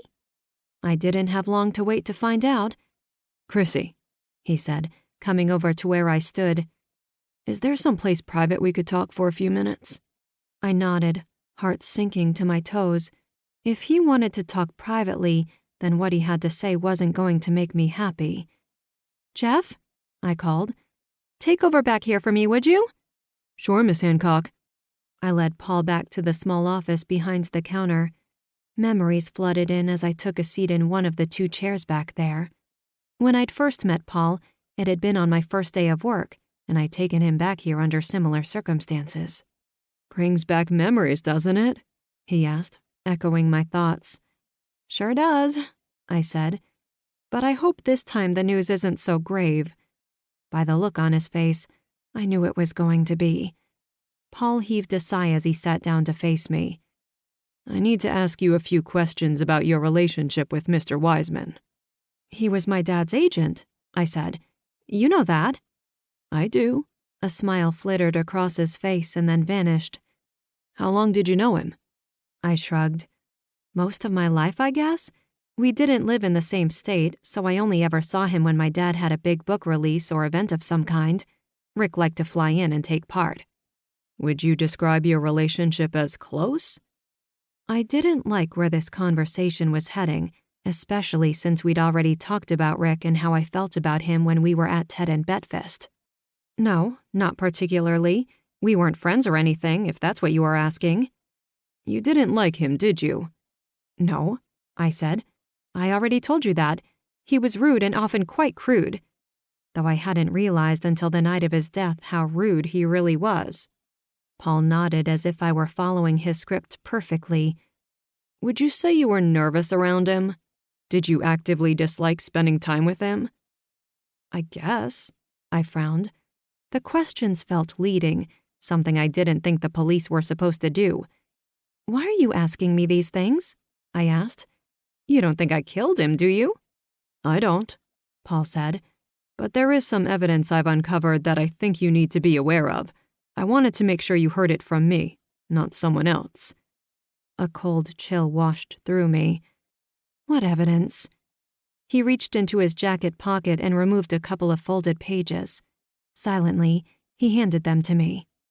I took a deep breath before unfolding them, thinking I'd find some sort of love letter or incriminating block of text. What met my eyes was far worse. "Where did you get these?" I asked. "From Rick Wiseman's phone and computer." I flipped through the pages slowly, looking down at my own smiling face. All of the photographs came from when I was young. There was a picture of me standing next to my dad when I was about 8, wearing a ratty skirt and knee-high socks. Another of me at 12. Another at about the same age, clearly taken while I was unaware that anyone was taking my photo. "Why would he have these?" I asked, handing the stack back to Paul. "I'm not positive, since there was nothing but the photographs in the folder. Everything else on the laptop related to his work." "Were there others?" "No, just these." "I mean, other girls? Were there more?" "No, I believe Rick Wiseman was infatuated with you." "But I was just a kid." My mind went back to all those times I'd been near him, how he'd look at me, smile at me. I'd never noticed it before, but he had always treated me better than he did everyone else. He never took advantage of me or anything.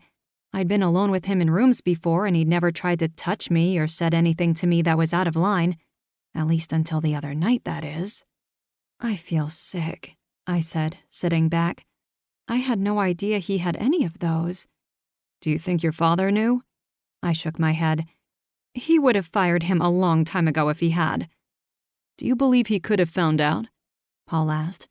"Our witness claims she heard your father fire Mr. Wiseman before his death." "If he fired him, then why bother killing him?"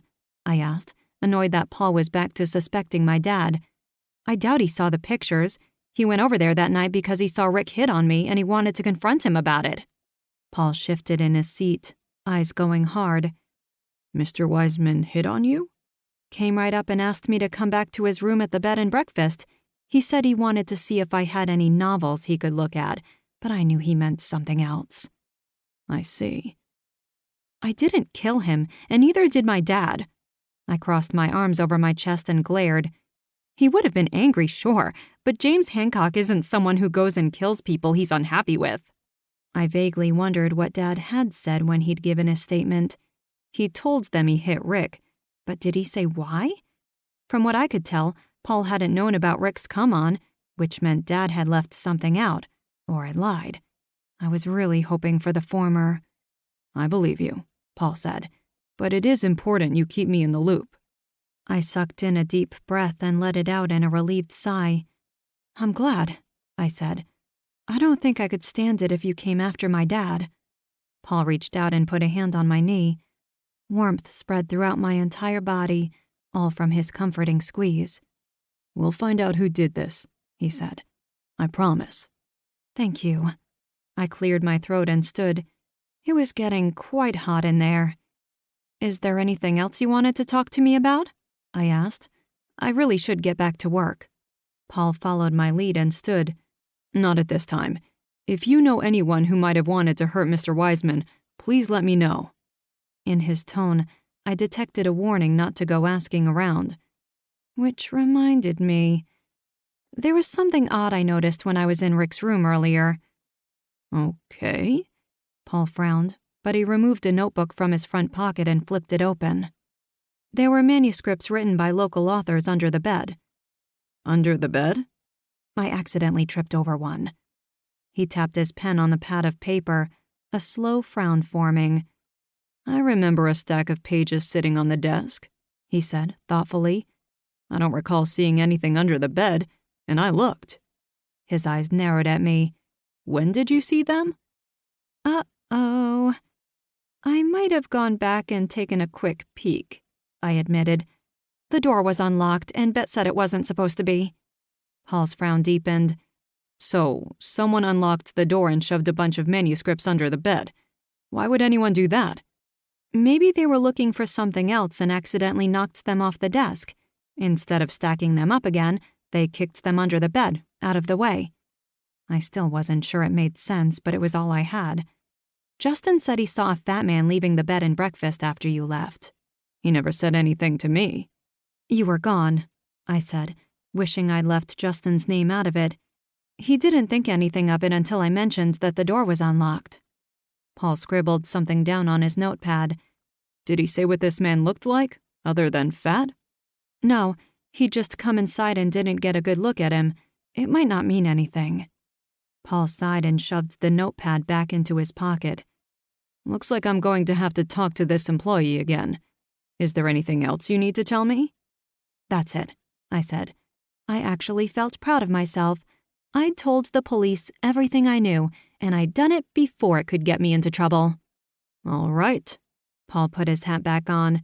Stay safe, Chrissy. This one is hitting a little close to home, and I don't want you to get hurt. I will. I made an X over my heart. I swear. He nodded, though he looked resigned. I didn't think he believed me. And then we both just stood there, looking at one another. A trickle of sweat ran down my back as the temperature seemed to rise, yet again. Paul opened his mouth and then snapped it closed before saying anything. Well, I coughed and looked at my feet. I should get going, Paul said. He cleared his throat and then spun on his heel so fast he very nearly fell. I followed after him, trying hard not to think about those pictures he'd shown me, or the way just looking at Paul Dalton caused me to break out in a sweat. Everything about that encounter had been uncomfortable in ways I couldn't quite explain. I was supposed to be over him, yet moments like that reinforced how wrong I was. Ah, there you are. I jerked to a stop at the sound of Dad's voice. Officer Dalton, he went on. Is everything all right? Mr. Hancock. Paul tipped his hat. I was just checking in with Chrissy. Everything is fine. He glanced back at me, and I saw a hint of panic in his eye before he turned away. I'll see you later. And then he was gone, practically running out the door. They went on a date once, Rita said, coming up behind my dad. It wouldn't surprise me in the slightest if they were trying to reignite that old flame, she giggled. Rita? I just about died. It wasn't like that at all. I stared daggers at her, which only seemed to tickle her funny bone that much more. I never accused you of anything, Dad said, though he was grinning like a fool. Ha ha, everyone laugh at my obvious embarrassment. I hope everything is okay. It is. Not content to be the only one interrogated, I narrowed my eyes at him. What are you doing here? I thought you were going to stay at the house and get work done. He shrugged. I got bored. Thought I'd come in and see how you were doing. I didn't realize you had company. Rita snickered, and I thought I heard a snort of a laugh coming from where Vicky stood upstairs. I could argue that nothing happened until I was blue in the face, but I was pretty sure it would get me nowhere. Once the ribbing started, it wasn't going to stop until I acted like it didn't bother me anymore. Can I get you anything? I asked, sweet as could be. A coffee would be fine, Dad said, doing little to hide his grin. And maybe a cookie. I quickly threw together his order and then handed it to him. I'll take care of it, I said when he tried to hand me money. You go ahead and eat so you can get back to the house and do some real work. Dad chuckled as he took his food back to the table. Rita followed him over, talking a million miles a minute. I knew she had to be relaying every detail of Paul's and my failed relationship, what little of it there was. I groaned and slouched against the counter as I watched them. Why did this kind of thing always happen to me? It's okay, Miss Hancock, Jeff said, coming around the counter, rag in hand, goofy smile on his lips. I won't tell anyone. And then, with a wink and a smile, he turned and walked away. 14. They're talking about me, I know it. Even as I spoke, Rita glanced my way, leaned forward, and whispered something to my dad with her hand covering her mouth. It had been like that ever since Dad sat down with his coffee and cookie and showed no signs of stopping anytime soon. I don't think Rita even asked him if it was okay for her to join him. She just kept on talking like the world was on fire and she had to tell him about my entire life in Pine Hills before everything went up in flames. I tried to ignore it, but it was hard. They were right there. What would Dad think of me once he heard how I'd made such a mess out of my relationship with Paul? It was my fault that everything had fallen apart before it could really even get started. If I hadn't been so nosy, perhaps things would have been different. But as they were, I was with Will now, Paul a not-so-distant memory.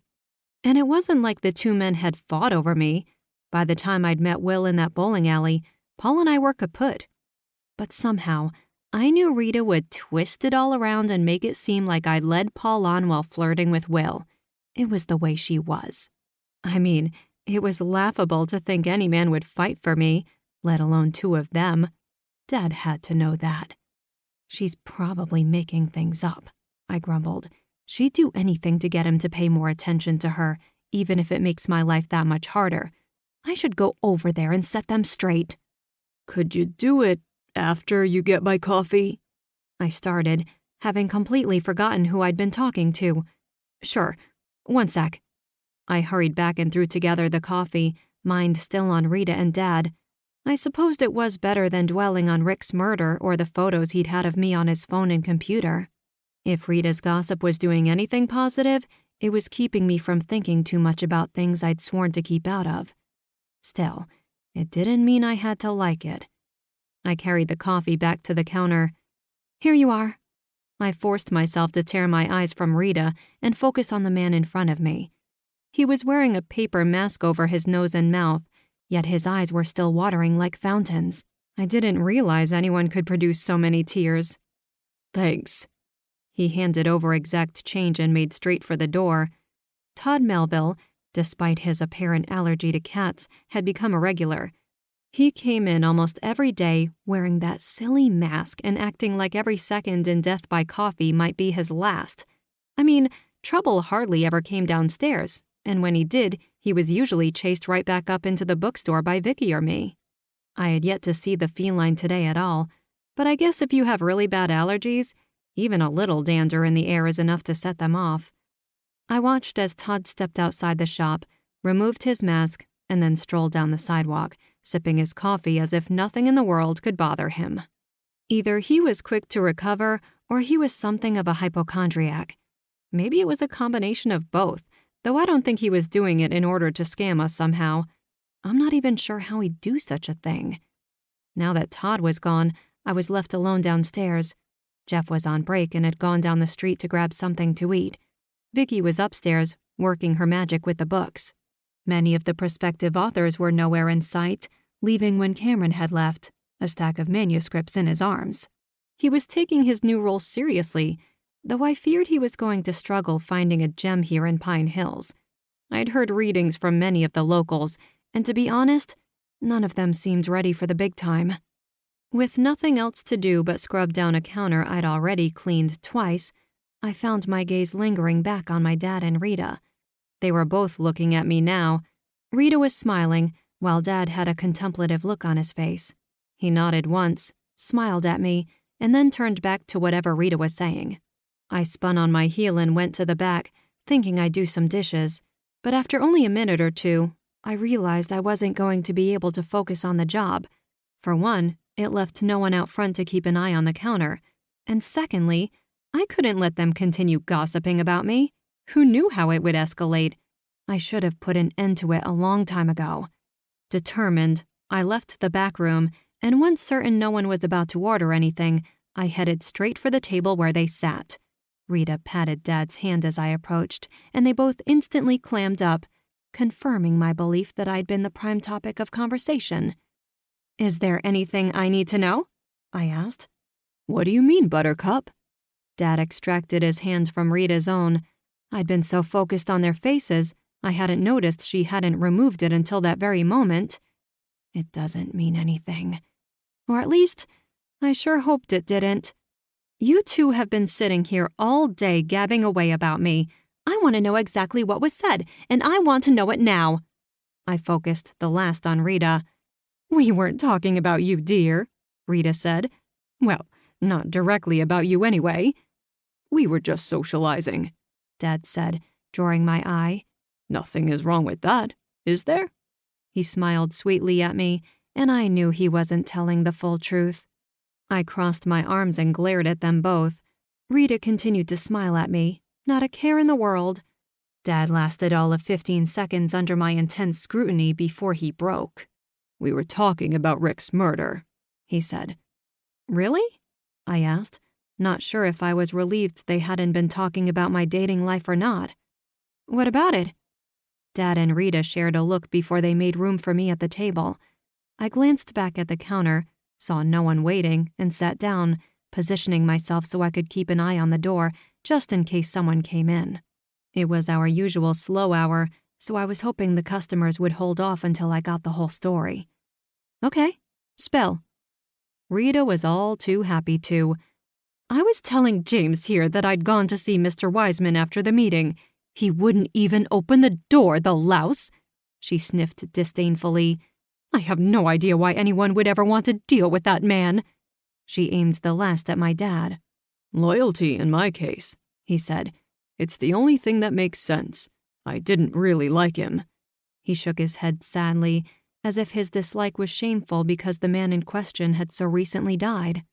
"I stayed with him because I was afraid of moving on. I guess I thought of him as something of a good luck charm. He was the one who gave me my start. Before Rick, all I had to show for my writing was a pile of rejections." He paused, shrugged. "And I guess I'm afraid of change." That sounded like Dad. Back when I was 8, he used to take me to the same sandwich shop a block from our house every day for lunch. Neither of us much cared for the place, but the owner was nice and always gave me a sucker afterward. Who else went with you when you went to see Rick? I asked Rita. A few of us went, she said. I don't remember who exactly. Andy came along, of course, as did Albert and a few others.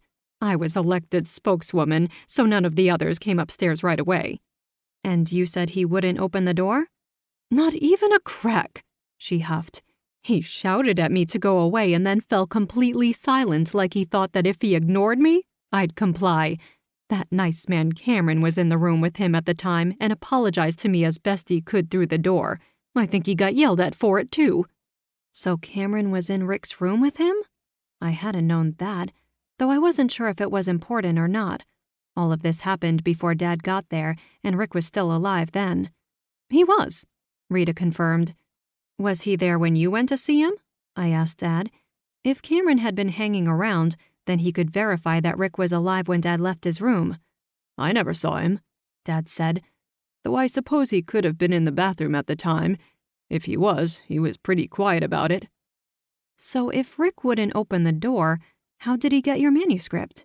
I asked, turning back to Rita. She straightened her back. A smug look spread across her face. Well, I wasn't about to leave without doing what I set out to do. I decided to leave my book outside his door, figuring he'd have to take it in eventually. I told everyone what I did, and many of them followed suit. Were the manuscripts still outside the door when you got there? I asked Dad. He shook his head. "I didn't see them, but I wasn't exactly looking for them either. I wasn't quite thinking straight by the time I went to talk to him." He reddened. So Rita had gone to the bed and breakfast soon after the meeting had ended that night and left her manuscript behind, as did a few other authors. I would imagine that anyone else who might have come along would have seen the stack and added theirs to the pile, though I found it hard to believe there'd been a steady stream of writers hoping to annoy an agent into looking at their work. Cameron was with Rick at the time, and Rick was quite clearly alive while all of this was going on. At some point between the time Rita and her crew had left their manuscripts and when Dad got there, someone had collected them. Since I'd seen some of them in Rick's room, that meant either Cameron carried them inside for him or Rick relented and took them in on his own. The big question was, how did it relate to Rick's murder? And of the ones I'd seen hidden under the bed, how many of them had been on the desk when I'd found his body? All of them? None of them? Did it even matter? Do you know someone named Tony A. Marshall? I asked, thinking back to the names I'd seen. I found one of his manuscripts with the others from Pine Hills. It was the only name in the stack I didn't recognize. Rita tapped her finger on her chin and then shook her head. Not that I recall, she said. I know for a fact there was no one named Tony with us when we delivered our books, and he certainly hadn't come to that night's meeting. I would have known. Now that I thought about it, Tony could very well be another of Rick's out-of-town clients, much like my dad. Why his manuscript was mixed with those from Pine Hills? I don't know. Maybe Rick had simply added it to the pile accidentally, or perhaps it was the only one he'd brought from home. Maybe it was all some big coincidence, and it didn't matter where it had come from. But still, none of it explained how they'd all ended up under the bed after the police had left. There had to be something to that. After you left, Rita, did you go home right away? I asked, trying to solidify the timeline in my head. Did anyone stay behind? Someone who insisted on talking to Rick? I can't speak for anyone else, but I went straight home and typed out an angry email to him. It was rude how Mr. Wiseman treated us, and I wanted him to know what I thought about it. You sent him an angry email? Rita nodded, satisfaction pouring from her. He deserved to get a little piece of my mind after what he'd done. I groaned. How she thought that would help her case when it came to landing Rick as an agent, I'd never know. Add to the fact the man was murdered and had an angry email sitting in his inbox. It couldn't look good for her. I had no doubts the police would find the email and ask her about it. I didn't think they'd ever consider her a real suspect, but it wouldn't make her life any easier. What about Harland? I frowned. I didn't think I'd ever heard Harland's last name. Harland Pennywinkle? Rita asked. What about him? Was he with you that night? She nodded, and then her eyes widened. Is he a suspect? I didn't think before I answered. Someone saw a man matching Harland's description leaving the bed and breakfast after the police had left. Someone snuck into Rick's room, stealing Justin's keys and snooping around, and I'm thinking it might have been him. Rita got a faraway look in her eye, and I quickly realized my mistake. Don't go spreading rumors, I warned her. She nodded absently, wheel still churning away. I sighed. Great. Now everyone in town was going to know Harland might have been snooping where he shouldn't. Somehow, I knew it would come back and bite me on the butt. Dad was watching me in a way I didn't quite like either. All this talk of Rick's murder had gotten the inquisitive juices flowing. I couldn't let that stand, not if I wanted to keep him out of it, as well as keep myself from investigating, so I changed the subject. We have a date, I blurted. A date? Dad asked, confused for obvious reasons. Will, I said. You remember me telling you about Will, right? He's invited us over tonight for dinner with his parents. It's not a real date. I mean, you aren't going to be dating his mom or anything, and I'm not on a real date, though I guess he's kind of my date. It's just food. We're going to eat. I dropped my head into my hands and stopped babbling before I made an even bigger fool of myself.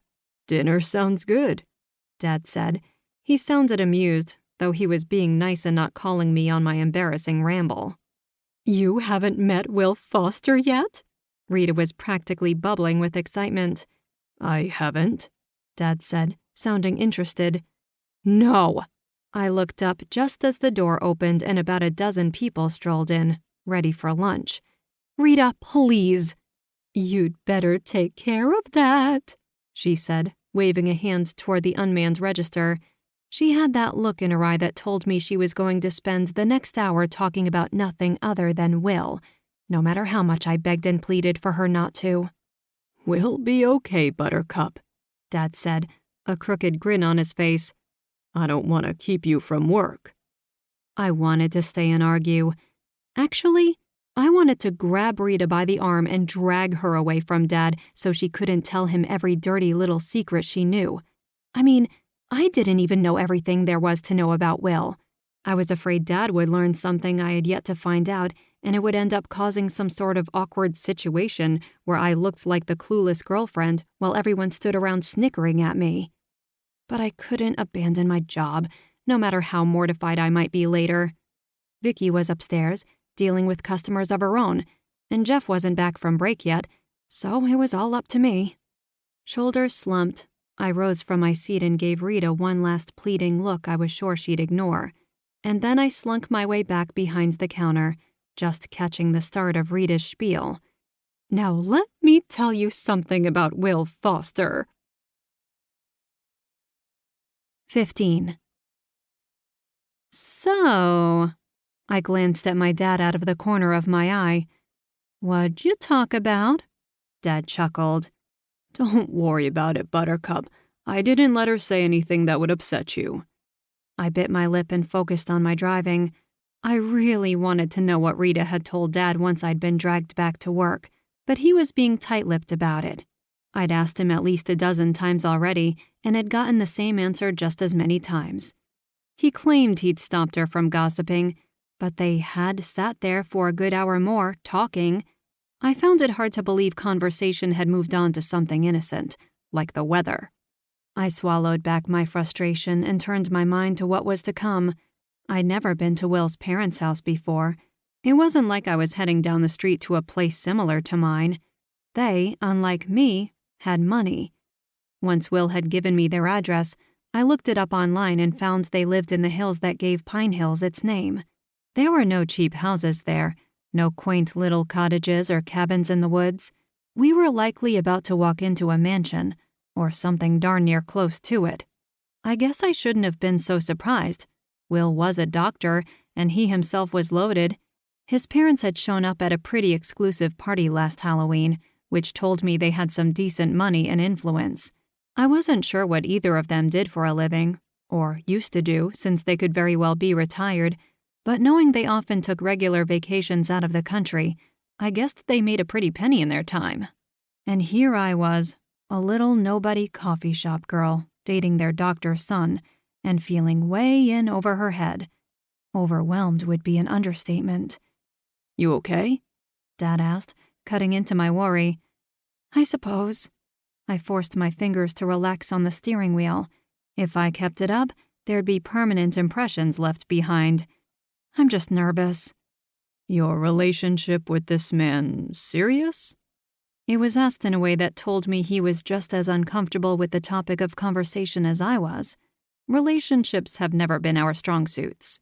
I started to answer, but paused. Was it?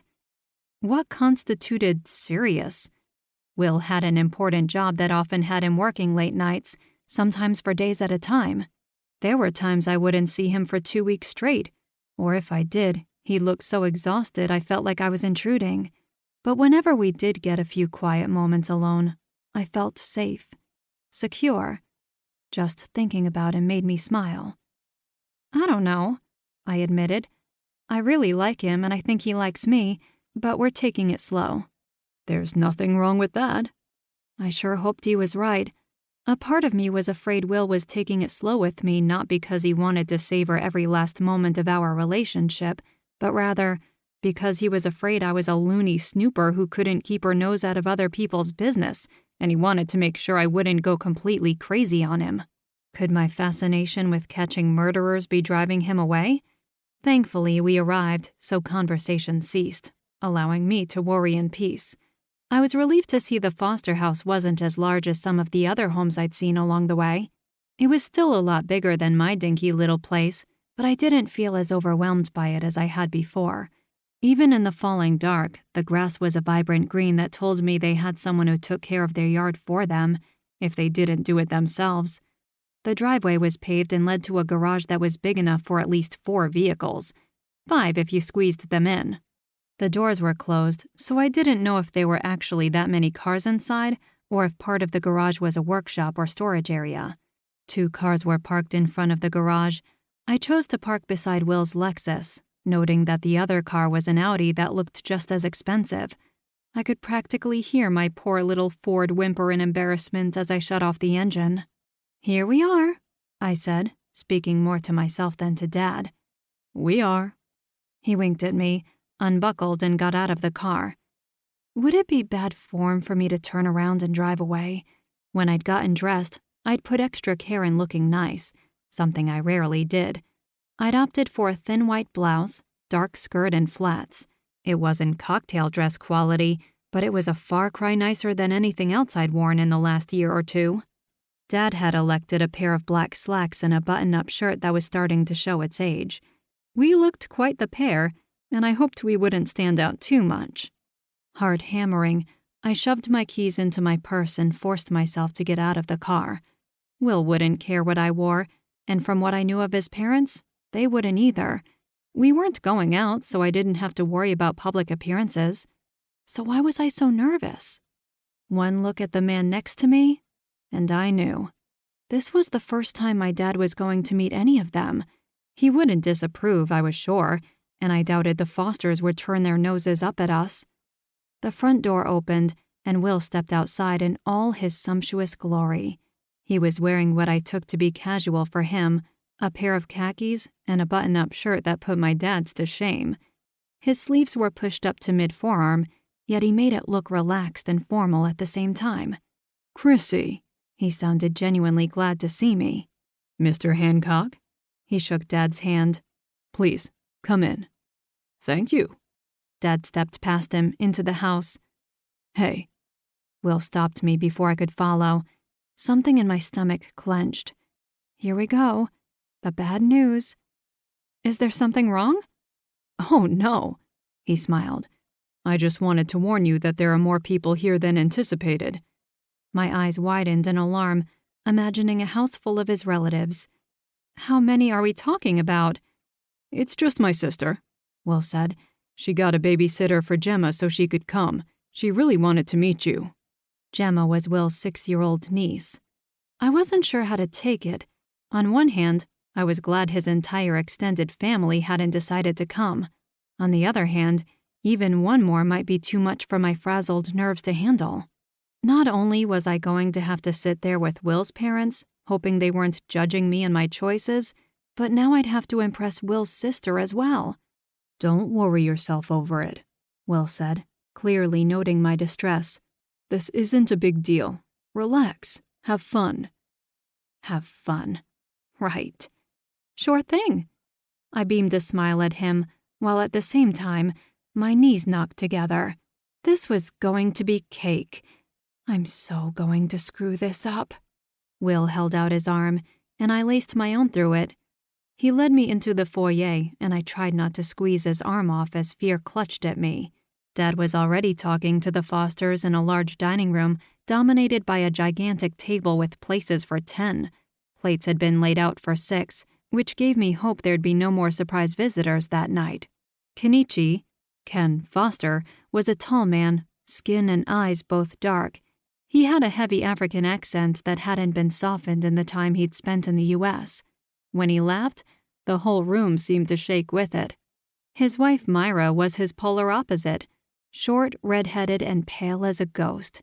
Freckles dotted her aged face, accentuating an already exuberant personality.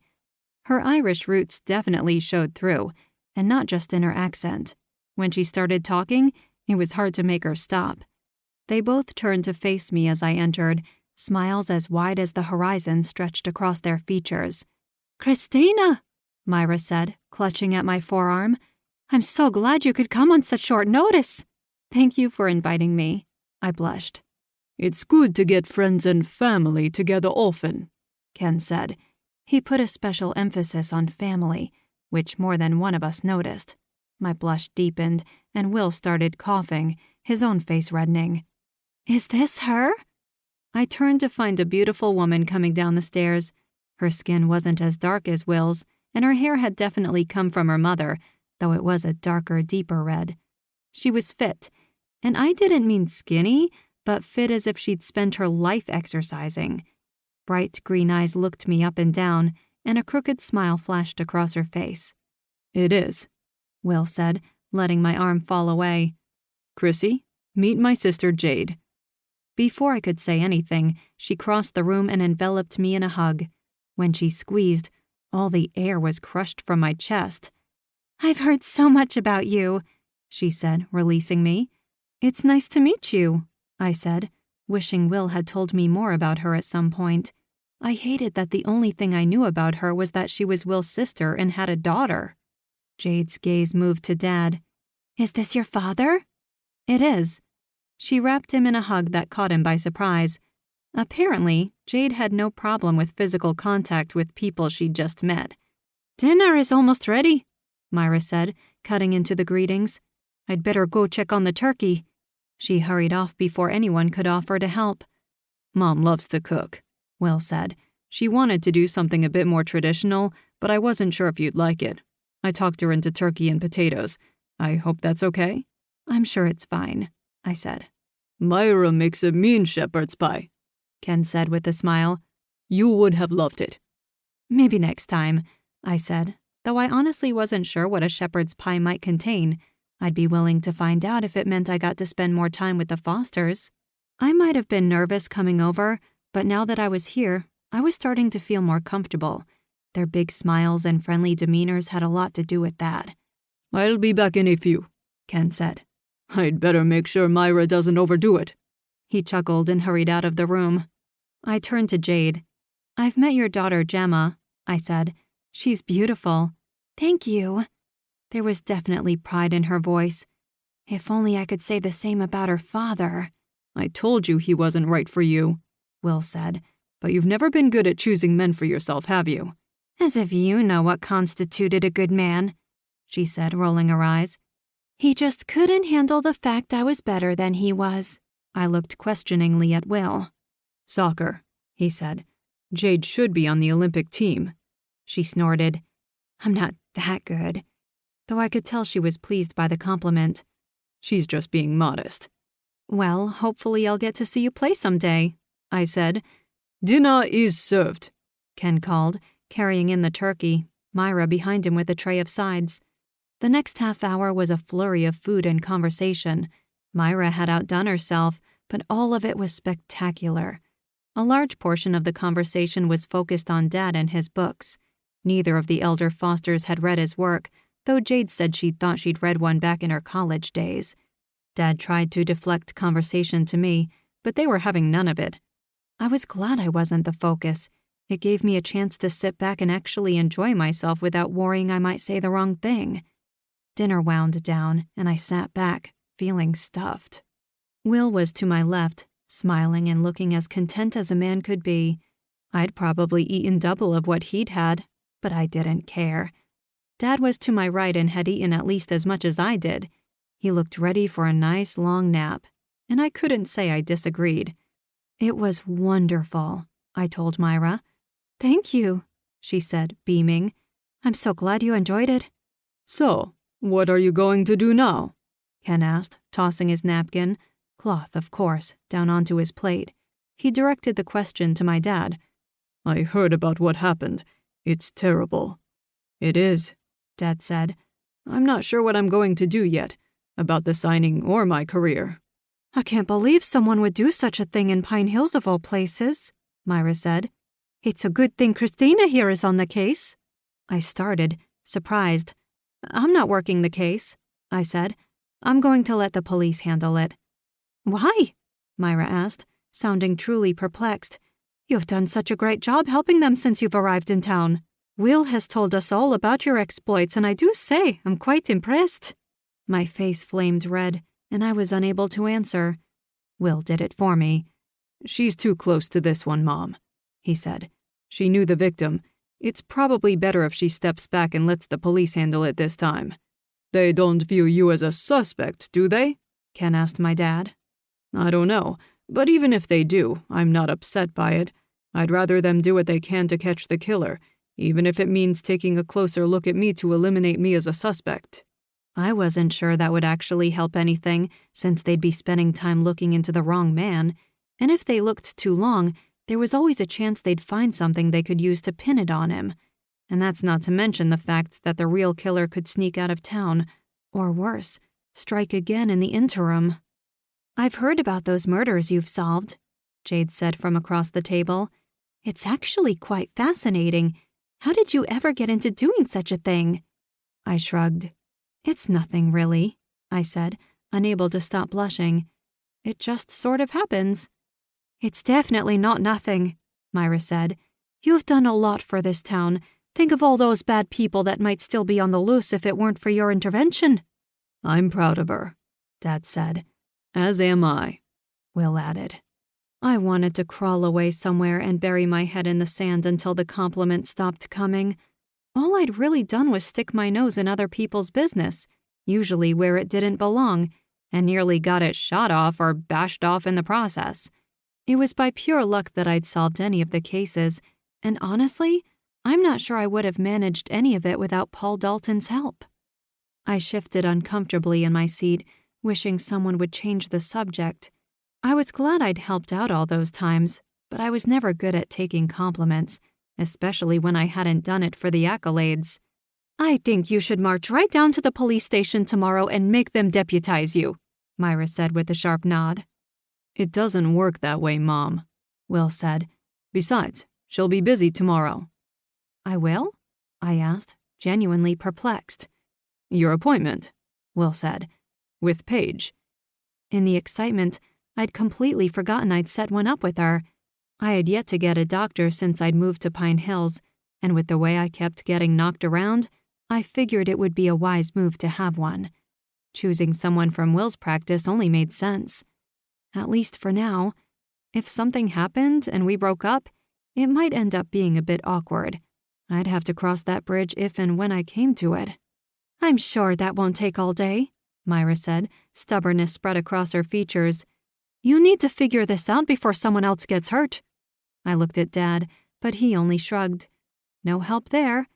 How was I supposed to stay out of the way when people kept telling me to get involved? It was like a conspiracy to get me into trouble. First Rita, now Myra. Thankfully, my cell phone rang just then. I leapt from my chair and grabbed at it like it was a lifeline. I glanced at the caller ID and groaned when I saw it was Paul. No longer sure it was a blessing. "One sec," I said, carrying it into the next room, hoping no one would consider it rude. If he was calling me now, it couldn't be good. "Hello?" "I'm sorry to bother you so late," he said, "but something's come up and I need you to come down to the police station." "Can it wait?" I asked, glancing back into the dining room. Myra was still talking, and I was pretty sure she was still pushing the issue. Hopefully either Dad or Will would talk her out of pressuring me anymore, because quite frankly, she wouldn't have to push too hard to get me to cave. "It can't," Paul said.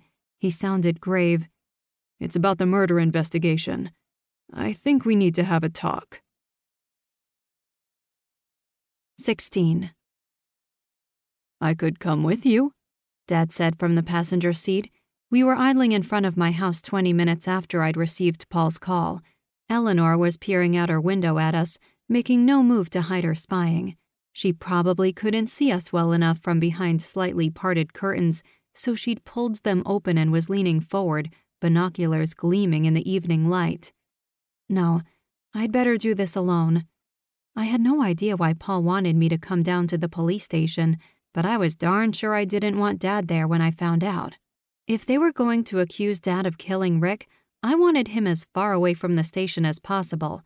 California would be best, but I doubted he'd jump on a plane even if I asked. My house would have to do. "You sure? Why does he want you?" "I'm sure, and I don't know. He didn't say." Dad frowned. "I don't like this." "Neither do I, but I've got to do it." A part of me wondered if Paul had called simply to break up my dinner date with Will. I knew it was a ludicrous thought, yet I couldn't help myself. It would be a far cry better than anything else I could come up with. "Okay, Buttercup. You know best." Dad kissed me on the cheek, sighed, and then slipped out of the car. "Let me know when you get home." "Will do." I waved as he closed the car door, and then I backed out. I should have demanded Paul tell me exactly why he wanted me to come down to the station, but our conversation had been cut short when something had happened on his end. He told me once more to get there as soon as I could, and hung up before I could even tell him whether or not I was coming. It would serve him right if I didn't show. But both he and I knew I wouldn't be able to resist showing. My curiosity always won out. It was probably why he didn't take my calls or return them after he hung up on me. And believe me, I'd tried 4 times on the way home, hoping he would explain himself. He was either ignoring me, or something big was happening that had captured his full attention. There were only a few things Paul could want with me at this late an hour. Either he'd had a break in the case, one that needed my input, be it about my dad, Rick and his presumed fascination with me, or it was something completely different. Perhaps he simply needed my insight on the case, realizing how important I was not just to him, but to the police force. Maybe he will deputize me. Now that would be a riot. Other than discussing Rick's murder, I couldn't think of a single reason for Paul to call me downtown. As much as I wanted to make it about me, I knew he wouldn't have called just to tell me he'd made a mistake and wanted to get back together. I'd tell him no, of course, but it would be a nice gesture. I pulled into the police lot and parked out front. No one else was outside as I got out of my car and headed for the door. It wasn't like on TV, where the cops were always dragging felons in, usually against their will. In fact, the Pine Hills police station was pretty sedate almost every time I'd been here. The town simply didn't have that much crime. Other than the murders that have sprung up since I moved in. Not exactly a comforting thought, but it was true. I headed inside, nervously chewing on my thumbnail. There were only a couple of cops in view as I made my way to the counter. The officer there, Officer Garrison, looked up and frowned when she saw me. "Down the hall," she said with a jerk of her thumb. "Interrogation room." "Thank you." Apparently, Officer Garrison still wasn't my biggest fan. We'd only ever met one time, and that was when she'd driven me home after a night's stay in one of the downstairs cells. I'd never seen her smile, and was starting to wonder if she knew how. I hurried down the hall to the indicated room and peeked inside. Paul was sitting at the table, rubbing his forehead. His hat lay next to him. Even from the back, I could tell he was exhausted. "Paul?" I asked, stepping inside. "You wanted to see me?" He looked up at me, and any hope I might have had about him wanting to see me for a more pleasant reason than murder fled. "Chrissy," he said, standing. "Come in. Take a seat." I hesitated before crossing the room and sitting on the couch. There was no way I was going to sit on one of those uncomfortable plastic chairs like a common criminal. I was here because he'd asked me to come, not because I'd done anything wrong. Paul picked up his hat, put it on his head, and then closed the door. He stood there a moment, facing away from me, before turning. His eyes... As the notes fade gently, let your mind feel lighter, ready to re-enter the world of the story.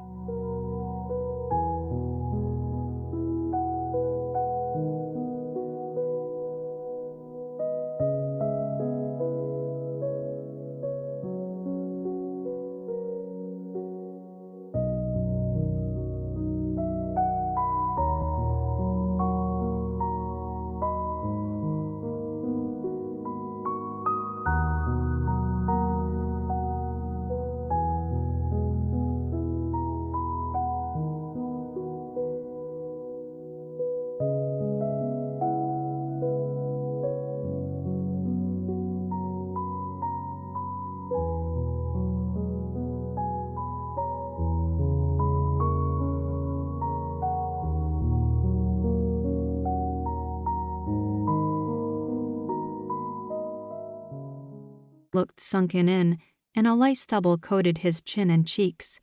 He scrubbed at it with his hand before he moved to sit on the edge of the table. When he didn't speak right away, I did. "Why am I here?" "I thought I asked you to keep out of Mr. Wiseman's murder investigation." It was a statement, one spoken with the resigned exasperation only someone who knew me could muster. "What do you mean?" I asked. "I haven't done anything since the last time we talked." Was that really only earlier that day? Paul studied me a long moment before speaking. "Earlier tonight, we got a call about a disturbance. Apparently, a woman took it upon herself to question Harland Pennywinkle about Rick Wiseman's murder, and when he didn't cooperate, she forced her way into his home and started going through his things." I stared at him wide-eyed. "I did no such a thing." "You didn't," he said, "but someone claiming you put them up to it did." "What?" I crossed my arms over my chest. "I didn't put anyone up to anything. Someone has been telling bald-faced lies." Paul sighed, closed his eyes. "Chrissy, I want to believe you." "I'm not lying." You'd think after all this time he'd have learned to trust me. "I have no idea what you are talking about. The only people who know anything about my suspicions of Harland are you, my dad, and..." Oh no. "Rita Jablonski." Paul finished the thought for me. I'd almost forgotten how gung-ho she'd been about working the case with my dad and me, whether we wanted to or not. I guess I figured she'd drop it once we stopped talking about it. But then she'd spent those hours talking to my dad, and I just had to bring up Harland while we'd sat there. I should have known Rita wouldn't be content with spreading rumors, not when Dad was there for her to impress. "It's not my fault," I said, slouching. "I might have mentioned Harland's name to her earlier today, but I never told her to go talk to him." "Why were you even discussing the case with her?" Paul asked. "You know Rita. You can't stop her once she starts talking about something. She got on a roll and it sort of slipped out. I didn't realize she'd go so far, I swear." "She claims you put her up to it, said you told her what to do in case he didn't cooperate, that she was only following your lead." "You know I wouldn't do such a thing. I try not to confront suspects directly if I can help it." Paul gave me a flat look. "Have you forgotten Heidi Lawyer and her mother, Regina Harper?" I blushed. "Well, that was different. I was just wanting to talk to Heidi. Besides, I was new in town then. How was I to know Regina was such a grouch?" "And what about at the Halloween party?" "You told me to keep an eye out." My shoulders slumped. "But I get your point." "Mrs. Jablonski swears she only did what she did because of you." "I didn't tell her to do a single thing other than to stay out of it. She did this of her own volition." Paul eyed me a moment before sighing. "I figured as much, but wanted to talk to you first before I released her to you." "Wait, she's still here?" He flashed a mischievous smile that quickly faded. "She's with Buchanan. He's keeping her company while she waits in a cell. Mr. Pennywinkle decided not to press charges, so she'll be free to go." "And what does that have to do with me?" Another smile. "She needs a ride home." Paul rose and started for the door. I stood and made to follow after him, but he stopped and turned. "Please tell me you're going to stay out of this," he said. "It's already complicated enough without you getting involved." I crossed my heart. I have no intention of getting in your way. Though after what Myra had said, I was finding it harder not to want to at least poke around a little. He didn't look convinced, but nodded anyway. "You can wait out front. I'll go get her for you." Paul walked me to the doors and then continued on to get Rita. I noted he didn't go downstairs, to the dank, unused cells Buchanan had shoved me in during my brief incarceration a few months back. I watched him go, and then turned to find Officer Garrison watching me. "I had nothing to do with it," I told her. She snorted and walked away. Buchanan stalked by a moment later, looking monumentally annoyed. He glared at me, but refrained from accusing me of anything. Rita had probably talked his ear off, and knowing her, had found a way to embarrass him in front of his colleagues. I remembered her saying something about him frequenting a less than respectable establishment, and wondered if she'd asked him about it. "There you are! Lordy Lou, can you believe they would do this to me?" Rita came storming over, practically dragging Paul along behind her. He had a hand on her arm, presumably to help escort her to the front, but she was having none of it. She marched straight for me, mouth running nonstop. "It's downright unthinkable that they would put me in a cell of all places. I did nothing wrong. It was all a misunderstanding." She glanced back and glared at Paul. "You should be ashamed of yourself." "She's all yours," he told me. He was practically laughing. "Thanks," I told him. "Let's go, Rita." She harumphed and followed after me as I made my way to my car. It was a wonder she didn't jabber the entire way. I unlocked the door and slid into the driver's seat. She flopped down beside me and immediately started in. "I went to Harlan's, just like you implied I should." "I never did such a thing," I told her. She waved a hand at me. "They already know you're involved, so no sense denying it." I opened my mouth to protest, but it snapped closed again. Arguing with Rita was like arguing with a cat.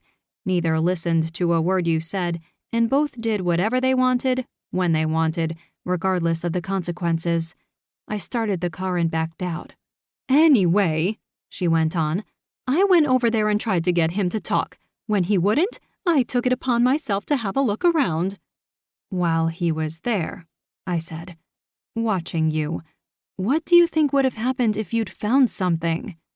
"Well, I would have called the police, of course." "And if he stopped you? Rita, he could very well be a murderer. Don't you think you should have been more careful?"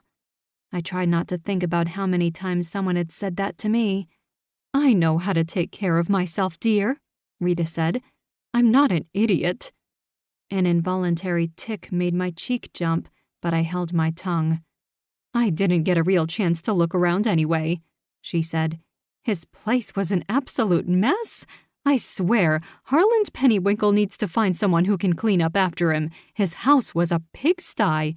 It's a wonder he could find anything in that mess. I know I couldn't. She leaned toward me. Can you believe he doesn't even own a computer? He types all of his stories up on an old typewriter. She said it like it was the oddest thing she'd ever heard. So you found nothing that would implicate him in Rick's murder? She shook her head. Not a thing. Did that mean Harland had nothing to do with Rick's death? Or could it be there was nothing to find in the house? Rick had died at the bed and breakfast, and the murder weapon had been left behind, so it wasn't like there was much that could be found, other than some bloody clothes, I supposed. I was thinking I could try again tomorrow, Rita said. Maybe you could come along. Oh, or James. He would know what to say. No, absolutely not. But... No buts, I said. Dad and I are going to stay out of this one, and you need to as well. She huffed and crossed her arms over her chest. Well, I don't think it is wise to give up so easily. No one is giving up. A headache started to form behind my eyes. The police are on the case. If you go back to Harlan's, they're going to arrest you, and this time, they might not let you go after a few minutes in a cell. She glowered at me, but surprisingly didn't speak. Promise me, I said. Tell me you'll stop trying to investigate. And in turn, I hoped she'd stop implicating me in her actions. Fine, she said, sinking down into her seat. I suppose I should leave it to the professionals. Somehow, I didn't quite believe her, but it was all I was going to get. I just had to hope that the next time she decided to get involved, she did it in a way that wouldn't get me into trouble. I managed to do that fine and dandy on my own, thank you very much. Good, I said, sighing. Let's get you home. 17. Dad was already in bed by the time I got home, leaving the house blessedly quiet. I headed straight for the living room and dropped down onto the couch with a sigh. Misfit was curled up next to me, and he glanced up and sniffed before putting his head back down. My laptop lay on the coffee table in front of me. I scooped it up, set it on my lap, and then stared at it. This was all Myra's fault. I thought I'd been doing a pretty good job keeping my involvement in Rick Wiseman's murder investigation to a minimum, but after our dinner, I was starting to feel that all-too-familiar itch. And thanks to Rita, I wanted to learn more about the authors who left their manuscripts, as well as those who hadn't. What did I know about Harland or Joel or any of the others? Nothing, that's what. I don't know if I should do this, I said. Misfit looked up again, yawned, and then went right back to sleep. I stroked him a few times, earning me a stretch and a soft purr. Normally, that would have been enough to get me to relax and put the laptop away. But not tonight. Tonight, every ounce of my inquisitive nature was rearing its ugly head, and I felt powerless to resist. I snatched up my phone and dialed without thinking. It was only a little past 9, so surely Vicky would still be up. If anyone could talk me out of doing something stupid, she could. "Chrissy?" she asked, sounding out of breath, as if she'd run to the phone. "Is something wrong?" "No, not really," I said with a sigh. "I'm just sitting here, trying my darndest not to start prying into Rick's death. I thought you might be able to set me straight." There was a moment of muffled silence, as if she'd pressed the phone to her chest, and then there was a giggle, followed by what sounded like a light smack. "Sorry," she said. "What was that?" Then it dawned on me. "I'm so sorry." "For what?" And then a whispered, "Stop it." I didn't mean to interrupt anything. "You didn't." I could tell by the sound of her voice I had, and while she might not come out and say she minded, she definitely had better things to do than talk to me. "I'll go," I said. "Tell Mason I said hi." There was a moment of silence before she whispered, "You can tell?" I can. And honestly, despite my embarrassment, I was glad for her. Vicky deserved to be happy. Her love life was apparently firing on all cylinders, and I counted that as a good thing. Of course, it did make me realize how mediocre my own was. Sure, I'd just gone to dinner with Will and his parents, but instead of retiring to his room or sitting on the back deck watching the stars, I'd ended up having to pick up Rita at the police station. Instead of a romantic ending to my evening, I was sitting on my couch with my cat, interrupting my best friend and her boyfriend. Hi, Chrissy, Mason called from somewhere in the room. I'll talk to you tomorrow. It's okay if you want to talk now, Vicky said, especially if something is wrong. It's nothing, I said. I was just bored. You sure? Positive. We hung up after a quick goodbye, which included a few more giggles and a yelp from Mason. Well, crap. I sighed and opened my laptop. At this point, I'd much rather look into the suspects just to get my mind off Vicky and Mason. My purse was on the floor next to me. I bent over and snagged the strap, pulling it up far enough so I could grab the page I'd taken from Rick's room before dropping it back to the floor. I spread the page out next to me so I could use it as a checklist. Misfit eyed it, and I knew he was considering whether or not it would be worth the effort to get up, move a foot, and then lie down on it. I didn't give him the chance, choosing instead to move the page to the other side. He huffed and closed his eyes, the matter settled. I already knew a few of the names on the list, but Googled them anyway. There was nothing on Albert Elmore or Vivian Flowers. Neither even had a Facebook page. At least, none that I could find. There was one newsletter item from the Cherry Valley Library website saying their writing group was holding meetings there, but otherwise, there wasn't anything on either of them on the internet. I skipped over Rita's name, figuring I'd end up finding a gossip blog or something similar. While it might be interesting to see if she said anything about me, I was worried there'd be something on there about my dad, something I wouldn't want to read. Knowing she had a cardboard cutout of him in her bedroom was enough information for me. That left the names of people I wasn't so familiar with. Any one of them could be the killer. I started with Joel Osborne and found he maintained a Bobby Drake fan page dedicated to my dad's most popular recurring detective, the source of the smudged fedora. I skimmed the page, looking for some insights to the man behind it, but the site was almost entirely about Bobby Drake, with very little about Joel anywhere. Checking the message boards, I found there to be only a handful of posts, mostly arguing about the various storylines and hidden meanings behind each scene of the books. While the names were all just screen names, I wondered if Harland Pennywinkle was one of the posters. Some of the threads were pretty nasty and sounded a lot like the argument Joel and Harland had at the meeting. Then again, Rita had said he didn't have a computer. Unless he posted from his phone or went somewhere else to rant online, it was unlikely he was one of the posters.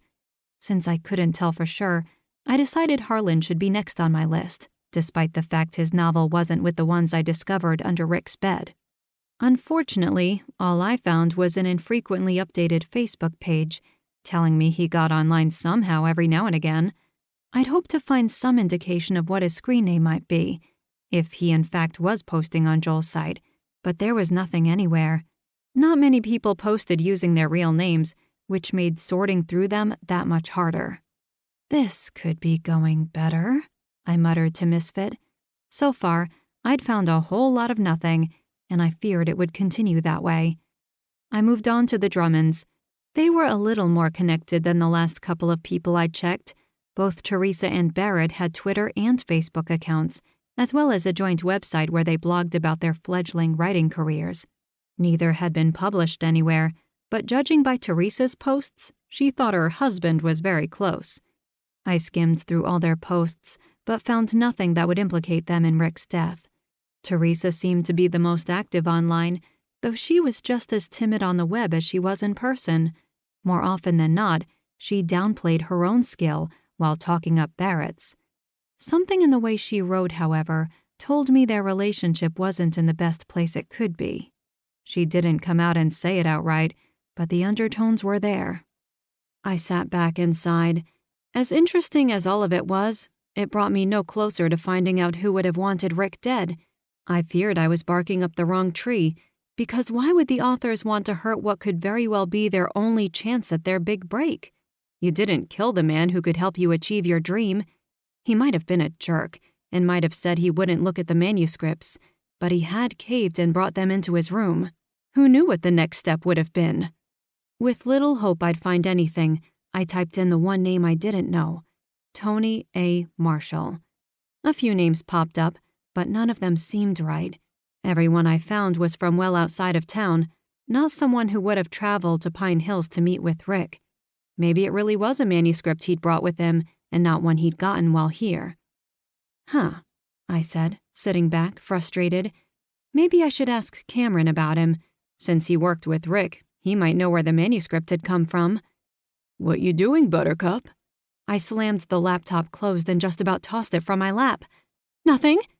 I sounded as guilty as a teenage boy caught by his mom trying to browse the internet for porn.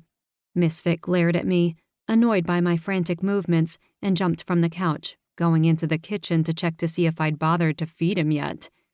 Dad smiled and made his way over to where I sat. It didn't look like nothing. I thought you went to bed, I said, tucking the page with all the names on it under my leg. I couldn't sleep. He paused and gave me a concerned look. Is everything okay? It took me a moment to realize what he was referring to. Yeah, I said. Rita got herself into a little trouble poking around. They let her go. I had to drive her home. Dad didn't comment. Instead, he nodded toward my laptop. What were you working on? Did it have anything to do with what she found?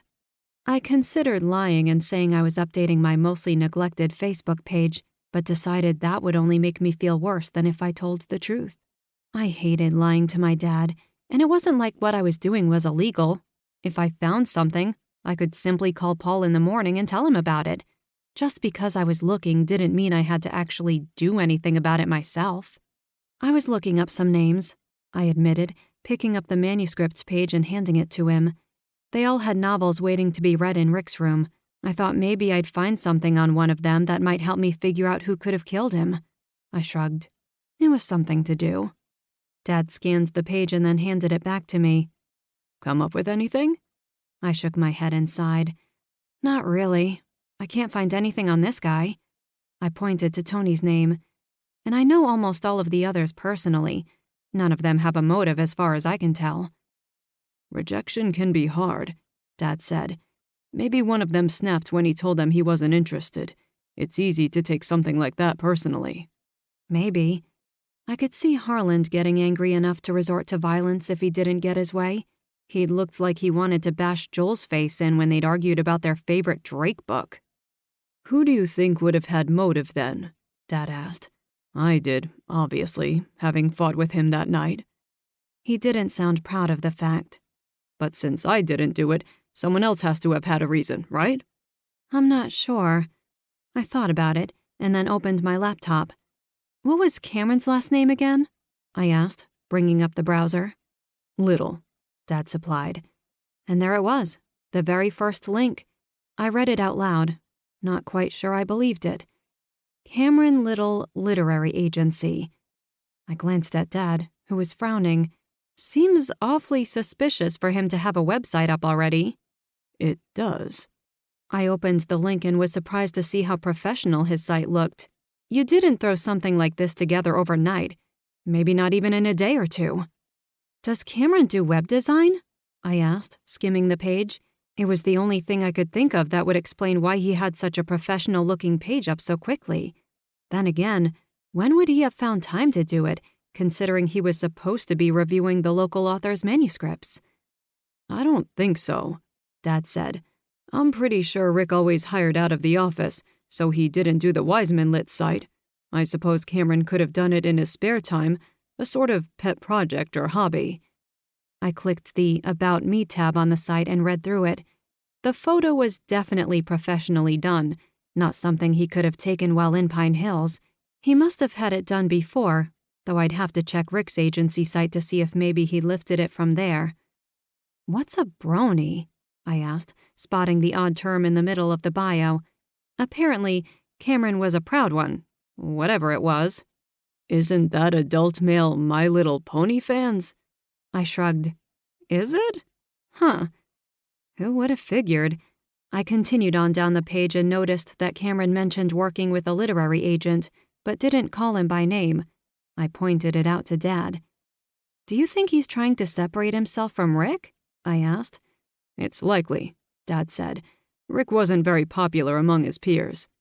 Or anyone else for that matter. I glanced at Dad, mind worrying. Was Cameron distancing himself from Rick because his former boss wasn't a very nice man? Or could it be because he'd had a hand in his untimely demise? Cameron does have the most to gain by Rick's death, I said, thinking out loud. He is hoping to take on his former clients, as well as pick up new ones here, all of which wouldn't be possible if Rick was still around. But why kill him? Dad asked.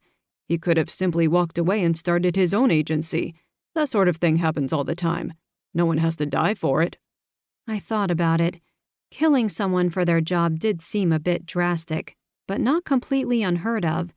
It was unlikely Dad would have left Rick for Cameron. At least, he wouldn't have before their argument that night. Maybe Cameron had killed Rick, not realizing he had a golden opportunity sitting right there in front of him. A day more, and it would have all worked out, and Rick would still be alive. Maybe Rick had something against him, I said, still trying to think it through. There were so many reasons why Cameron could have wanted Rick dead, it was almost funny. He wasn't just the best suspect, he was practically the only one with a rock-solid motive, outside my dad, of course. Like what? Dad asked, eyeing the screen. Like some deep, dark secret no one else knew. Of course, his proclamation on his site about being a proud brony shot that down. I didn't think many people would openly admit such a thing, especially on a professional website, unless they were completely at ease with who they were. Maybe Cameron has a dark side and is interested in something illegal, something he wouldn't want anyone else to know about. That made more sense. Like what? Dad asked again. Like what indeed? I'm not sure. I closed the browser and shut my laptop lid. Why'd you do that? I turned on the couch so I could face Dad better. Should we be doing this? I asked him. Doing what? Poking around, getting involved. Isn't that what you do? Well, yeah, but it feels wrong somehow. It's Rick we're talking about here. We knew him. All the more reason to make sure his killer is found. It was then I could see it. It was more than just catching Rick's killer that had my dad interested in personally solving the case. He wanted to work with me, see how I did what I did. All that time sitting alone in California, hearing about the cases I was solving, had to have been killing him. He'd never investigated anything on his own, though he'd often said if he could live life again, he might choose to become a detective instead of a writer. And this was his chance to see what it was like, even if only for a few days. How could I take that away from him? And more personally, could I really pass up yet another opportunity to do what I myself loved? We should call it a night, I said. Dad's shoulders slumped, and he nodded. I guess you're right. We can talk about this some more tomorrow. A mischievous grin spread across my face. See what we can dig up. Dad's eyes lit up. Tomorrow, then. I have a doctor's appointment early, but afterward, I'll come home and we can discuss our next move. He stood, grinning ear to ear. He looked at least 10 years younger. I can't wait. I rose and gave him a quick hug. Thank you, I whispered in his ear. For what? He asked. For believing in me. Always, Buttercup. Always. And with that, we both headed to our respective bedrooms to get a good night's sleep. For tomorrow, we would be investigating. 18. I woke up bright and early the next morning, feeling refreshed despite my stressful evening. I showered, got dressed, and got my morning coffee started, mind sorting through what I should do next now that I'd decided to look into Rick's murder more closely. There were a few options that were immediately evident. I could talk to Harland Pennywinkle and see if I had any better luck getting him to crack than Rita had. I could also pay a visit to Cameron and ask him about his agency, and why it appeared he'd been planning to start it long before Rick died. And then there was what very well might be the only person who could have seen something that night, Carrie Collins. She was working the night of Rick's murder, and if she was as much of a stickler for the rules as the Bunfords said she was, it was unlikely she would have let someone in without questioning them first. It was as good a place to start as any. I crept down the hall and peeked into my bedroom. Dad was still sound asleep, Misfit curled up next to him. From the sound of his snores, it didn't appear as if he was going to get up anytime soon. I considered waiting for him, but decided that if I got a head start on the day, he couldn't fault me for it. I'd fill him in later. I went back into the kitchen, grabbed my phone, and looked up a number. I dialed quickly before I could change my mind. Ted and Bedfist, this is Joe. How may I help you? I breathed a sigh of relief. Hi, Joe. It's Chrissy Hancock. Do you remember me? I do. She didn't sound as thrilled by it as I was hoping. The last time I talked to her, she'd been practically giddy with the idea of me investigating a murder. I guess having yet another dead body affect her workplace had soured her on me, like it had with everyone else at the bed and breakfast. Hopefully, finding whoever killed Rick would put me back into their good graces. I won't take up much of your time, I said. I'm calling because I'm looking for someone who works there. Her name is Carrie Collins, I believe. I think she works nights most of the time. She does, Joe said. Is she in trouble? The first hint of interest crept into her voice. No trouble. I just want to talk to her and ask her a few questions. What time does she come in? She won't be coming in tonight, she said. It's her night off, and with everything that's happened... Okay, thank you. I paused, hoping I wasn't overreaching by asking more questions. But if I was going to talk to this woman, I wanted to know as much about her as I could ahead of time. What can you tell me about Carrie? Jo was silent for a long moment before she said, She works here.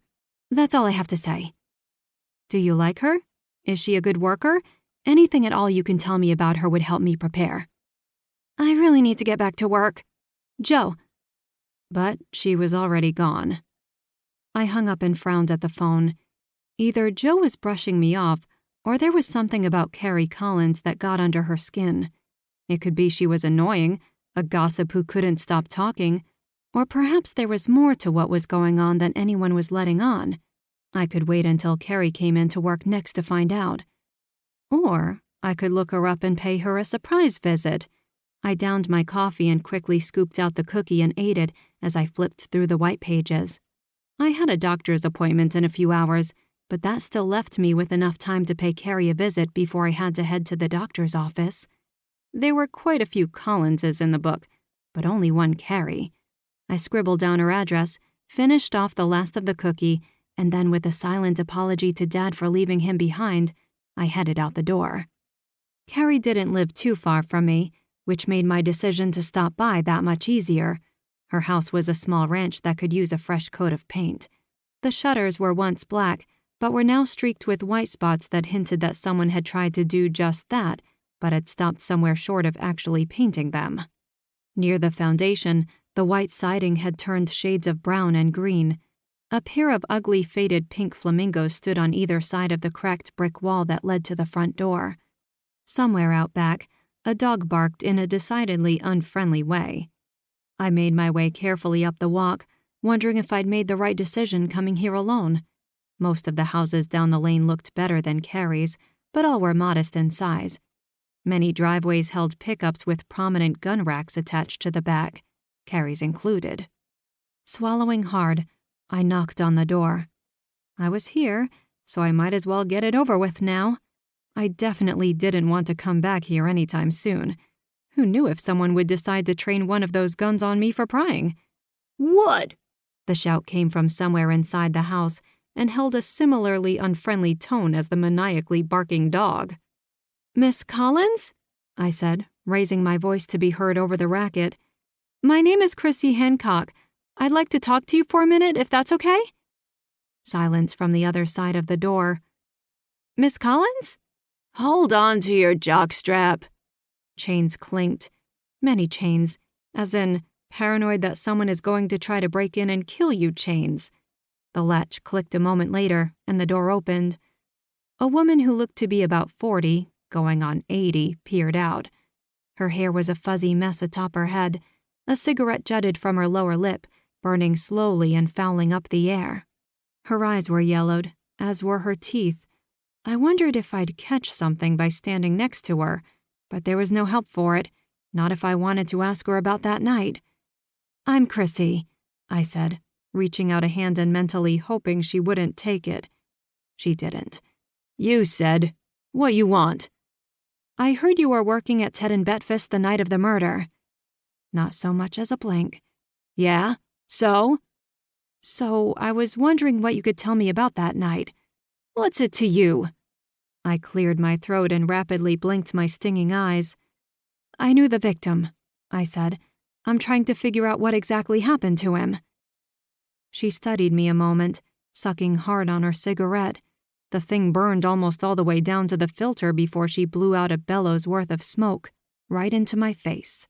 I immediately started coughing, eyes burning from the poison being blown into them. I staggered back and tried to find breathable air, but it seemed to be saturated with smoke. Carrie laughed as if it was the funniest thing she'd seen. "Ain't much to tell you, honestly. The guy died. Probably happened while I wasn't inside." "Smoke break?" I hazarded a guess when I could breathe again. "Course." She winked, snorted, and spat in the grass. "Was late is all I can tell you. Didn't go looking at no clock. No one was supposed to be inside at the time, and I sure didn't let anyone in, so if somebody did the deed while I was there, they did so without my knowledge." "Could they have slipped past you while you were outside smoking?" "Suppose." She shrugged as if she didn't care one way or the other. "But if they did, they were real quiet about it." She paused and removed what was left of her cigarette from her mouth. She pointed it at me. "I did hear something while I was outside, though. When I went to check on it, there wasn't nothing there." "What did it sound like?" I asked, ignoring her less than stellar grammar. She studied her cigarette before snuffing it out on the side of the house. She dropped the crushed butt into what might have once been a flower bed, but was now little more than an ashtray. "Something heavy hitting the ground somewhere outside. There was a thud and a flutter." "A flutter?" "Yeah, a flutter." "Like the sound a bird makes when it takes off?" I asked, imagining a giant parakeet landing somewhere outside Ted and Betfist. "Like a flutter." "Gee, thanks," I thought bitterly. "That's such a help." "And you said nothing was there when you checked?" "Not a damn thing as far as I could tell. It was dark. It happened around the side of the place where I couldn't see, and I wasn't about to go looking all over the property for something that probably didn't mean anything." I thought about it a moment before asking, "Which side did the sound come from?" "The right side." Knowing it would be pointless to ask for clarification, I tried to envision it myself. If Carrie had been facing Ted and Betfist on her smoke break, the right side would have taken her to the same side Rick's room was on. Could someone have leapt from the window? But if so, what had fluttered? And why not leave the way they came in if they'd already managed to sneak inside?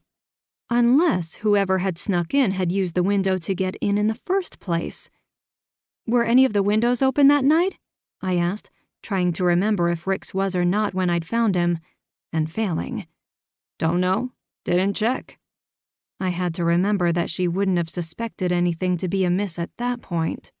As far as anyone knew, Rick was still alive in his room. I was sure strange sounds happened around old mansions all the time. It wasn't like she would have automatically assumed a thump and flutter meant a killer was trying to escape. Even I wasn't sure that's what had happened. Carrie fished out another cigarette, and I decided it was time for me to go. One cloud of smoke in my face was enough for a morning. "Thank you for your time," I said. "You've been a great help." "Whatever." She lit up, stepped back inside, and slammed the door in my face. "That went well," I muttered, happy I'd managed to get anything out of her at all. I couldn't imagine that woman working someplace where she'd have to deal with people on a regular basis. Then again, she did work nights, where it was unlikely she would have to interact with anyone. It was probably the only time anyone would put up with her. Knowing I was being a little too judgmental, especially since I'd only talked to Carrie once, I got into my car and checked the time. I still had a good hour before my doctor's appointment.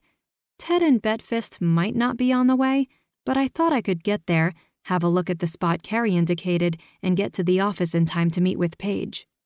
Without giving it much thought, I started up the car and was on my way. I wasn't sure if what Carrie had told me meant anything or not, but I was hoping that if it did, there'd still be some indication of what had happened. It had been days since Rick's death, so there was a chance any evidence could be long gone by now. At least it hadn't rained, so maybe I'd get lucky. The parking lot to Ted and Betfist was depressingly empty as I pulled into an open spot. Only 2 cars were present, my own making 3. I assumed one belonged to Joe and the other to the Bunfords. Murder was definitely hurting their business. If it kept up, maybe they could start advertising it as a murder house. There are actually people out there who would love to stay in a place where someone else had died, strange as it seems. I got out of my car, but didn't head for the front doors. Instead, I walked around to the side of the building, toward the right. I kept my eyes up toward the windows, but was disappointed to see they were all closed. I counted down to where I thought Rick's room would be, and then lowered my gaze to the ground below. It took all of 2 seconds to note the pair of side-by-side indentations in the grass. I moved to stand behind them, careful not to step on anything, and then bent my knees to hover over them to measure their size. Sure enough, the marks could have easily been made by someone falling hard and landing on their knees here, though by the size of the marks, it was someone larger than myself. I glanced back up and cringed at the height. Landing hard enough to leave a mark would have had to hurt. Chances were good that whoever jumped had spent the rest of the night tending sore knees and might be limping even now. So, I now had what I thought might be the killer's escape route, but what good did that do me since it wasn't like I could go around measuring people's knees? No other houses had sightlines to this location, and the only possible witness had been out front, smoking at the time. Looking at the side of the bed and breakfast, there didn't appear to be a way up to the windows, so it was unlikely the killer would have gotten in that way unless they brought a ladder. But if that was the case, why jump when they could have simply climbed back down once the deed was done? I scratched the back of my neck and frowned. If the killer couldn't climb in through the window, then they would have had to take the stairs. I found it hard to believe that no one saw them. Then again, everyone but Carrie was in bed. All the killer had to do was wait for her to go outside to smoke, and then sneak inside, kill Rick, and jump out the window. Or the killer could have been hiding in one of the other rooms the entire time. It made sense. Anyone could have stuck around after all the authors left their manuscripts. It wasn't like the bed and breakfast was locked up during the day. The killer might even have entered with Rita's crew and slipped away when no one was looking. All he or she had to do was wait until everyone was asleep, break into Rick's room, and kill him. My mind went back to the fat man Justin had seen the next day. Had the killer hid afterward and snuck out once everything calmed down? Seemed strange, especially since someone had leapt from the window. Could the killer have left something behind and returned to retrieve it? And what was that flutter Carrie said she'd heard? I returned my gaze to the ground. The grass hadn't been mowed in a few days, so it was a tad long, but not so much that I couldn't see. It took only a few moments for me to spot a faint tan blemish amid the green of the grass. I picked up the thin piece and held it up so I could see it better. The tan object was a rubber band that had long since passed its prime, little cracks spiderwebbed along its faded surface. Had it belonged to the killer? Or had it lain out here, exposed beneath the sun for months, dropped by an unsuspecting gardener? From the look of the thing, both were just as likely. I pocketed the evidence, trying to remember if the manuscript that lay loose beneath Rick's bed had a broken rubber band nearby, or if this could have belonged to it. But if so, why take the rubber band and not the actual pages? It didn't make any sense. I pulled out my cell phone, intending to call Paul and let him know what I'd found. He'd know better than I. My eyes landed on the time, and panic shot through me. I was going to be late for my appointment. Promising myself I'd make the call later, I stuffed my phone back into my pocket, hurried back to my car, and raced out of the parking lot. 19. I'm sorry I'm late. I hurried to the window and wrote my name down on the sign-in sheet there. I'm here to see Dr. Page. Dr. Lipman? The nurse at the window asked, looking over the top of her bifocals at me. She was at least 80 if she was a day. Her name tag read B. I winced, still out of breath from the mad dash from my car to the office. I was late, but not nearly as late as I'd feared I would be. Doc Lipman, sorry. B gave me an "Are you a complete moron?" look before nodding toward the plastic waiting room chairs. Take a seat. Someone will be with you shortly. I started toward one of the chairs, but stopped. I turned back to the window and lowered my voice. Could you let Dr. Foster know I'm here? B leaned toward me, arms crossed on the computer in front of her. Are you here to see Dr. Lipman or Dr. Foster? Can't be both. I'm here to see Doc Lipman for a checkup, but I'd also like to talk to Dr. Foster. He knows me. We're sort of dating. B looked me up and down. Take a seat. She closed the window. I sat down, feeling like a fool. Here I was, my first visit with Paige, and I'd already screwed it up. Thankfully, I'd already done the paperwork a few days ago when Will had brought it to me, thinking it would save me time. Little did he know how much I would need it. There was only one other person in the waiting room with me, an older man who kept nodding off to sleep, only to jerk awake a few minutes later to look around like he had no idea where he was. The usual outdated magazine sat on a rack by the front door. A pretty nice flat-screen TV hung on the wall, tuned to Ellen, but was turned down so low, only the faintest murmur could be heard. At least the closed captioning was turned on, so I could follow along without too much trouble. Chrissy, you wanted to see me? I turned away from Ellen and rose. Will! I went over to him for a hug, but he stepped back and shook his head. Working, he said with an apologetic smile. He glanced at the old man, who'd nodded off again. I'll be with you in just a minute, Mr. Carmack. He just about shouted it, though it did little good. The old man didn't budge. Is everything okay? He asked me, looking me up and down as if he expected to find bullet holes. Knowing my track record, it wasn't too far of a stretch. I guess, I said with a sigh. I'm late for my appointment. He winced. Paige won't like that. I have a good reason. I lowered my voice even though no one else was listening. I've learned a few things about the murder, possible suspects and whatnot. Apparently, someone jumped from Rick's window the night he died. I'm guessing that someone was his murderer. Chrissy. Will gave me one of those looks usually reserved for a child who couldn't keep her hand out of the cookie jar. You know you shouldn't be doing this, he sighed. Mom put this idea into your head, didn't she? I blushed, thinking about last night's dinner. Not really. You know me. I can't leave a good mystery alone, especially when I have a stake in the outcome. Even if it gets you into trouble. It wasn't a question, which I found pretty telling. Even if it does, well, my dad is a suspect. They might not think he had anything to do with it now, but what happens in a few days when they can't pin it on someone else? I can't leave it be, not when Buchanan can come knocking on my door at any moment, handcuffs at the ready. Another long-suffering sigh. I know you can't. It's just, I worry. I have no idea what happened last night when you took off. You never called. You never let me know you were okay.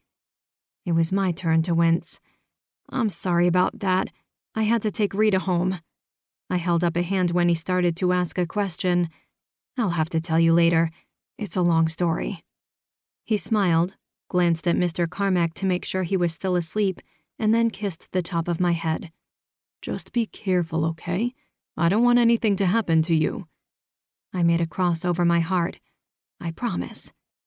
He didn't look convinced as he turned to face the napping old man. Mr. Carmack, he called, raising his voice.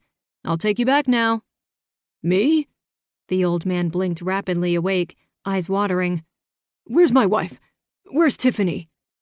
Will walked over and knelt by Mr. Carmack's chair. Tiffany passed away 5 years ago. He sounded like this was something he'd had to say more than once. Did she now? Mr. Carmack looked close to crying before he frowned. Where's my glasses? I think I left them at home. That's all right. We won't need you to look at anything today. Will helped him stand. Do you have a ride home? My car is in the lot, so I darned well better. Will gave me a "what can you do" look before he led Mr. Carmack into the back, holding on to his elbow so the old man wouldn't fall. I was about to sit back down when a good-looking male nurse poked his head into the room. Christina Hancock? He looked right at me when he said it. Considering I was the only one there, it was no surprise. That's me. This way. He held the door open with a smile. As I passed, he pointed toward a scale at the far end of the hall. Right down there. I'll need to take your measurements. I refused to look as I stepped onto the scale. He wrote something down, a number I was sure was bigger than when I last weighed myself a year ago, and then he checked my height. After writing that down, he led me into a small exam room that held all the trappings of your usual doctor's office. The padded exam table was covered in white roll-on paper. Various health posters hung on the walls, warning of bad diets and early warning signs of disease. The computer looked new, though it was about as basic a machine as you could get. Cotton swabs and a box of disposable gloves sat on the counter by the sink. You're here for a standard checkup, right? The nurse asked, moving to the computer. I am. First time here? It is. He flipped through the paperwork and then typed a few things on the computer, likely the measurements he'd just taken. He then proceeded to ask me the basics. Do I smoke? Do I have any known diseases? Does my family have any history of various other diseases? All of these things had been answered before, filled out in the earlier paperwork, but answer them I did. After that came checking my blood pressure, which was higher than I'd like, though with everything going on lately, it was a wonder it wasn't much higher. He opened a drawer beneath the exam table. Go ahead and strip down to your underwear and put this on. He set an ugly blue gown down next to me. Take off your shoes, but you can leave your socks on for now. It can get cold in here. He gave me a sympathetic smile. Sure thing. Dr. Lippman will be with you shortly. And then he was gone. I quickly got changed, shivering as the layers fell away. The thin gown did little to warm me as I slid it on. I climbed back onto the table and swung my feet as I awaited the doctor's arrival. I wondered if Will's friends, Carl and Darren, were in today, or if one of them was working at the hospital in Levington. I hadn't seen their names on the sign-in sheet, but that didn't mean much since I hadn't really been paying attention. I was perusing a chart about diabetes in women my age when there was a quick knock at the door. A heartbeat later, it opened, and the most beautiful woman I'd ever seen walked in. Dark, flawless skin, hair black as night. I sucked in a breath, thinking I'd somehow been transported into one of those medical dramas where all of the doctors and nurses were drop-dead gorgeous. Even B had looked pretty good for an elderly woman. Miss Hancock, I'm Dr. Paige Lippman. Your appointment was scheduled to start over 30 minutes ago. I know, I'm sorry, I said, forcing myself to stop staring. Something came up at the last minute, and I thought I could get it done before I needed to be here. I smiled weakly and shrugged. I was wrong. She eyed me, dark eyes searching, before she gave me a strained smile, exposing brilliantly white teeth. She moved to the computer and scanned my file before glancing at me again. My time is valuable, Miss Hancock. I expect you to be on time for our next visit. You're lucky today. The person after you canceled, so you're not holding anything up. If one person is late, it sets everyone else back, something I do not approve of. I understand. I lowered my head. I felt like a middle schooler getting lectured by her teacher for being tardy. Paige stepped around the computer to stand in front of me. Will vouched for you, she said, voice softening, so I'll let it slide this time. Something about the way she said his name caused something primal and quite jealous to stir inside me. Do you know Will well? I asked, which was a dumb question considering this was a small practice and they were near the same age, but I couldn't help myself. We came out of college together. My eyes instinctively went to her finger, which was surprisingly bare of rings. I'd have thought someone that gorgeous would have men falling all over themselves to marry her.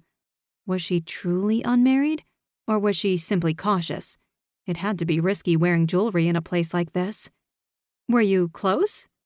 I was trying hard to not sound like a jealous girlfriend, but was failing miserably. In college. Paige smiled knowingly. We are good friends, nothing more. You have nothing to worry about. I flushed, knowing how silly I was being, yet this was a new experience for me. My last real boyfriend wasn't what anyone would consider a winner, so now that I was dating a real hunk, I didn't know quite how to handle myself. Will is a good man, Paige went on. You're lucky. They're hard to come by. There was a faint sense of longing in her tone, but I don't think it was directed toward mention of Will, but rather at something else in her own life.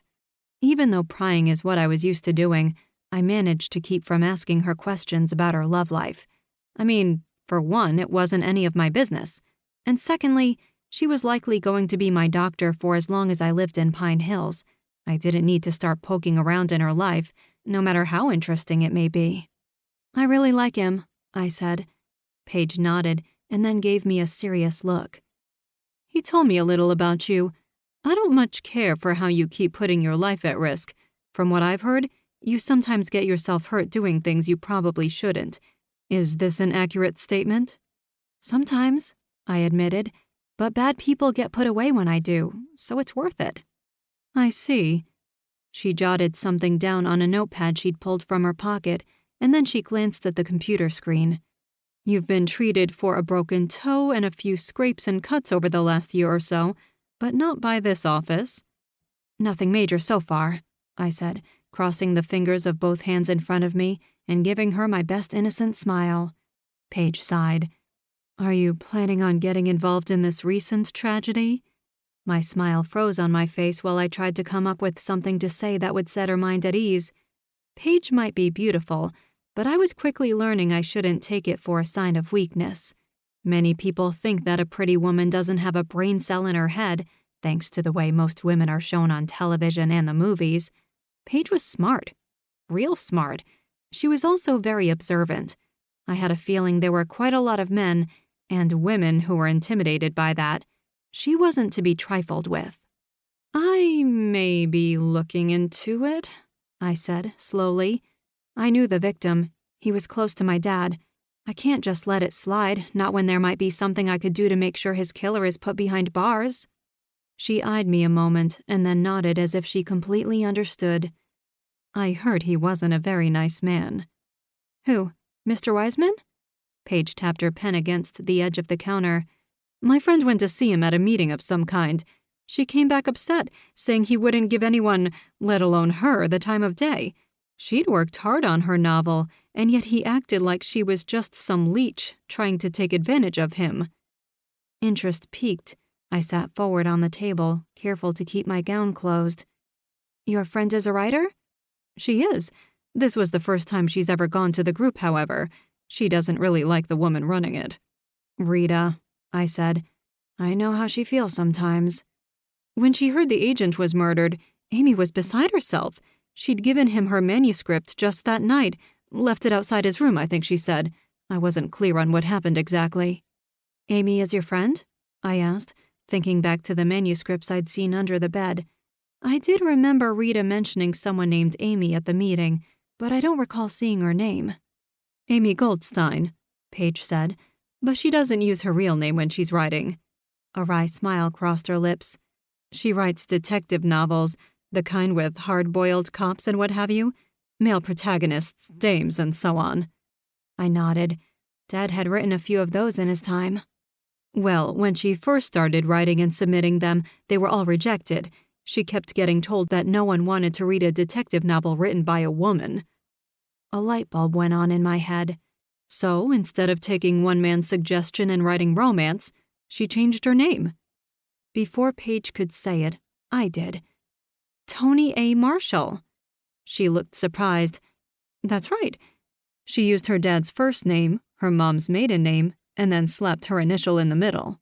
No wonder I hadn't been able to find anything on Toni Marshall. He wasn't a he after all, but rather a she pretending to be a he, just so she could find a home for her novel. I'd heard about that sort of thing before. Even popular authors often wrote under a pseudonym in order to have success in a genre that might not be their norm. It helped avoid confusion. I had a million questions I wanted to ask Paige about her friend. Could she have seen something the night of Rick's death? What was her temperament like? Was she the type of person who acted before she thought? But before I could even think to start asking questions, Paige's face went serious. She glanced at her watch, straightened, and removed a pair of gloves from the box beside the sink. "Now," she said, "sit up straight. It's time I had a look at you." 20. Embarrassed, but with a seemingly clean bill of health, I left the doctor's office feeling pretty good. Not only had I gotten to see Will and meet one of his colleagues, I'd also landed myself another lead, albeit a small one. But I'd take anything that would help me find Rick's killer before Buchanan found a way to pin it on my dad, even if it might be a long shot. I got into my car and considered driving home to tell Dad what I'd learned. I quickly nixed the idea, however, realizing that if I went home, he'd want to come along. While I had told him we'd investigate together, I was thinking he might be better suited to research on the couch, rather than field work. I would never forgive myself if I took him somewhere and he got hurt. I fished out my phone and brought up Chrome. A quick Google took me to Amy Goldstein's Facebook page, but it was set to private, so I couldn't see anything other than a profile picture, which was of a flower. Not exactly helpful. I tried a few more links, hoping I could figure out where I could find her, but came up empty. Finally, I went to the white pages online and found her phone number.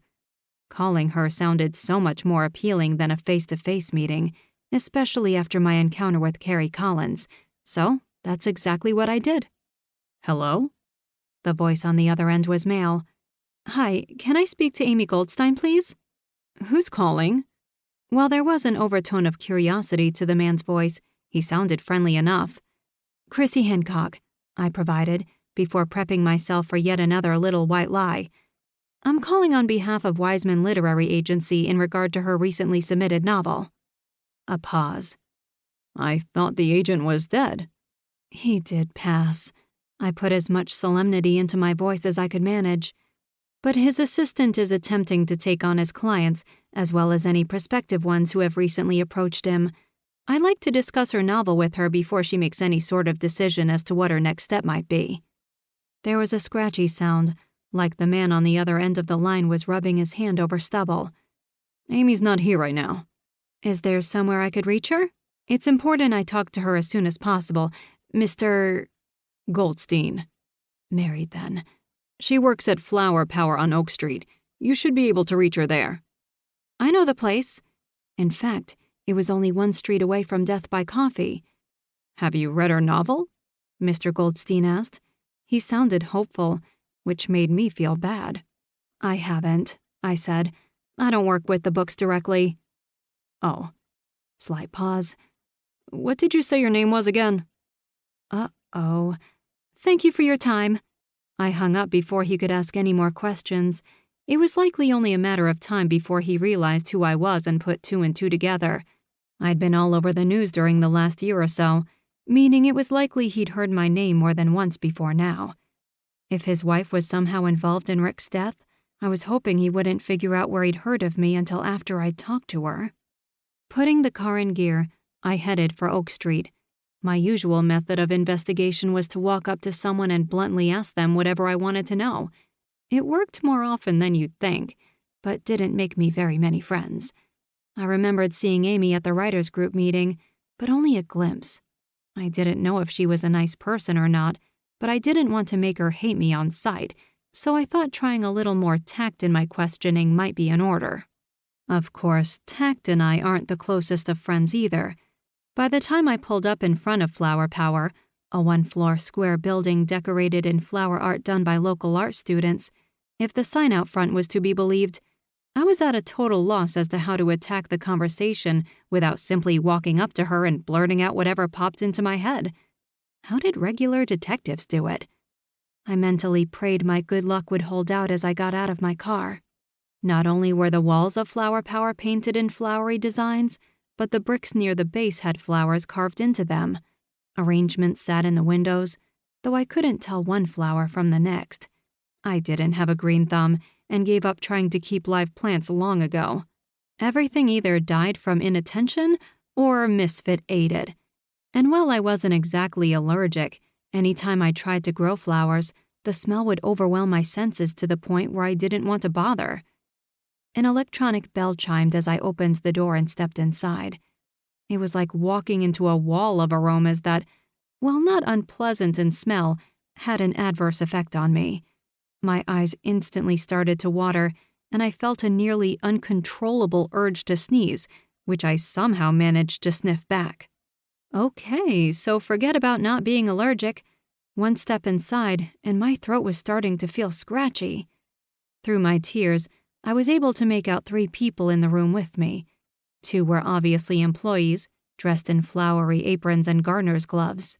The other was a man who looked as if he was looking for a way to dig himself out of the doghouse. He looked to be at a total loss as they showed him from one bouquet to the next. The middle-aged woman with curly red hair smiled, even as he shook his head at an arrangement of tulips, and then she led him to the next arrangement, this time roses. The woman who followed behind them was Amy Goldstein. I hadn't gotten a good look at her back at the group meeting, but that fleeting glimpse was all I needed to know it was her. She kept her hair short, cut to her chin, bangs just above her eyebrows. She looked light as a feather, but didn't look unhealthily skinny like so many young women these days. I placed her age at just under 30, but then again, I was never great at guessing people's ages, especially when they took care of themselves, and from the look of things, she did. I walked slowly into the room and pretended to look at a few of the displays without actually getting too close to them. I was sniffing incessantly by now, and was beginning to wonder if this was what Todd Melville felt like every time he stepped into Death by Coffee when trouble was around. I was going to have to start serving him his coffee outside to spare him the itchy, watery eyes, because no one should have to suffer this. Doghouse settled on a pretty collection of flowers that ran the gamut of colors. He was led to the counter by the redhead. Amy turned my way, and her eyes widened in recognition before she heaved a sigh and headed my way. "You're Chrissy Hancock, aren't you?" she asked, coming to a stop in front of me. "I am," I admitted, glancing around the room. I thought I'd have a look at a few flowers for the store." I wanted to slap myself upside the head for my lame excuse. Amy snorted a laugh. "Damon called and told me you were coming." I winced. I assumed Damon was her husband, and that meant she'd already gotten wind of my little white lie. She crossed her arms and shifted all her weight to her right foot. "I remember you from the meeting the other night. You're the daughter of the writer." A coy smile lit the corners of her mouth. "And you have a tendency to investigate local murders. Or am I mistaken?" "You're not," I said guiltily. "You're here about that agent's death, then?"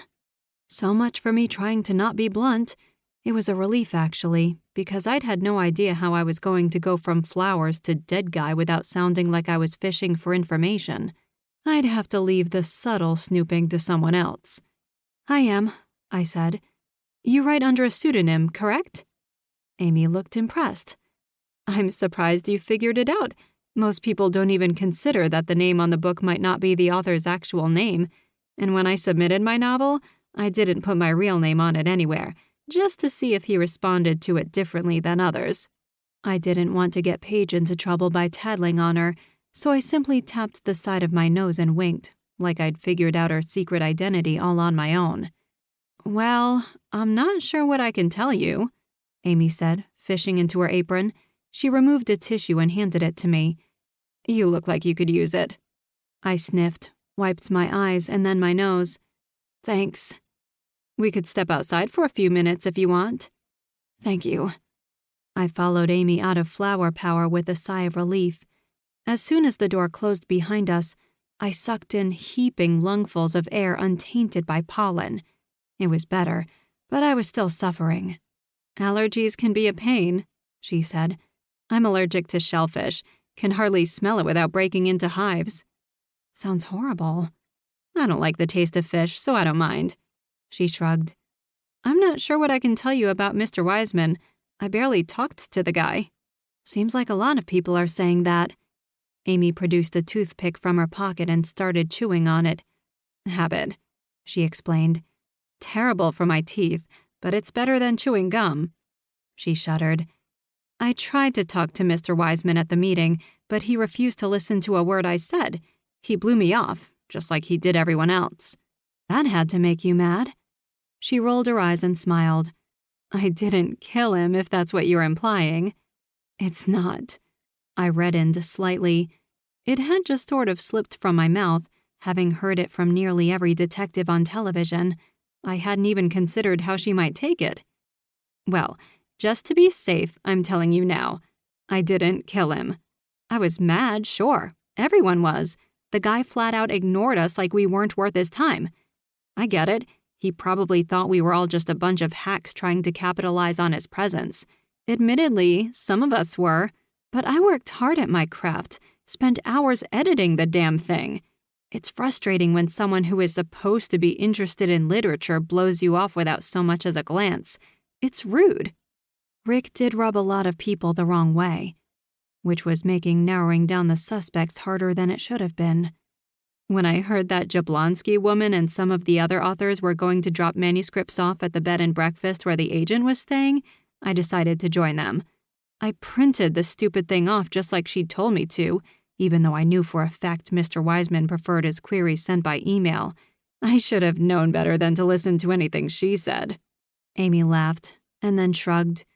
The others left before me, which was fine. I figured I'd be the last one there and wouldn't have to deal with any of them. But you weren't? Nope. The door opened, and Doghouse stepped outside, whistling and carrying his bouquet. He nodded to each of us in turn, winked at Amy, and then got into a Beamer. He revved the engine twice before speeding off. I turned my attention back to Amy as she flipped the toothpick over in her mouth. One end was chewed to splinters. Nerves? Or did she simply like the sensation? "Who else did you see when you went to see Rick?" "I don't know his name offhand. Wore a sweater and a hat." "A fedora?" "Yeah, like in the detective novels I read." "Joel Osborne?" She shrugged. "Could be. He was at the meeting. Wore the same thing then. Got into a fight with a big guy." That was Joel, all right. Was he alone? "He was when I saw him. He was leaving in a hurry. Don't think he even saw me." Interesting. So, Joel was there after everyone else had gone. If it weren't for the fact Dad had gone to see Rick later that night, I'd consider Joel a good suspect for having done the deed right then and there. But the timing was off. If he was our killer, then he'd done it some other time. He could have always come back later, still angry about something Rick had said, and finished the job when no one was around. Of course, it was all still pure speculation. As far as I knew, Joel was in a hurry because he didn't want to miss his favorite show. "Did you talk to Rick when you got there?" I asked, thinking that if he was agitated, then perhaps there had been an altercation. Then again, Rick was always agitated, so I wasn't so sure it would help. She laughed. "I didn't even try. With how the man was acting and seeing the pile of manuscripts outside the door, I got the point. He didn't want to talk to us, and nothing good could come of me trying. I figured it couldn't hurt to leave my work there on the off chance he read it. It wasn't like I couldn't print off another copy if he threw it away." A knock on the glass behind us brought her head around. The middle-aged woman spread her hands, eyebrows raised, in the universal, "What are you doing?" gesture, before walking deeper into the store.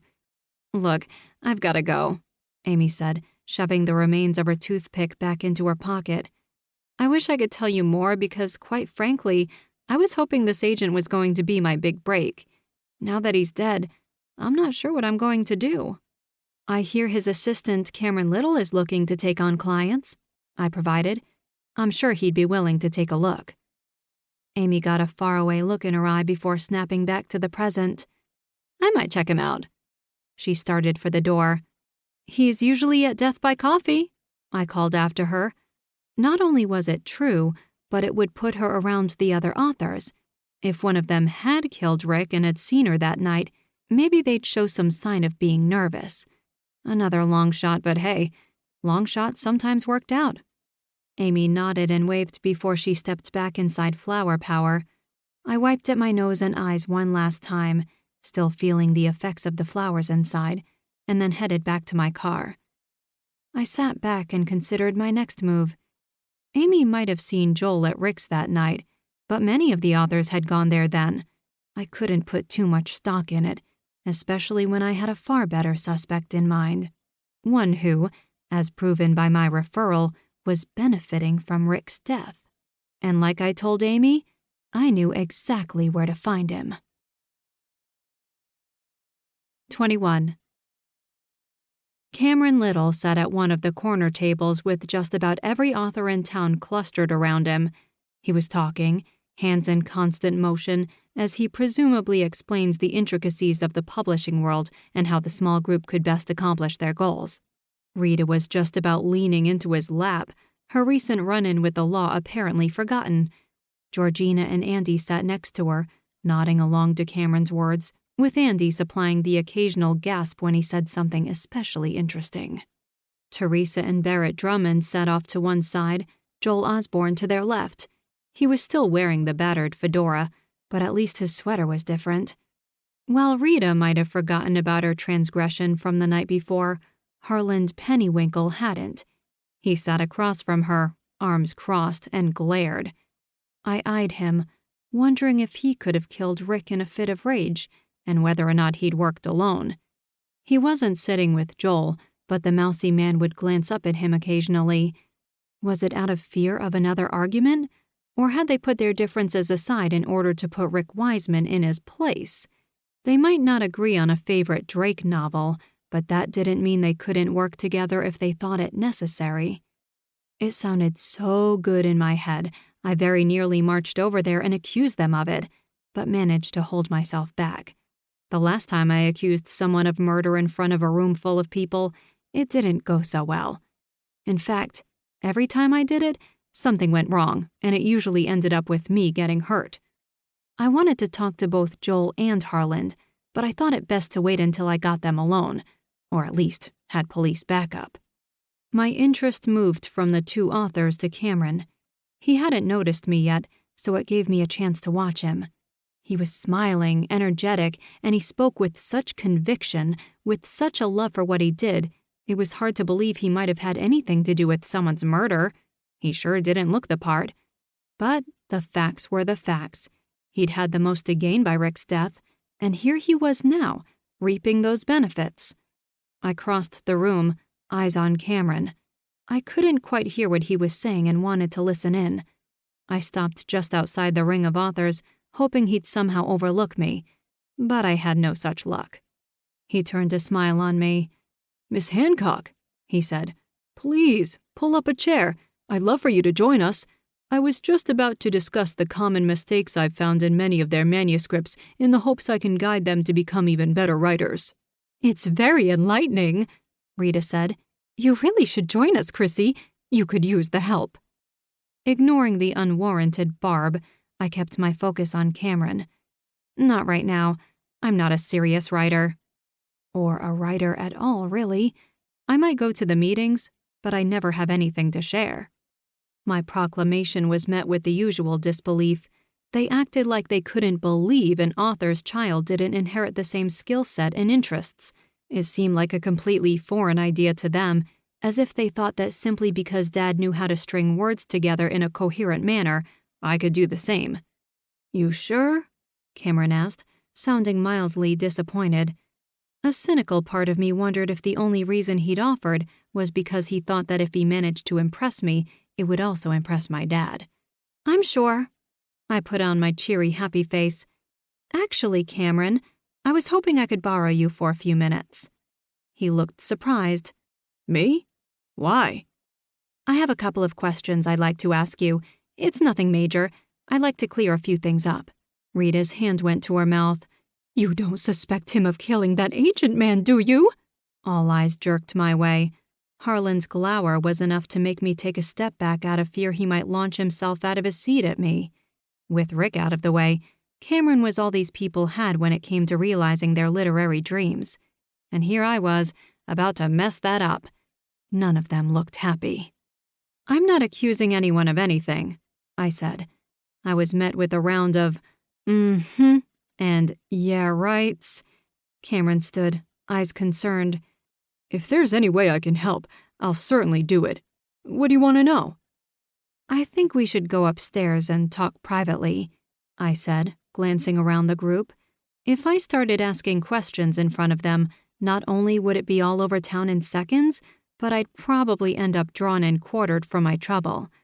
Rita jumped to her feet and grabbed me by the arm. She marched me a few steps away and lowered her voice.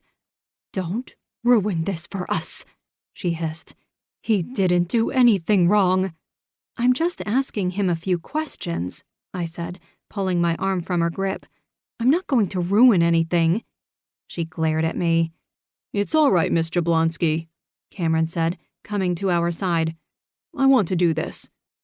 Rita glared at me a moment longer before turning to Cameron. "Please, call me Rita." He smiled and nodded. "Rita, then." And then to me, "Where do you want to do this?" "This way." I led him up the stairs, into the bookstore portion of Death by Coffee. Rita looked like she wanted to follow, but she held her ground, arms crossed, foot tapping. I put a bookshelf between us and found a spot where I could still be seen, just in case Cameron tried anything. Vicky was at the counter, talking to both Cindy and Jimmy Carlton. A small box of books sat between them. We decided to donate a small collection to the library, and they were apparently there to pick it up. "Okay," Cameron said, running a hand down Trouble, who was snoozing on the shelf next to him. "What did you want to ask me? I have nothing to hide." His eyes darted around the room, contradicting his words. "I was curious about what exactly happened the night Rick died," I said. "I've talked to a few people who said they saw you in Rick's room, and I was wondering if you saw or heard anything while you were there that would make you think someone had it out for him." Cameron shrugged. "I told the police everything." "I'm not the police," I said, "and I'm not here to accuse you of murder." Although I still wasn't sure he didn't do it. I wasn't ready to take that step, not unless I had more facts. I only want to know what happened so I can establish a timeline of sorts. He sighed. "There isn't much to tell. I drove him back to that bed and breakfast after the meeting. While he ranted and raved about how no one in town respects him, I made him his latte, like I always did." I refrained from saying anything. I hoped someone dropped that darned machine out a window. Better yet, maybe they let me do it. "Some of the authors started showing up a short time later," Cameron went on. "Rick refused to talk to anyone other than to scream at them. When I tried to let some of them down softly, he turned on me. I backed off because I knew what he was like and didn't feel like spending my entire time here listening to it." He looked down at his feet as if he was ashamed. "Do you remember who all he yelled at?" I asked. "I don't know who was out there exactly. He wouldn't let me open the door, and I never looked out the peephole. He was in a mood, so all I wanted to do was gather my things and get back to my hotel room to take a hot shower. I figured he'd be calmer in the morning." "Did you see anyone when you left?" "Not a soul." He paused. "Well, I did see one of the women who worked there. She was working on something at the desk. She didn't even look up when I passed by." "What time was this?" I asked. Cameron frowned and then shrugged. "I'm not sure. I didn't look at a clock." So the woman could have been Bet Bunford, or Joe, or even Carrie. None of them had said anything about Cameron leaving that night, but why would they? He dropped Rick off and then left. There was nothing sinister in that. I decided to go with a different tactic and hope it didn't rub Cameron the wrong way, though if it did, maybe he let something slip.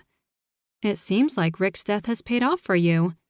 I said it casually, looking across the room rather than at him. A smile flickered across his features, and he actually blushed. "It has. I hate to say it, but his murder is probably the best thing that has happened to me in a long time." He blinked a few times, and then the smile faded as if he just realized how that sounded. "It's a tragedy for sure, and while my career has advanced since, I'm scared I'll mess it up without his guidance." "Have you signed anyone yet?" He shook his head. "I've read through a few of the manuscripts, but haven't found anything publishable as of yet. I'm hopeful, though. They aren't all terrible." "What about through your website?" I asked, watching him closely this time. "Anyone contact you through there?" Cameron hesitated before saying, "You saw my website?" "I came across it," I said, trying to make it sound like it was an accident, not that I'd been actively looking into him. He took a step closer to me. I know it looks fishy, he said, voice low and pleading, but I've been planning to start my own agency for a while now. I had the website made up a few months back, but haven't advertised it anywhere. When Rick died, and I decided to work with some of the authors here, I figured it was time, so I published it. It sounded plausible enough, but it was pretty crappy timing.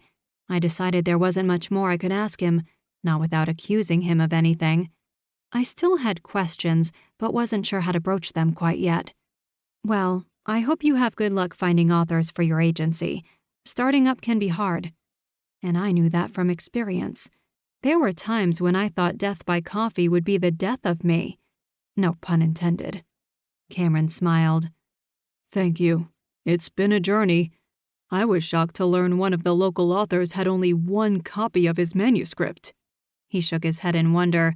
I mean, I can't even imagine not saving it somewhere, just in case. What if I were to lose it? Doesn't seem very smart, I allowed. No, it doesn't. He sighed and pushed his glasses back up onto his nose. It's why we usually only accept digital copies, so something like this never happens. But what can you do? He glanced at his watch. I should probably go.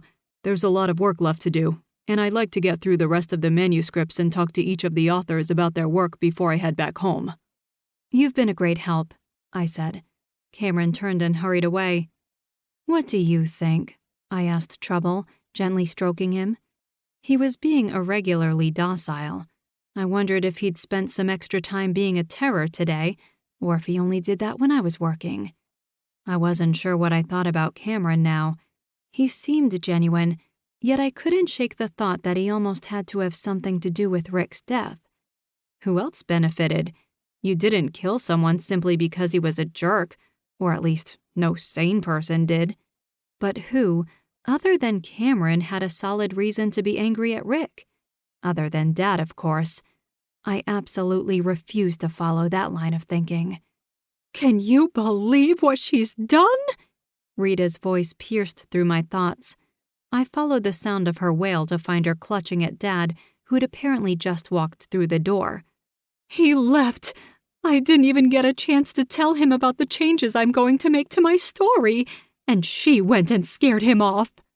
Groaning inwardly, I hurried down the stairs. What are you doing here? I asked Dad. I came looking for you, he said. What is she talking about? Nothing. I glared at Rita, silently warning her not to contradict me. Dad didn't need to know I'd been investigating without him. Cameron had to go. I had nothing to do with it. She took him aside and accused him of killing your agent. Rita said it loud enough that the entire store stopped to stare. I did no such thing. What else could have happened? She asked.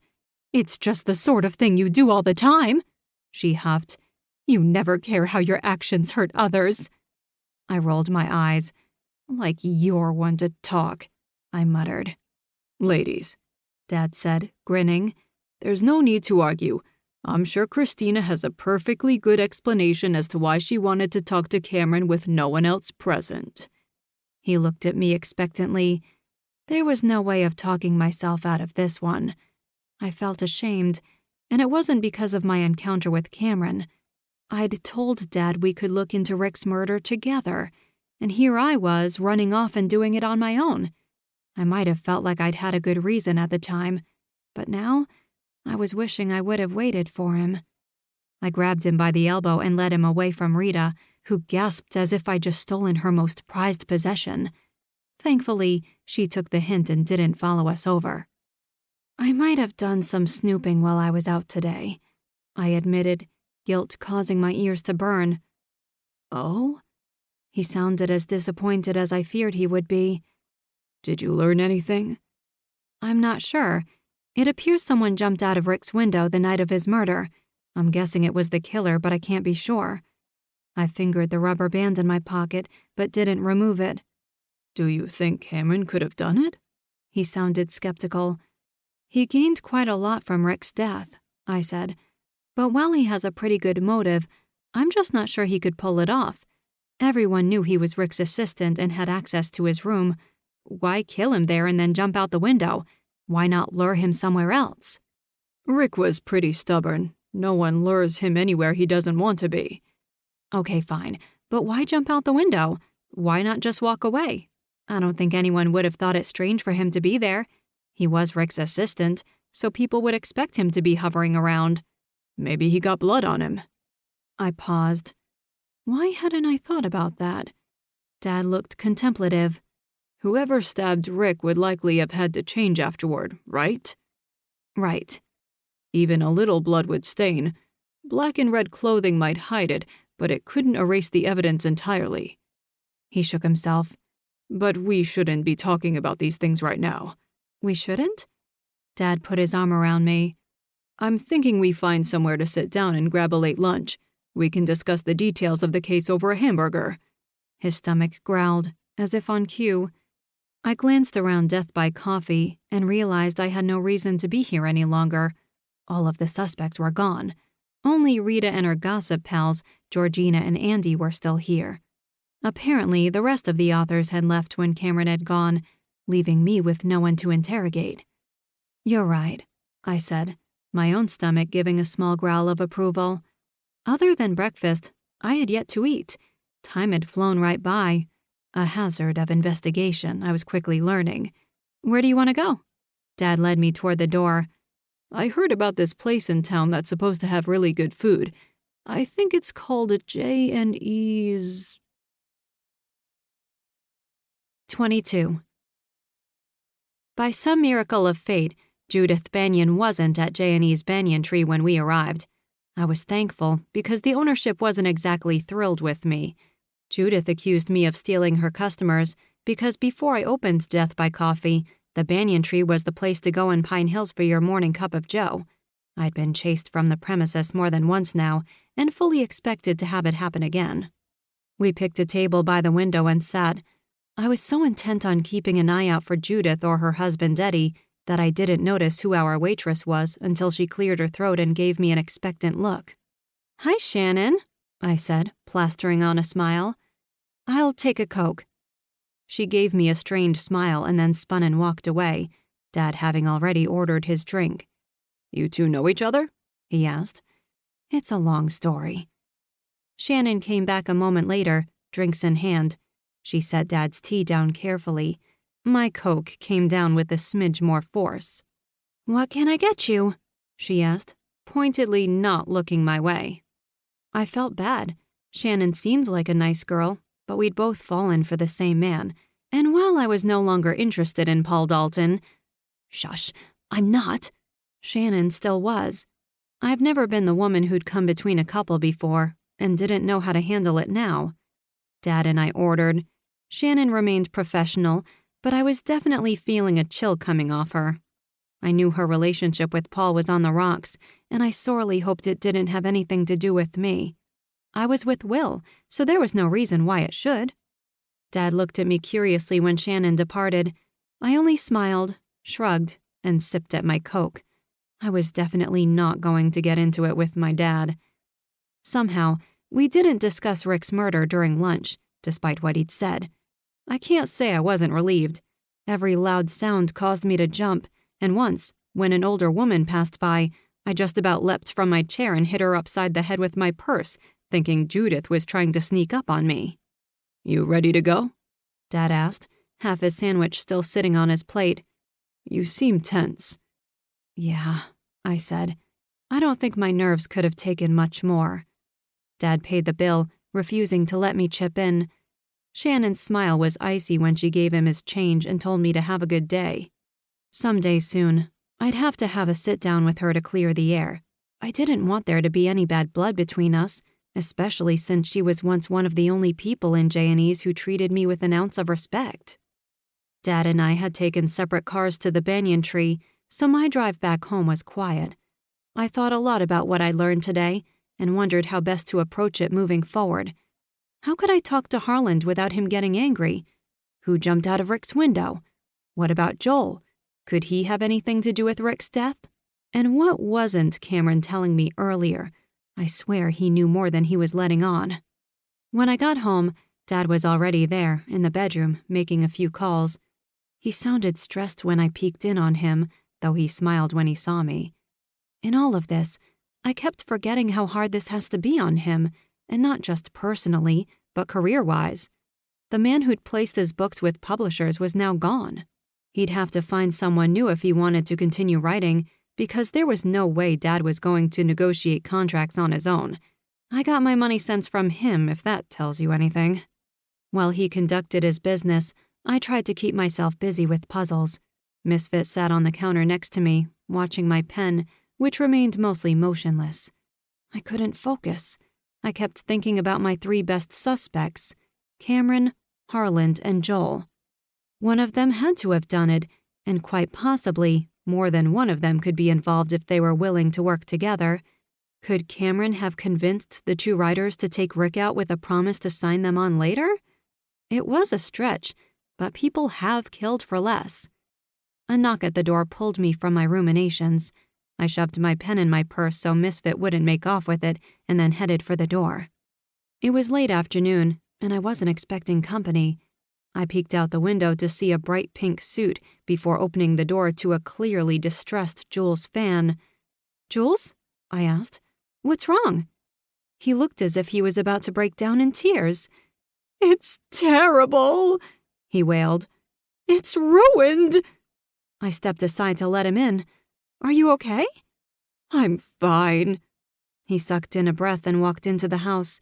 Misfit bolted to his feet, on the lookout for Maestro, but Jules hadn't brought the little dog with him.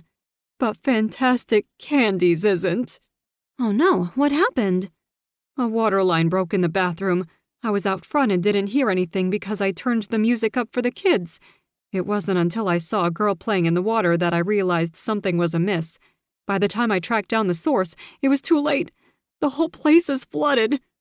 My heart clenched, thinking of all the candy that was now soggy and ruined. I have an admitted sweet tooth, and the thought of all that sugar and chocolate being thrown into the garbage was a travesty of the first degree. Add to that fact that Fantastic Candies was Jules's lifeblood, and we had a near national disaster on our hands. "Did you get the water shut off?" I asked, glancing down at Jules's feet. Sure enough, his lower legs were damp to mid-calf. "I did," he said, "but we have to close until everything dries out. I'm afraid I'm going to have to replace the floors, and one of the candy chutes is now clogged with so much gunk, I don't think I'll ever get it out." "You have insurance, right?" He nodded, seemingly relieved. "I'll still be responsible for some of it, and the fact that I won't be making any money while they get it fixed is going to make things tight around here. Lance is on his way back home, but there isn't anything he can do." He closed his eyes and put a hand to his forehead. "Chrissy, what am I going to do?" I wrapped him in a hug. "It'll be fine," I said, hoping it was true. Jules was a good friend, and his candy store was a place the kids could go for some good cheer. "Maybe once everything is fixed, you can have a grand reopening event. It might bring in lots of customers that will make up for the lost time." I knew I'd go, and I was pretty sure most of the town would turn out as well. He stepped back, eyes lighting up. "You're right! I could hang banners, hire a live band to play for all the kiddies." He clapped his hands together. "There could be balloons, and I could set up stations for the kids to make drawings and hang them on the wall."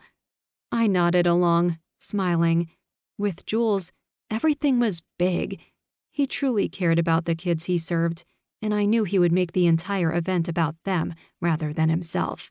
The celebration was probably going to be the go-to event of the year here in Pine Hills. "I could always help out if you need me," I offered. "Thank you." He enveloped me in an enthusiastic hug. "Maybe we could get the entire street involved. We could turn it into a block party of sorts. I have to make some calls." Jules hurried out the door and over to his house, a skip in his step. With how I always seemed to turn other people's moods sour when I was around, it was nice to know I could make a positive difference in someone's life occasionally.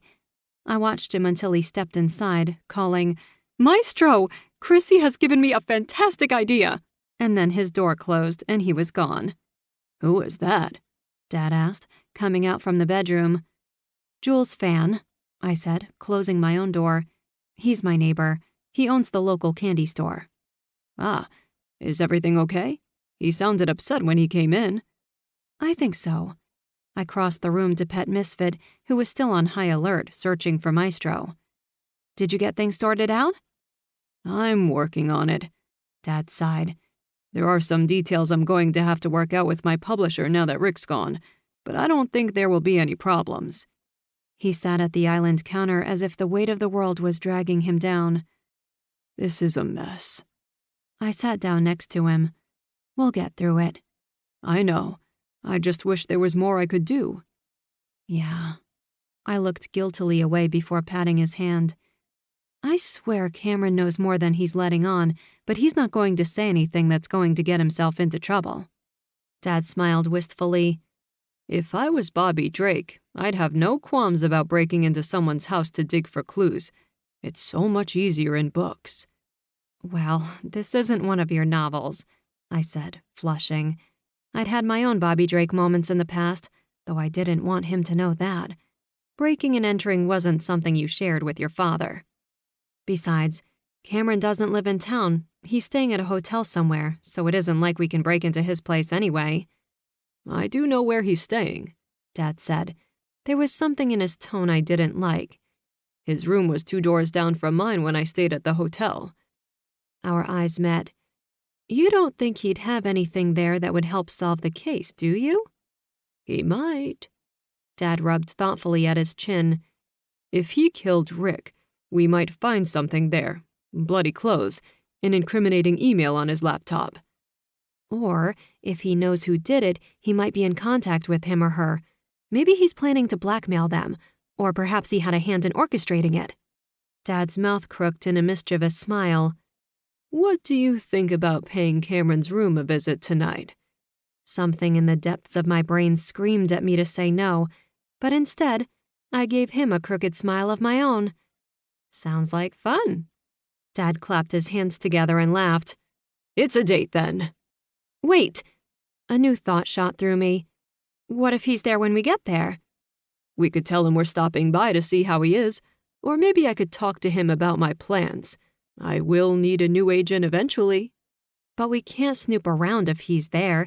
Even if you are trying to distract him, there's no way he's going to let me riffle through his room.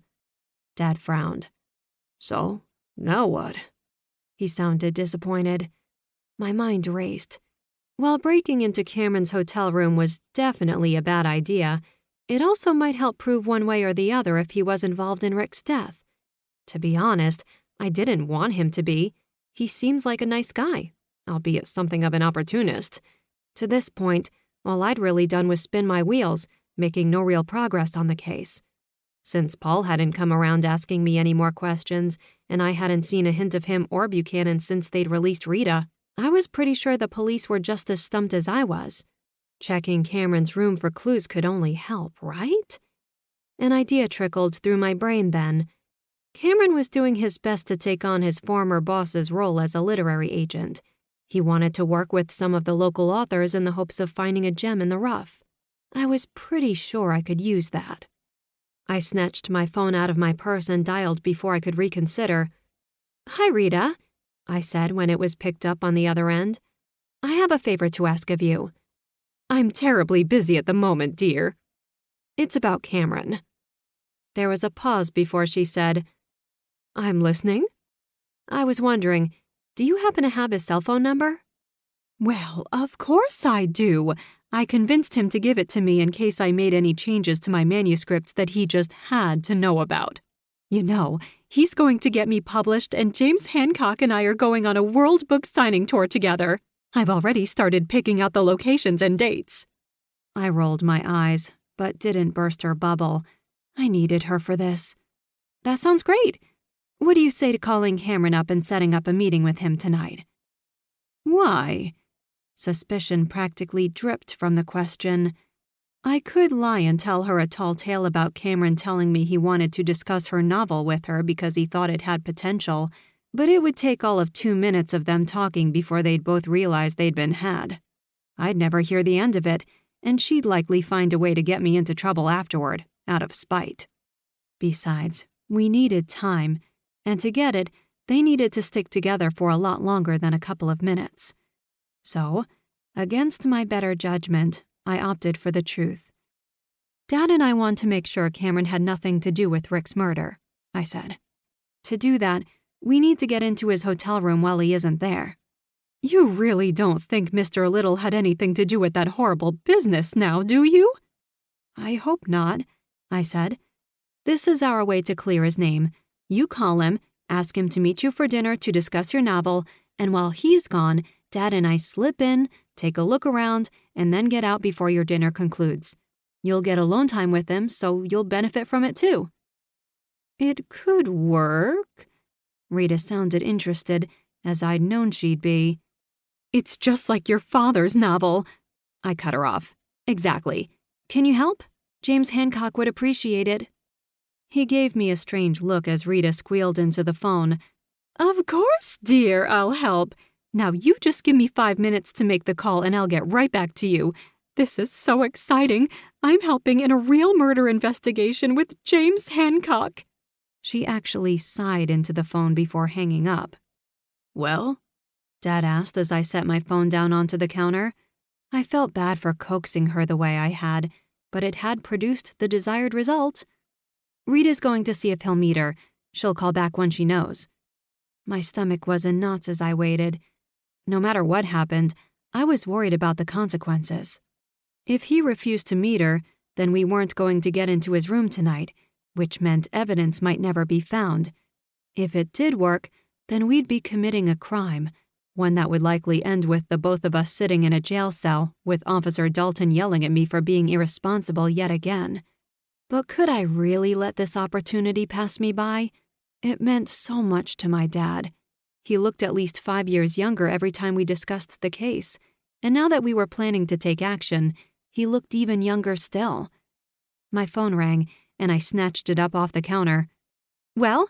I asked, not sure what I was hoping for. We're meeting tonight at 7, she said.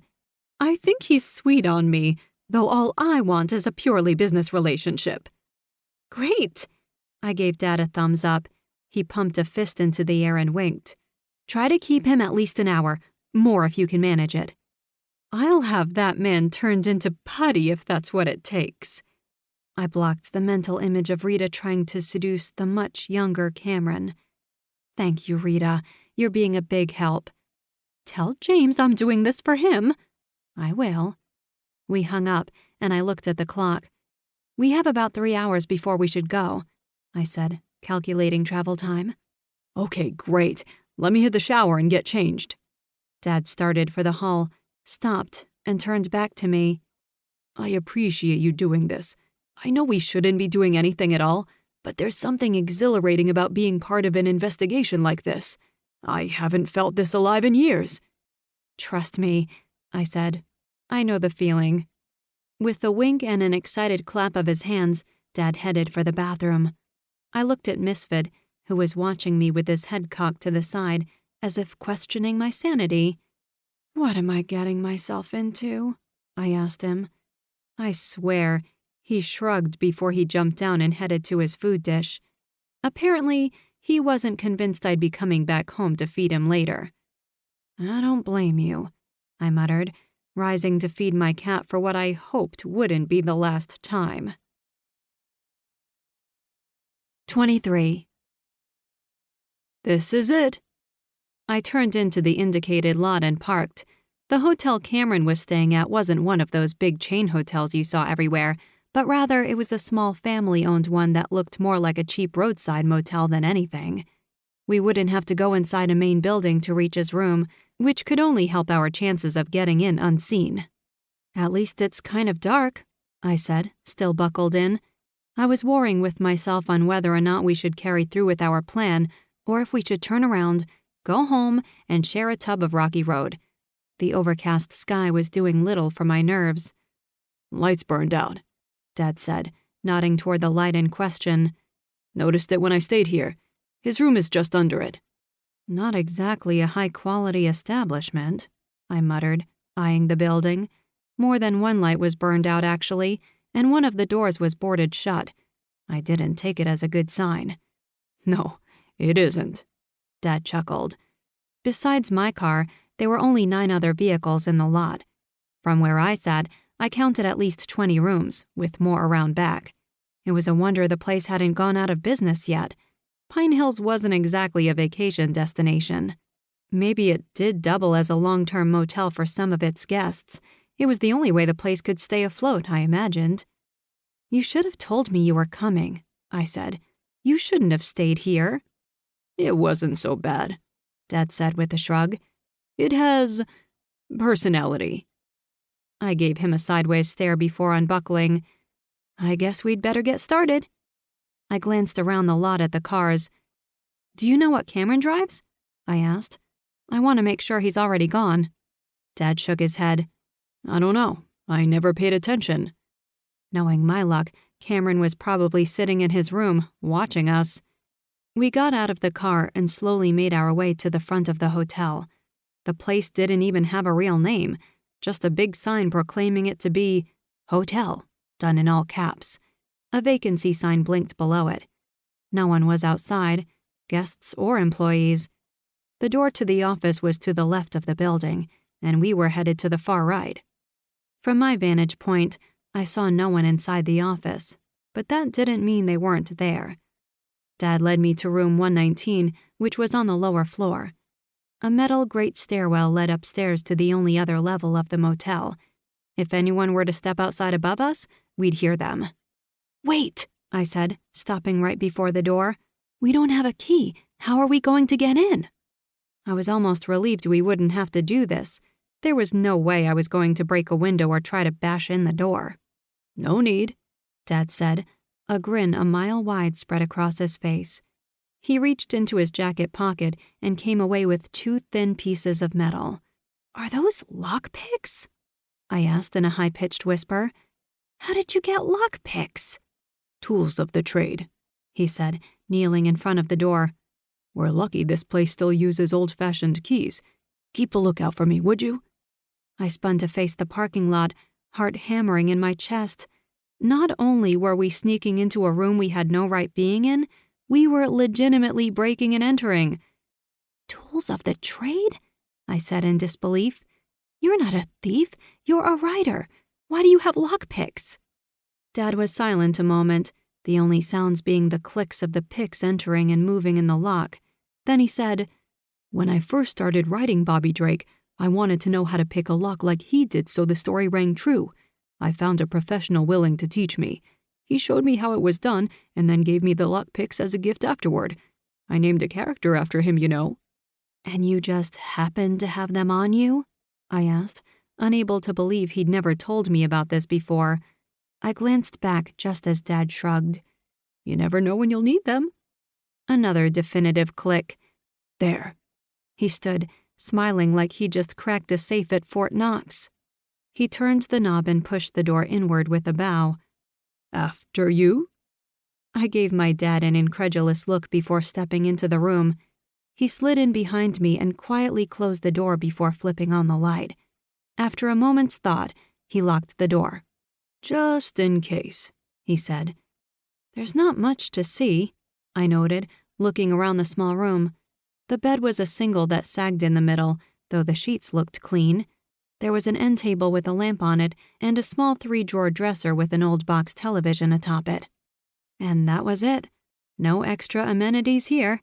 The closet was closed, and another door across the room led to a bathroom that had only a stand-up shower, a toilet, and a tiny sink. One of the 2 lights inside was burned out, but at least there was a window to let in a little extra light. Unsure where else to start, I started there, in the bathroom. Cameron's shampoo, a bar of soap, and a small black bag sat on the floor next to the shower. There was no room on the tiny sink for any of it, not even a razor. I opened the bag to find his deodorant, toothpaste, and toothbrush. Nothing else was in the room, not even a trash can where he might have tossed an incriminating document. I returned to the bedroom as Dad stepped out of the closet, carrying a suitcase. He set it atop the bed, glanced at me, and then opened it. "Just clothes," I said, peering over his shoulder. He sorted through them quickly, checking the bottom of the suitcase to make sure Cameron didn't keep his secrets hidden beneath his boxers. "Nothing," he said, zipping the suitcase closed and carrying it back to the closet. Not even a hidden compartment. He sounded almost disappointed. Was that all that was in there? I asked, checking my watch. We'd already been there for 20 minutes. I couldn't believe how quickly time had passed. While I hoped Rita would keep Cameron busy for the next hour or so, I wasn't counting on it. Dad stood on his tiptoes and checked the top shelf of the closet. Nothing else but this. He showed me a plastic hanger that had been broken in two and discarded. I huffed and glanced around the room. If he is reading the local author's manuscripts, where would he keep them? I wondered aloud. Maybe he has them in his car, Dad said, pushing both his palms into his back and wincing. He doesn't spend a lot of time here. It would be a lot easier to keep them in his car in case he needs them while at your shop. Maybe, I said with a frown. But wouldn't he read them here? I walked over to the bed and then on a hunch, dropped to my knees. I flipped up the skirt and peered under the bed. Bingo! The manuscripts were stacked by twos, right where I'd found the ones in Rick's room at the bed and breakfast. I pulled them out and set them atop the mattress, heart now racing. Was there a reason that I'd found them hidden under the bed in the exact same way as the ones in Rick's room? Or was it simply a convenient storage space for bulky manuscripts? I sorted through them quickly. I wasn't sure what I was looking for, but felt it was important. Most of the names across the top were the same ones I'd found at Rick's. Rita's was missing, though I assumed Cameron had taken it with him since he was meeting her for dinner to discuss the novel. Harlan's novel looked a bit worse for wear, which didn't surprise me, knowing the man.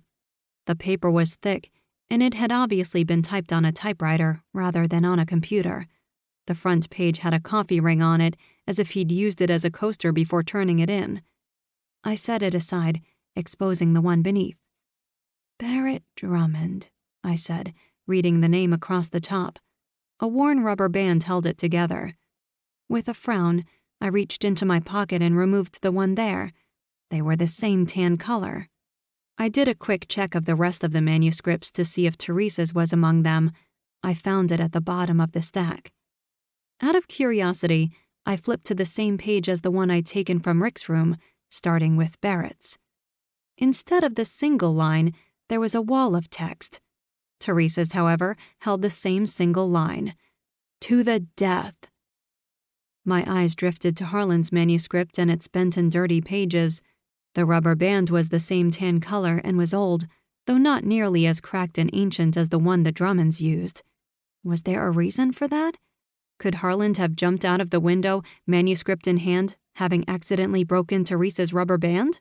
He would have been sweating, and likely in a panic, so it was unlikely he would have been too careful of the pages while on the run, hence why they looked so beat up. But if he'd taken his manuscript with him after the murder, why go back later? Had Justin seen another fat man that day, not Harlan? I had no way of knowing for sure. Hey, Buttercup. I looked up to see Dad holding a laptop. Look what I found. I restacked the manuscripts and returned them to their hiding spot under the bed before joining Dad. He glanced at me once and then opened the laptop lid. A quick swipe of the screen, and then a blinking cursor awaited input of a password. Now what? I asked. Dad focused on the screen. We figure it out. He quickly typed something into the space that came up all asterisks, so I had no idea what word he'd attempted to use. Whatever it was, it didn't work. We should probably go soon, I said, glancing at my watch. Surprisingly, another 20 minutes had passed. I tapped my watch face, wondering if it was running fast. It sure hadn't felt like we'd been there for 40 minutes. I can do this. Another password and another failure. Did you hang out with the hacker at some point and learn trade secrets from her? I asked. Because if not, there's no way you're going to be able to guess his password. Dad glanced at me. That's a good idea. I might have to see what I can set up before I work on my next book. I hadn't meant to give him ideas. Can we go now? Give me a few more minutes. Another attempt equaled another failure. I might not be an expert, but I do know most people aren't as careful choosing their passwords as they should be. People will sometimes use things like 1, 2, 3, 4, 5. As he said it, he typed it in. Another failure. Or QWERTY. It didn't work either. They also used the names of family members and pets, I said. Do you happen to know his cat's name? Dad tapped his fingers on the keys and thought. What do we know about him? He was, up until a few days ago, Rick Wiseman's assistant. Other than that, I've never met him before. Dad typed in Rick and then Wiseman. Both failed. He's now an agent himself. My eyes widened. Wait! I grabbed my phone out of my pocket and brought up Cameron's website. I went to the About Me page and scrolled down, turning the phone to my dad. He smiled and typed in Brony. And we're in. The laptop began booting up as Dad and I shared a high five. What do you think we'll find? I asked excitedly. There might be a confession inside, or perhaps a detailed diary discussing Cameron's dissatisfaction with Rick's treatment of him. Maybe there would be links in his browser's history, leading us to sites on how to kill your boss. The possibilities were endless. The laptop finished booting up. Dad used the trackpad to open the first folder there. The files were all JPEG, titled by date. Dad and I glanced at one another before he opened the first. The photograph was grainy, hard to see. It looked as if it had been taken through two windows, a car's and a house's. Squinting, I was able to make out Rick's face. And far more of him than I ever wanted to see. Close it, I said, turning away. I think I know her, Dad said, looking closer instead of closing the photograph. I heard him click over to another photo. Is it similar to the last one? I asked, not daring to look. But before he could tell me, we were interrupted by the distinctive sound of a key entering the lock of the hotel room door. 24. There was no time to think. The only window in the room faced the front door, which meant it was completely useless to us. Both Dad and I were on our feet, the laptop on the bed, forgotten.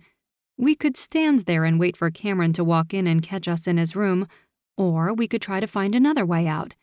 I, for one, didn't feel like trying to explain this to the cops. The bathroom! I hissed, grabbing Dad's arm and dragging him toward the tiny space. The window there was small and high up, but it was our only chance of escaping notice, unless we wanted to hide under the bed all night and wait for Cameron to leave. Dad jerked the bathroom door closed behind us just as the front door opened. I held my breath and listened, eyes wide, heart pounding so loud it was practically all I could hear. Dad held his finger to his lips needlessly, ear pressed to the door. Muttering came from the other side, but I couldn't tell for sure if it was Cameron or perhaps the killer come to finish off yet another literary agent. There was no telling how long we had before whoever was in there decided to check the bathroom, so I turned to the window. It was just as I remembered it, small and set high up on the wall. I thought that if we sucked in our guts, Dad and I might be able to squeeze through. The drop would be a big one, but not so bad that I thought we'd get more than a few scrapes and bruises. I glanced back at Dad and reevaluated my assumption. I might be able to get out through the window. Dad, however, looked as if he'd end up getting stuck. But it was our only shot. I pointed toward the window. He nodded in understanding, though he looked skeptical. I couldn't reach the frame from the floor, so I carefully stepped up onto the toilet. The cheap plastic lid groaned and sagged inward from my weight. I prayed it would hold as I gingerly tested the window. I was afraid it wouldn't open, but when I pressed on it, it squeaked outward. Cool air blasted me in the face, and I sucked it in greedily. Freedom was so enticingly close, I could smell it. "Boost me," I whispered. I grabbed the window frame and waited for Dad to give me a good shove on the rump. 1, he said, placing his hands on my butt. 2. The bathroom door opened, and the light flicked on. "What are you doing in here?" Dad's hands vanished, and I just about fell over backward at the loss of support. I scuttled off the toilet and turned to face Cameron, who was standing in the doorway, small pocket knife in hand. He looked confused rather than angry, which I hoped meant we might be able to talk our way out of this. I raised my hands to show him they were empty. Hi, Cameron," I said, mind racing for something to say that wouldn't get Dad or me stabbed. "We stopped by to say hi and saw the door was open. When you weren't here, we thought maybe someone broke in and we were checking the place out for you." The lie fell clumsily from my lips. Cameron's face bunched in further confusion as he looked at me. He then glanced down and seemed to realize he was holding the knife out toward us in what could easily be construed as a threatening manner. He flushed and closed it before shoving it into his pocket. "And you were halfway out the window because—" "Checking escape routes?"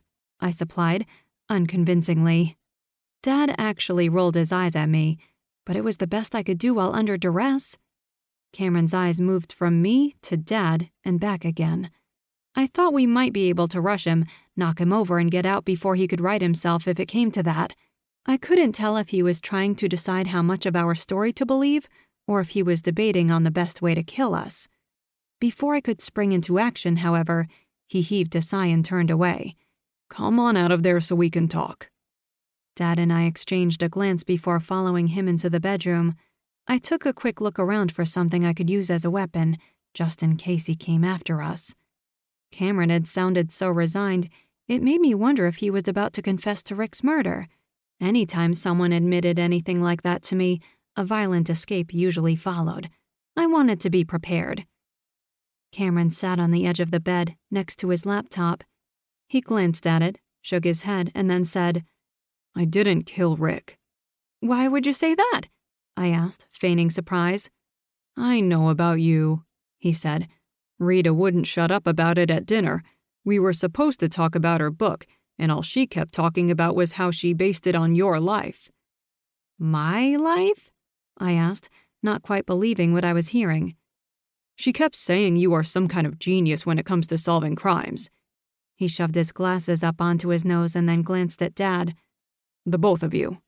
"I just write stories," Dad said, holding his hands up as if warding away the compliment. "This is my first time." Cameron gave him a wry smile before continuing. "While we ate, she said you were currently trying to solve Rick's murder, which I was happy about. At least I was until she started asking questions. Something about her demeanor made me realize that things weren't exactly on the up and up." He shrugged. "So I came back here." I winced. "We weren't going to take anything," I said. "We wanted to eliminate you as a suspect if you were innocent." Cameron gave me a long look before shrugging. "I get it. I don't like that you broke in here when you could have simply asked to have a look around. I have nothing to hide." I glanced at his laptop. He followed my gaze and flushed. Dad hadn't closed the last photo he opened, which was an embarrassingly revealing close-up of Rick and his lover. "I can explain that," he said. I crossed my arms over my chest. "Please do." He licked his lips and cleared his throat before speaking. "Rick didn't pay well," he said. "In fact, he had no problem withholding money from my check if he thought I didn't perform up to expectations, which happened a lot more than was warranted. I sucked it up because I really wanted to learn, and despite his quirks, I was learning." He sighed. "Then, one night, I found out he was sleeping with an editor from one of the small presses. That's where I know her from," Dad said, snapping his fingers. "I've seen her at some of the conventions I used to go to, but that's been years now." Cameron nodded. "When I realized he was using her to land contracts, all small time for some of his less than talented clients, I figured I could use it against him to get him to pay me more." "You mean you were blackmailing him?" I said. "No." Cameron shook his head. "I couldn't bring myself to do it." "Then why do you have the pictures?" I asked. "I followed them a couple of nights and took the pictures, I admit, but I never showed them to him. Knowing Mr. Wiseman, he would have fired me on the spot, his reputation be damned. It wasn't like people liked him anyway. I realized I was more likely committing career suicide than accomplishing anything, so I decided not to press forward with my plan." "But why keep them?" Dad asked. Cameron took off his glasses and used his shirt to clean them before answering. "Security, I guess? I don't know. If he fired me, then maybe I could use them to get back at him. It's spiteful, but Rick Wiseman tended to bring that out in people." He was so earnest, I actually believed him. "When he died, why not get rid of the pictures?" I asked. "What if the police found them? They are pretty incriminating." He looked abashed when he said, "Honestly, I didn't think about it. I was distraught about his death at first, and then was so excited about the opportunity, I simply forgot I had them." "I know," he said when he saw me glance at the laptop. "I didn't even see the folder I kept them in when I worked. I'm so used to it being there, I simply overlooked it." "Then why not tell us this from the start?" He snorted a laugh. "Right. I'm trying to start my own agency here. Blackmail, even if I didn't actually go through with it, wouldn't look good on me." He lowered his gaze to his folded hands. "I know I should be mad at you for breaking in here and going through my stuff." His shoulders slumped. "But I'm not. In fact, I'm kind of glad you did." My eyebrows shot skyward. "You're happy we broke into your hotel room looking for clues to Rick's murder?" "If it means you can dismiss me as a suspect, I'll go through any indignity." He stood and picked up his laptop. He weighed it in his hands a moment before holding it out to me. "Here, take it. You've apparently already figured out the password and have found the only thing on there I'm ashamed of." I took the laptop from him, sure this was some sort of trick. "Why?" "Other than those photos, there's nothing on there that could implicate me in Mr. Wiseman's death." He raised his chin defiantly. "In fact, you can go through all my emails, poke through every document. The passwords are all the same. You'll find everything in order, including emails with the man who did my website for me. I have been completely honest with you, and I want you to see it for yourself." It was all said so shockingly straight, I felt he had to be telling the truth. Why hand over evidence if he thought there'd be something on his laptop that would prove he killed Rick? He wouldn't. Sure, he could have deleted the incriminating evidence, but if that was the case, taking his laptop wouldn't do a lick of good. I could hand it over to the police and maybe they could do whatever it was they did to find documents thought scrubbed from hard drives. But then I'd have to explain how I'd come to be in possession of the laptop. All he would have to do was tell them I'd broken in, which was the truth, and my goose would be cooked. I looked at the laptop in my hand and then held it back out to him. Cameron took it with a grateful smile. "Thank you," he said. "If you'd taken it, it would probably ruin me. Since I'm just starting out, I need it so I can keep on top of prospective clients. But I figured if it proved my innocence to you, then I'd suck it up and deal with the consequences." "You might have been the last person to see Rick alive," I said, not sure if it was an accusation or me trying to sort through the facts. "Actually," Dad said, "I think I was." He paused. "Other than the killer, of course." I kept forgetting about that. "Well, you were with him much of the night," I amended. "I was." Cameron hugged his laptop to his chest. "He was angry about everyone bothering him. I tried to tell him I could go through the manuscripts for him and would pass on only the ones I thought he might like, but he refused to consider even that. He said he'd burn them first. His only reason for being in Pine Hills was for the two of you." I winced inwardly. He might have been here for Dad's novel announcement and signing, but the only thing he wanted from me was, well, me. "I convinced him to at least take them into his room just in case. I left them on the desk and packed up for the night.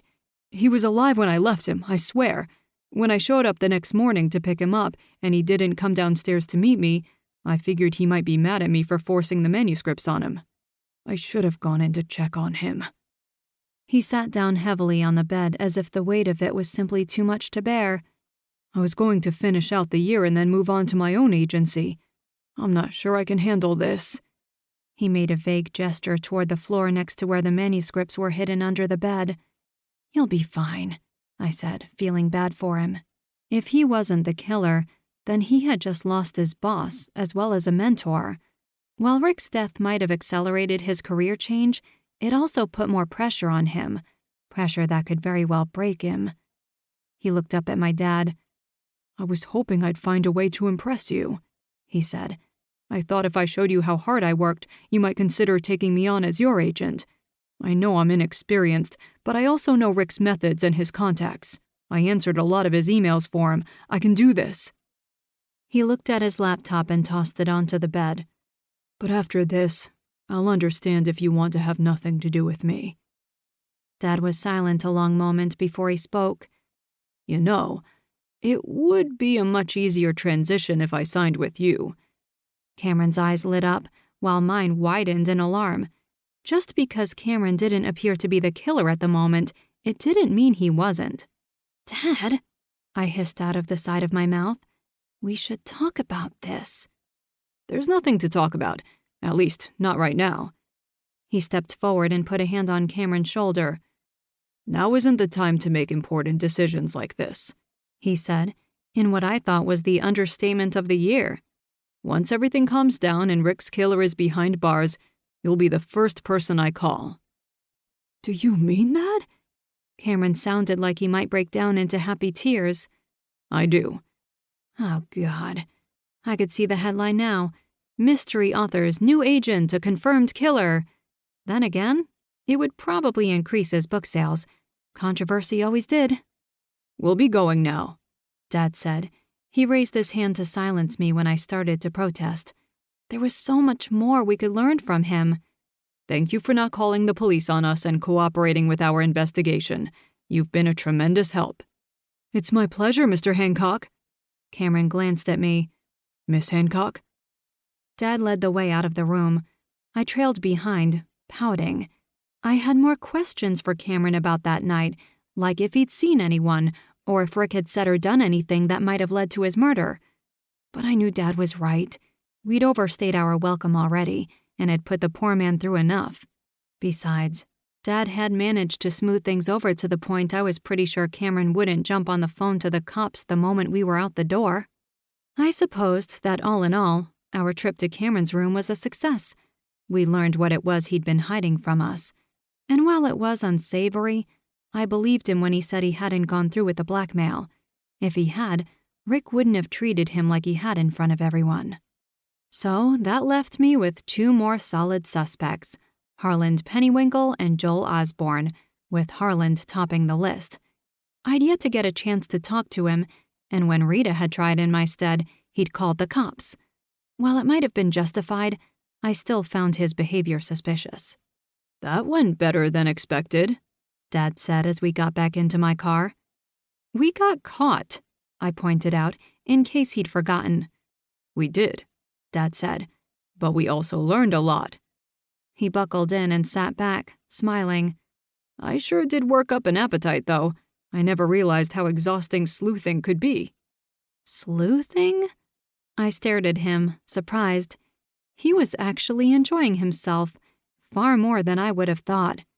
"What do you say we go back home and I'll whip us up some pancakes?" Dad said. "Breakfast for dinner was always a favorite of mine, especially after a hard day's work. I think we both deserve that, don't you?" I immediately buckled in and started the car. "I want chocolate chips in mine." "Of course," he said with a knowing chuckle. 25. After our pancake dinner, both Jad and I went straight to bed. I was asleep the second my head hit the pillow, my belly full and content. I slept straight through the night, and when I awoke, I felt refreshed and ready to face the day. Dad was still asleep by the time I'd finished my morning routine. I fed Misfit his breakfast, downed the remains of my coffee, and I was out the door. It was my turn to open, and I was going to be doing it with Vicky, something that was slowly becoming a rarity. With Jeff coming along nicely and Lena able to handle most of the early morning duties, we could now have one of them open to prevent either Vicky or me from having to spend the entire day there, from open to close. But today, it was going to be like old times, just the two of us to start the day. I parked a block down the street and walked the rest of the way to Death by Coffee, once again wondering if we should invest in a parking lot. It might be a strain on our budget for a time, but having somewhere for the guests to park would likely increase business. On-street parking was fine sometimes, but during the rush, many of our guests had to walk quite a ways. When it rained or snowed, I noted a definite decline in people coming through the door. My mind was still on the logistics of buying a space without going bankrupt in the process as I reached Death by Coffee. I yanked on the door and was surprised to find it locked. A quick glance at my watch told me I was 3 minutes late, meaning Vicky should have already been inside setting up. Even when I was on time, she was always there bright and early. I'd never known her to be late. Worry for my best friend had me scrabbling for my phone, I nearly dropped it twice as I dialed her number. I was terrified something had happened to her. Come on, Vicky. I stood outside, trembling, watching the street for anyone who looked out of place. If the killer had come after Vicky, then he or she might want to watch my reaction. Or worse, come for me next. My stomach soured so much at the thought, I was very nearly sick. Well, her absence could be explained simply, like an alarm not going off. I just couldn't see it. Vicky was the epitome of a morning person. She woke up radiant and smiling, with or without an alarm. It used to annoy me to no end how cheery she could be, even on the gloomiest of mornings. But right then, I'd give anything for that cheer. Just as the call went to voicemail, a car pulled up in front of the shop. The passenger door opened, and Vicky stepped out. She leaned in and kissed Mason before she opens the back door for Trouble's cat carrier. She kissed her boyfriend one more time and then turned to find me standing there, phone in hand, gaping. "Oh," she said, flushing. "What time is it?" She looked at her watch and winced. "I thought something happened to you." I wasn't sure if I should be mad or relieved. Vicky's flush deepened. Unlike with me, the color looked good on her. "I'm so sorry. I didn't mean to be late. Time sort of got away from us this morning." "Hi, Chrissy," Mason called from the driver's seat of his car. I waved at him, but kept my eyes on Vicky. It wasn't until he honked and drove off that the pieces started coming together. "Wait a minute," I said, watching as Mason vanished down the street. "Is there something wrong with your car?" "No." Sly grin. "So, if your car's fine and Mason is driving you to work..." I grinned at her. Her smile lit up her entire face as she moved to the door to unlock it. "Mason and I had dinner last night."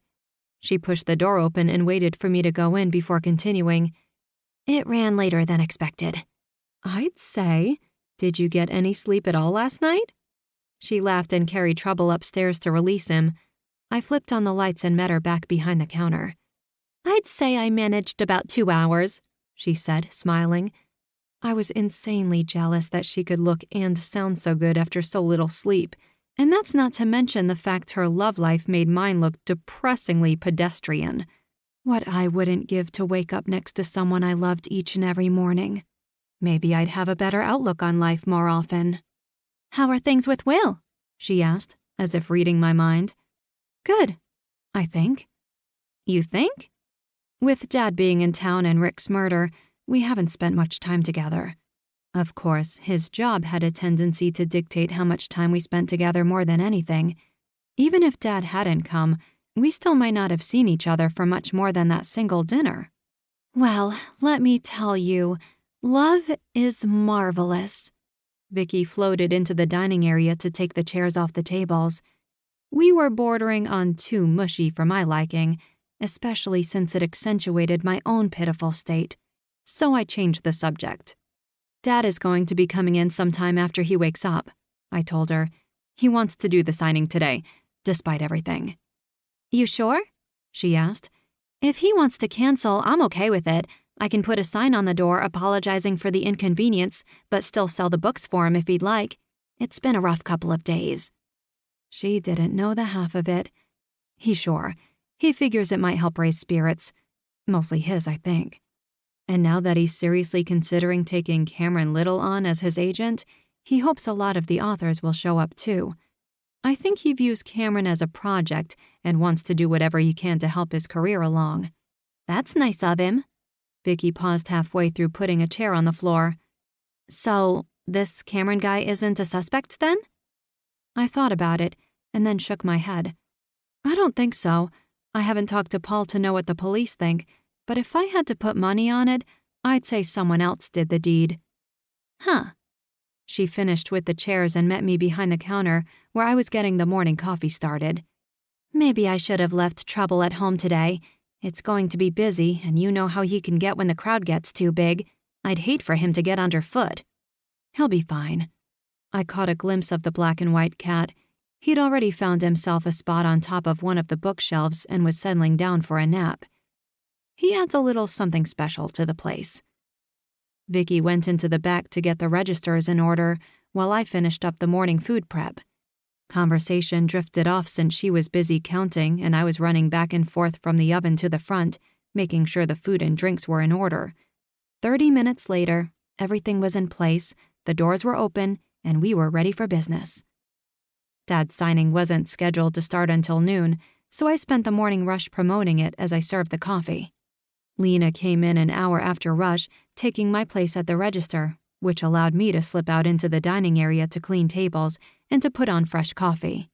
Jeff was due an hour after that, which would give me a chance to help Dad finish his own setup. At a little past 11, Dad arrived, but not in his rental like I'd expected. The front door opened, and in he walked, Rita Jablonski hanging off one arm. She smiled at me in a way that made my stomach churn before she walked over to the counter, still clutching at Dad's arm. "Hey, Buttercup," he said. "It's a nice morning to be out today, don't you think?" "Very nice," Rita said, looking into Dad's eyes. "Dad, can I speak to you for a moment?" He gave me a quizzical look before nodding. "Sure, Buttercup. Is everything okay?" I didn't answer. I walked around the counter and headed for the stairs. "I'll get us both something to drink," I heard Rita say, which thankfully meant she wouldn't be following us upstairs. At least, not right away. I stopped beside the table where Dad would be signing his books. Some of the early morning customers had already purchased their copies and were waiting downstairs for the reading portion of the event to take place. They watched us with interest, so I made sure to stand far enough away that no one would be able to overhear us. "Why are you with Rita?" I asked in a whisper as Dad joined me. He looked confused when he answered. "She called this morning and offered me a ride in when I told her I was still holding the signing. Since she was coming here too, she offered to stop by on her way in." "My house isn't on the way from Rita's," I said. "In fact, she had to go well out of her way to get you." He shrugged. "She was just being nice." I narrowed my eyes at him. How nice was she being? His brow furrowed before he realized what I was implying. He chuckled and gave me a hug. "Don't worry yourself, Buttercup. She's just a friend." "Are you sure?" I asked, wanting it to be true, but I was afraid he was only trying to ease my mind.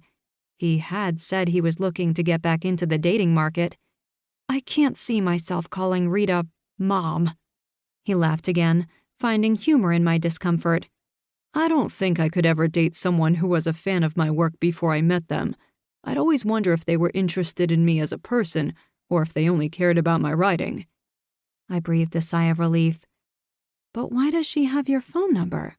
I asked. "She's your friend and she works with the authors in town. I figured I'd give her my number in case she needed me for anything while I was here. Despite how the evening turned out, I did enjoy the writers' group meeting." Okay, that made sense. I took a deep breath and stepped back, glad I wouldn't have to watch my dad walk down the aisle and marry Rita. My life was already complicated enough, thank you very much. I liked Rita and all, but I didn't see her as stepmom material.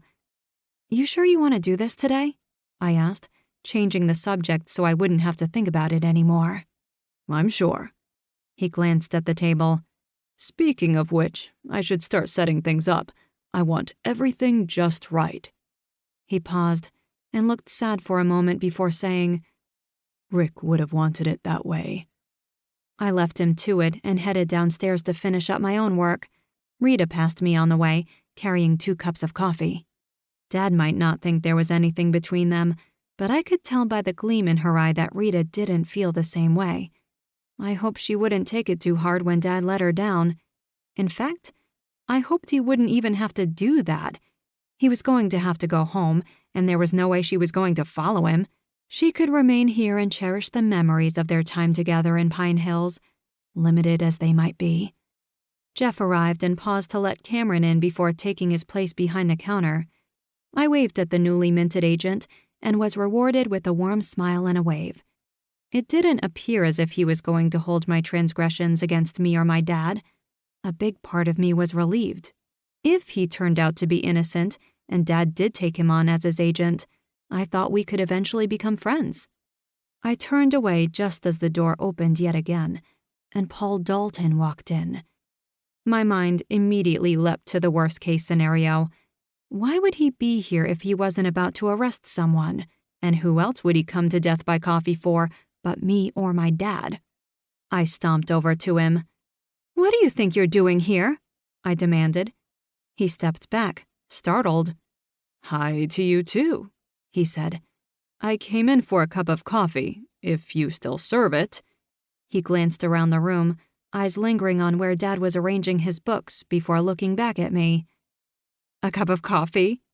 I almost laughed, thinking it ludicrous, but then realized we were standing in a coffee shop. "Okay, that's fine." I felt bad for snapping at him. "Why else would I be here?" he asked, blue eyes smoldering with something I didn't want to think about. It was like he was trying to tell me something with that stare, to reach into my brain and not just leave something behind, but sort through the jumble of emotions that had me practically stammering every time I looked at him. "I don't know," I said, forcing myself to look away before I completely lost it. "I thought maybe you'd come to arrest Rick's murderer." He shook his head and frowned. "Honestly, we aren't making much progress. No one saw anything, or at least no one is talking. There wasn't much evidence we could use at the scene either." He sighed. "But we'll figure it out, I promise you that." His eyes once more strayed to Dad. I couldn't tell if there was an accusation there or not. "So, you have nothing?" I asked, disappointed. While I didn't want him coming to arrest Dad or me, I'd hoped he'd made some sort of progress because, quite frankly, I was getting nowhere. "I wouldn't say that," he said. "We have some leads, but I can't talk about them now." He glanced past me, eyes lighting up. "Thank you." "No problem," Lena said, handing him a to-go cup. "It's your usual. Someone has already paid for you." An older man by the counter saluted as both Paul and I looked. Lena gave me a wink before heading over and handing the gentleman his own coffee. "Well, I hope you figure it out," I said, turning back to Paul. "Rick's killer needs to be caught. I knew him." I stopped short of saying he was a friend. "I'll get him." He clasped me on the arm with his free hand. It was warm, comforting, and reminded me of all those times when we'd been alone. The spark I was trying hard to deny lit between us. Before it could fully ignite, Paul stepped back. "I'm glad you're staying out of it this time." I reddened and covered it up by looking at my feet. "I'm trying," Paul chuckled. "I'm glad." He heaved a sigh. "I'd better get back to work. You be good, all right?" I nodded, refusing to look up again until I heard the door open and close. I watched Paul get into his cruiser, his slacks hugging tight to his hips and butt. It was times like these I wished life had a slow-motion button, and maybe a rewind. Yeah, I could definitely go for that. I cleared my throat and looked guiltily away. I was going to have to do something especially nice for Will after those traitorous thoughts. While there was nothing wrong with looking, I knew I wouldn't like it if Will were to ogle every good-looking woman that passed. And with how my body felt all warm and tingly where he touched me, I was pretty sure I was doing more than simply looking. Turning away from the door, I returned to my place behind the counter. I didn't meet anyone's eye, though Lena tried. She knew there was more to our relationship than I wanted to admit. I, for one, didn't want to see confirmation of it in her gaze. The doors opened. Guests started pouring in, which took my mind off Paul and my confused feelings for him. It was early, but people had already started to head upstairs to shake hands with Dad and pick up copies of his books. It wouldn't be long before he'd come downstairs and begin reading to what I hoped would be a room full of his adoring fans. I didn't have time to worry about my personal life anymore, and for that, I was thankful. 26. After the reading, Dad's line was steady through the afternoon, as were the lines at both the downstairs and upstairs registers. It took 2 hours before they tapered off, allowing all of us to take a breather. There were still quite a lot of people milling around, many simply wanting to talk to the semi-famous author who decided to pay a visit to our quiet little town. I'd seen book signings where only 5 or 6 people showed up, and they were often friends or family of the author. Today, however, It felt like nearly the entire town had stopped by. Dad took it all in stride, smiling practically nonstop as he shook hands and chatted with those who'd taken the time to visit with him. I did my best not to take any of it personally, but come on, it was my dad we were talking about here. I was proud of him, and was proud to be his daughter. There was nothing wrong with basking in his glow while I could, even if it might be a little tacky. "I'll be back in a few minutes," I told Jeff and Lena, who'd been handling most of the serving behind the counter. I filled a coffee cup and carried it upstairs to Dad. "Thanks, Buttercup," he said, taking a sip. He was still smiling, but it was becoming strained. I could see the exhaustion building behind his eyes. Between our not-so-official murder investigation and the book signing, he had to be running on fumes by now. "You doing okay?" I asked him, holding up a hand to the woman who'd come up to the table with at least 10 books in her arms, ready to be signed. She huffed, but waited. "I'm fine. Hand's getting a little sore, but I'll make it. It's been a while since I've had to sign so many books at once." "If you want a break, just let me know. I can make up a sign real quick and set it up." This earned me some hard looks from a few nearby fans. "No, I'll be fine. I figure I can break for a quick bite to eat in about an hour." Knowing Dad, he'd completely skipped lunch before the signing started. "I might come back for a little while after that, but we'll see how I feel after I eat. I may need a nap." He chuckled. "If you're sure." "I am." He smiled, winked, and then turned to the waiting woman, who immediately broke into a spiel about how important his books were to her. Dismissed, I stepped away from the table with a frown. Dad was putting on a strong face, but he was tired. He wasn't as young as he used to be. It was clear it was wearing on him, but he was too proud to admit it. I just wasn't sure how to convince him that stopping wasn't a sign of weakness. I was on my way back to the counter, thinking I might call the signing done in the next half hour, when I noticed Joel Osborne sitting alone at the table by the stairs. A quick glance at Lena and Jeff told me they weren't busy, so I made a detour over to him. "Hi, Joel. Get a book signed?" I asked, knowing he had. He was holding what looked to be a first edition of Dad's first Bobby Drake book, The Withered Sparrow. "I did." He beamed at me as he flipped to the first page, where Dad had scrawled not just his name, but a short personalized message. "I can't express how happy I am about this." He reached up and touched his fedora. I was beginning to wonder if he would ever take the thing off. "It must be nice to meet someone whose books you love." "It is." He closed the paperback and hugged it to his chest like it was his most prized possession. "I hope that I'll someday have a novel published as well. I'll send Mr. Hancock a free copy, just to show him how much I appreciate all he's done for literature. Without him, I'd never have considered writing." "It's a shame about his agent, though," I said, mentally wishing I'd had a better line, but it was the best I could do. Joel frowned. "I'd hoped he would take me on, because then I would have been represented by the same agent as the man whose novels I love. But now—" He shrugged, eyes going to Cameron. "I suppose he'll have to do." "You weren't interested in being represented by Mr. Little?" Joel sighed and sat back, a look on his face like he was actually thinking hard about the question. It struck me as odd since he'd just said how much he wanted to publish a novel. "I guess it wouldn't be all bad," he said after a moment. "But Mr. Wiseman was the agent to James Hancock. There's no beating that." "Well, Cameron might be taking Dad on," I said. "So if it's important to you, there's still a shot at being represented by the same agent." "I suppose." He didn't sound as excited by the prospect as I thought he'd be. "It just isn't the same. Mr. Wiseman was the one who placed these novels." He looked down at the book in his hands. "I can't imagine why anyone would want to kill him. He was my best chance of getting published the traditional way. There are some authors here who are now considering the self-published route. I'm not one of them." I was about to ask him who he might be referring to, though I wasn't sure how it would relate to Rick's murder, when I caught a glimpse of one man I'd been wanting to talk to since this whole thing started. He looked as if he was getting ready to leave, and I didn't want to miss my chance yet again. "Thank you for your time," I told Joel, who immediately went back to admiring Dad's autograph. "Harland!" I called, hurrying over to the fat man. "Hold on a sec." He glanced at me and scowled, but at least he didn't walk away. What? I was hoping to talk to you. I haven't had a chance since that night at the meeting. So? He crossed his arms, glare deepening. Okay, so this wasn't going to be a friendly conversation, no matter how nice I was trying to be. I was curious to know how you're holding up.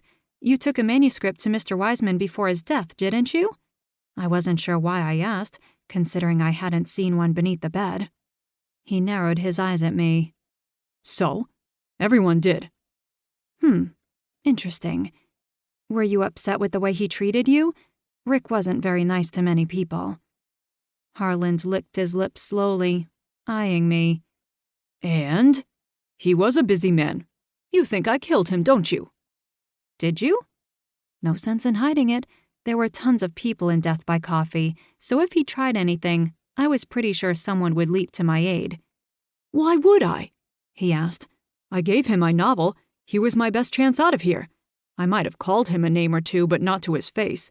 The guy owed me for how he treated me, and I expected him to pay me back in the form of representation. It was the least I deserved. Cocky much? I decided to go for broke and play my ace card. You went back to Rick's room after the murder, didn't you? I expected Harlan to go motionless or to break into a sudden rage having been caught. Instead, he simply shrugged. So? Why go back? I asked him. Did you kill him and then realize you left something behind that could tie you to the murder? He snorted. You're not that bright, are you? Before I could form a response, he went on. I went back because I gave the bastard the only copy of my manuscript. I needed it back to give to that bozo. He jerked a thumb toward Cameron. I wasn't going to let another opportunity pass because the idiot went and got himself killed. Now, if you'll excuse me, I have more important things to do than stand around answering to the likes of you. I watched Harland go, really wanting him to be the killer. He was one of the most unpleasant men I'd ever met, but that didn't make him a murderer. His story rang true, even if it was a bit selfish. I mean, who in their right mind would walk into a dead man's room and take something, even if it belonged to them? Of course, this was a man who typed up his novel on an old typewriter rather than a computer. You didn't see that very often these days. I could see why he would want his manuscript back. I turned and found both Teresa and Barrett Drummond walking away from Cameron. Since I was on a roll, I figured I might as well go for broke and bother them too. Maybe they'd have something interesting to say. When Barrett saw me coming, he took Teresa's arm and tried to steer her away. I managed to trap them between the stairs and where Joel sat. I just want a few moments, I said when Barrett tried to turn around and walk away. Please. Barrett sighed and turned back to face me. Teresa lowered her own gaze and wiped at her eyes. Is everything all right? I asked, directing the question at her. She's fine, Barrett said. It's been a stressful couple of days. We'd like to go home now so she can get some rest. Teresa looked up long enough to give me a wan smile and then nodded her head ever so slightly, as if thanking me for asking. She went right back to looking at her feet. I pressed on. I was wondering if either of you happened to speak to Rick Wiseman before he died. You left your manuscripts with him, didn't you? Teresa nodded, but it was Barrett who answered. Teresa did. A lot of good it did her. But not you? It tracked with what I'd seen. Why not? I changed my mind, he said. There's nothing wrong with that. His hand tightened on Teresa's arm and she sucked in a breath. The man wasn't worth the time or effort. I thought you left yours too. Teresa spoke barely above a whisper. I didn't. Barrett tightened his grip even further, causing her to squirm. I gave my copy to Mr. Little. You can ask him if you'd like. Excuse me. We all glanced down at Joel, who was still sitting where I'd left him. Barrett, I swear I saw your name when I turned in my own manuscript. You must be mistaken. Barrett spoke through clenched teeth. No. Joel stood, book still clutched at his chest. No, I don't think I am. I saw your name as plain as day. It was right there on the top of the stack. Barrett?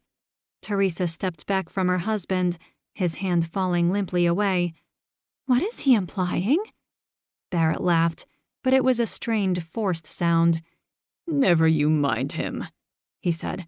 "I didn't leave my novel there. I only gave it to Mr. Little. You saw me do it." I also saw you place yours on top of mine. She said it at a near whisper, as if she was afraid he'd hurt her for contradicting him.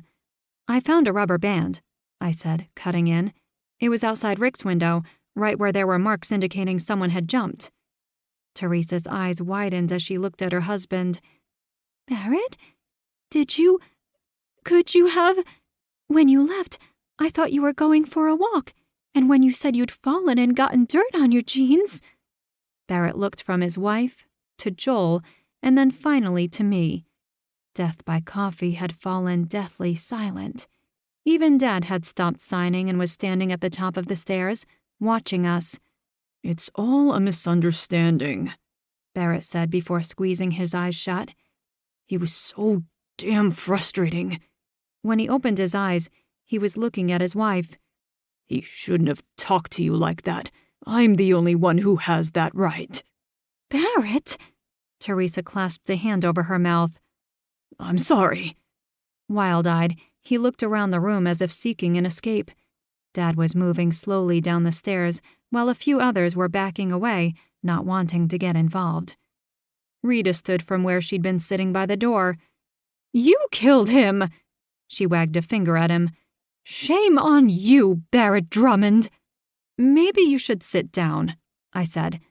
"It's over." I patted my pockets and cursed my luck. My cell was in my purse, which was in the office. "Someone, call the police." "I'm not going to jail." It was spoken in a whisper, but I heard the heat in it. "Barrett, be reasonable." Of course, reason had fled the moment he'd gone to Ted and Betfist to kill Rick Wiseman. With one last frantic look around the room, Barrett made his move. He was quicker than he looked. His elbow shot out and connected solidly with my gut, bending me double. He shoved me backward, causing me to fall into Joel, who was knocked back into his chair, with me landing in his lap. It was all the opening Barrett needed. He bolted for the door, pushing Rita aside as he went. She went sprawling, hitting the floor hard with her backside. "Someone, stop him!" Dad shouted. He rushed over to me as I painfully worked my way to my feet. Joel's arms were wrapped around me, holding on to me like he might a lover. It took me a moment to extract myself. "Are you okay?" "I'm fine." I sucked in a pained breath and did the one thing I loathed above all else. I started running. Now, I'm not a good runner. Even on my best days, I can only handle a few dozen steps before I'm winded. So, saying I ran might be stretching it, considering Barrett had knocked the wind right out of me before I'd even gotten started. At least I tried, which was more than I could say about the onlookers. I lumbered my way to the door, Dad protesting behind me. I heard someone shouting for someone to call the police already, and vaguely wondered if anyone would actually stop recording us on their phone long enough to make that call. I didn't find it likely. I staggered out the front door, half the store hot on my trail. A quick scan showed me Barrett already across the street. He whipped out his keys, thumbed the fob, and had his car door opened before I could even think about giving chase. "Someone, stop him!" I wheezed, but to no avail. It was already too late. With a roar, Barrett's blue Honda flared to life.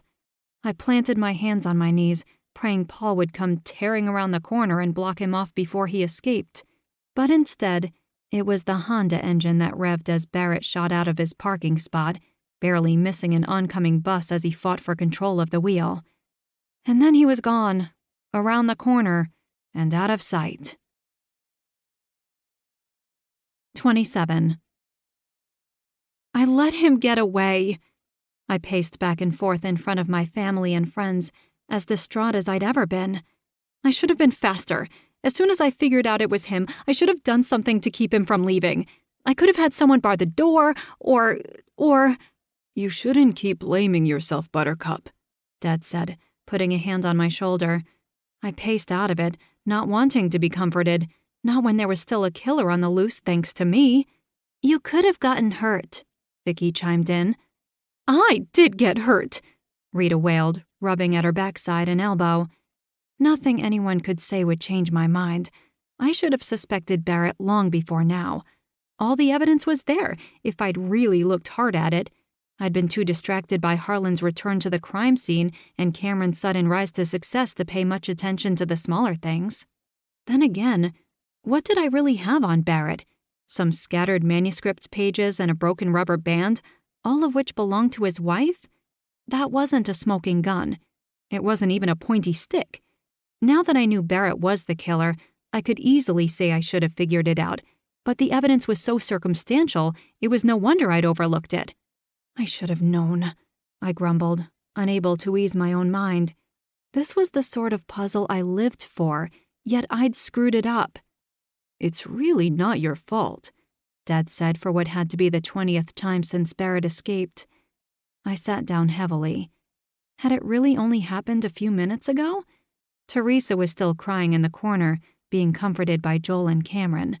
There were people who were still recording the proceedings so they could post the videos online later. He might have fled, but that didn't mean he'd gotten far. There was still time to fix this. I shot to my feet and ran to the office without explanation. I went straight for my purse, yanked out my phone, and dialed. Chrissy? Paul sounded stressed. I'm busy at the moment, so please tell me this is important. It is. I paused. To me, at least. He sighed. One of your employees called me. She said Barrett Drummond killed Rick Wiseman. Said you gave chase, but couldn't stop him. He got away. I practically wailed it. I did everything I could, but he got into his car and drove away. That's what she said. It was his turn to pause. Are you okay? My pride is bruised, but I didn't get hurt.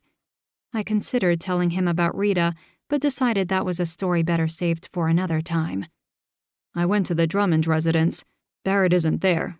I doubt he'll show either, but I left someone watching the place just in case.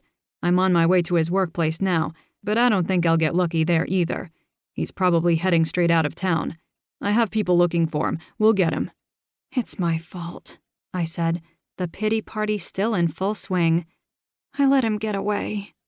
Now, Chrissy, Paul said, sounding a lot like my dad. You did what you could. More than you should have done, really. I don't know how you figured out he was involved, and honestly, I don't think I want to know. He coughed, cleared his throat. I'm glad you solved it. Wait, was that a compliment? From a cop who'd spent the last few days telling me to stay out of the investigation? I knew it shouldn't have mattered, especially since Barrett was on the run, but that one little compliment had me just about dancing in place. I felt vindicated, even if in the end the suspect was currently still out there, a free man. Please find him, I said, trying to hide the pleasure in my voice. He needs to face justice. I will. A horn honked, and I heard an engine rev, though I couldn't tell if it was Paul's car or not. I've got to go. Buchanan is on his way there. Tell everyone to stay put so he can get their statements. And Chrissy? Yes?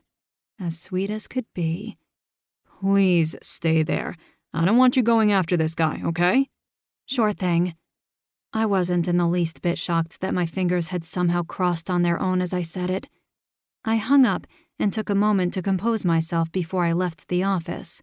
The glow from Paul's compliment had already worn off, and I was back to being a near nervous wreck.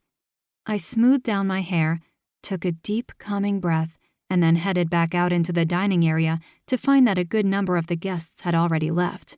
Buchanan wasn't going to be happy about that, but there was nothing to be done about the departed. But I could still do something about the people here. Lena, would you watch the door, please? I asked before raising my voice to be heard over the murmur of the crowd. The police are on their way and will want to talk to everyone. Sit tight until they get here. We'll still be serving coffee and cookies while you wait. I motioned toward where Jeff stood in a corner behind the counter. A grumble worked its way through the crowd, but at least no one made as if to leave. Lena took her spot by the door and flipped the open sign to closed. She crossed her arms and tried to look imposing, which would have been cute if the situation hadn't been so dire. I tried not to think about how the latest disaster might affect business as I crossed the room to join my dad.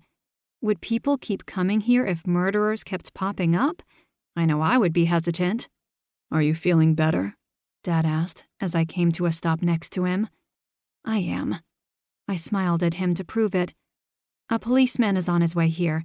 The cops don't have Barrett in custody yet, but they're looking.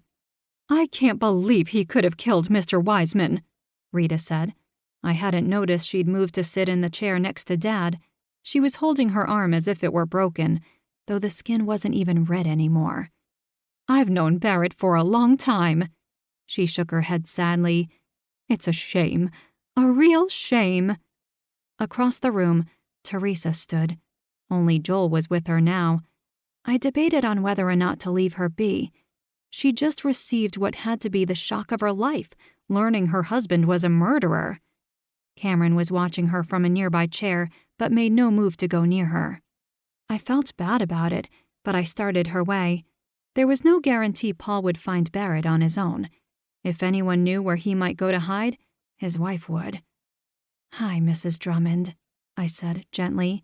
I nodded my head toward one of the tables, looking squarely at Joel. He smiled, bowed his head, and then joined Cameron. Teresa, she said.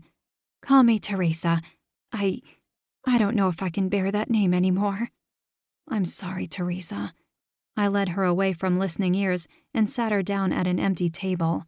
She looked lost and shaky. I was afraid she might faint, or worse, break into hysterics if left standing on her own. How are you holding up? She looked up, mousy eyes wide. How do you think? I just found out my husband killed a man. He could have killed me next. Barrett was never nice to me, but he made me feel better about myself. Her hand went reflexively to her hair and brushed it forward so it hid most of her face. She glanced around and shrank within herself even more when she realized nearly everyone in the room was watching us. Do you know where your husband might have gone? I asked, getting straight to the point. The faster this was over with, the quicker she could move on. Teresa shook her head. I don't know him anymore. I don't think I ever did. How could he have done such a horrible thing? I had no answer for her. He wasn't a happy man, she said, but he tried to treat me right, in his own way. He never hit me. She looked into my eyes, begging me to believe her. He just squeezed hard sometimes. I don't think he realized he was doing it. He mostly just talked down to me when I screwed up, made sure I understood how I'd failed. That's abuse too, I said. Her shoulders rose and fell in a weak shrug. I suppose. She sniffed and wiped at her nose. All Barrett ever wanted was to be a writer. It was what drew me to him in the first place. It was the most important thing in his life. I think he would have left me if he ever thought I'd get in the way of his dream. A brief pause before finishing. Our dream. There was nothing I could say that would make any of this any better for her, which I so desperately wanted to do. So instead of speaking, I hugged her. Teresa stiffened at first, as if she wasn't used to being touched in a gentle way. But then she softened and leaned into me. Her entire body trembled as she whispered, "Thank you," into my ear. I held her for a good long minute before leaving her to sort through her emotions. I truly hoped I wasn't the first person ever to show her affection, though by the way she acted, I was afraid I might have been. I looked toward Cameron, mostly so I wouldn't break down into tears thinking about Teresa. Looking at him reminded me of what he was to all of the authors here.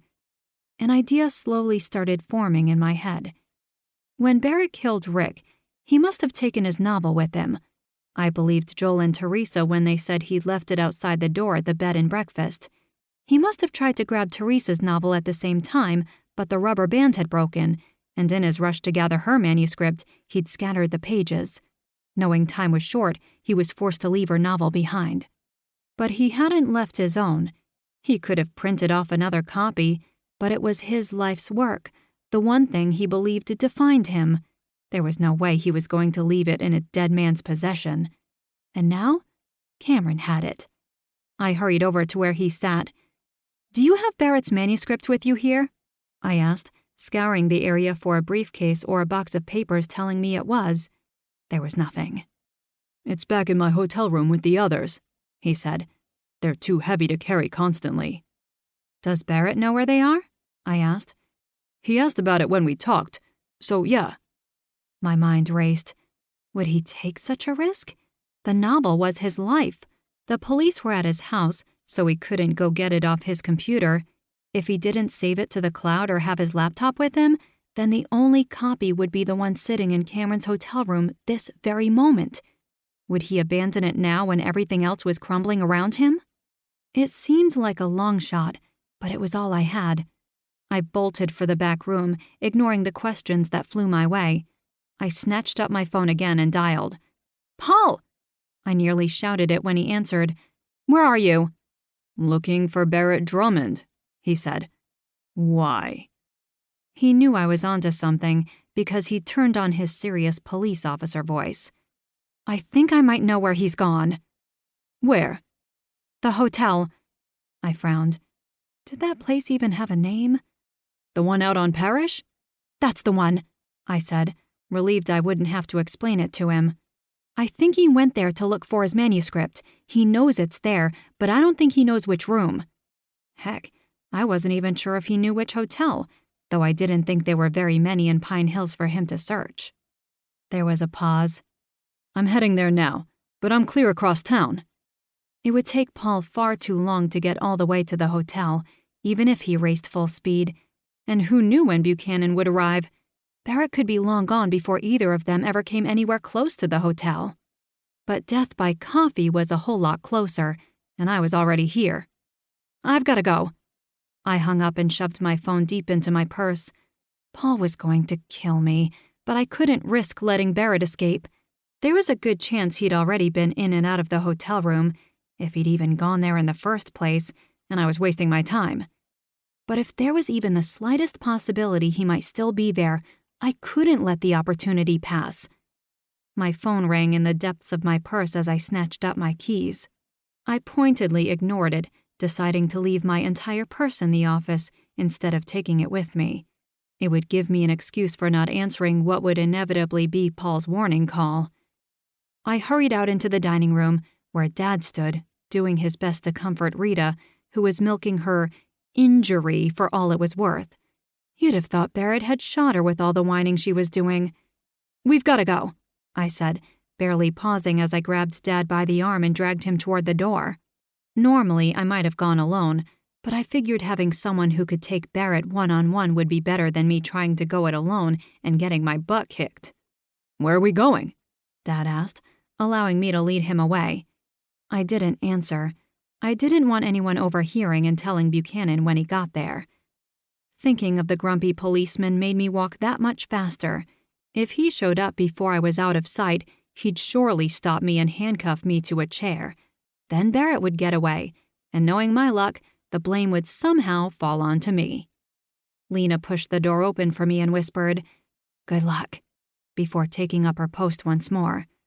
"Thanks," I muttered. I was pretty sure I was going to need all the luck I could get. 28.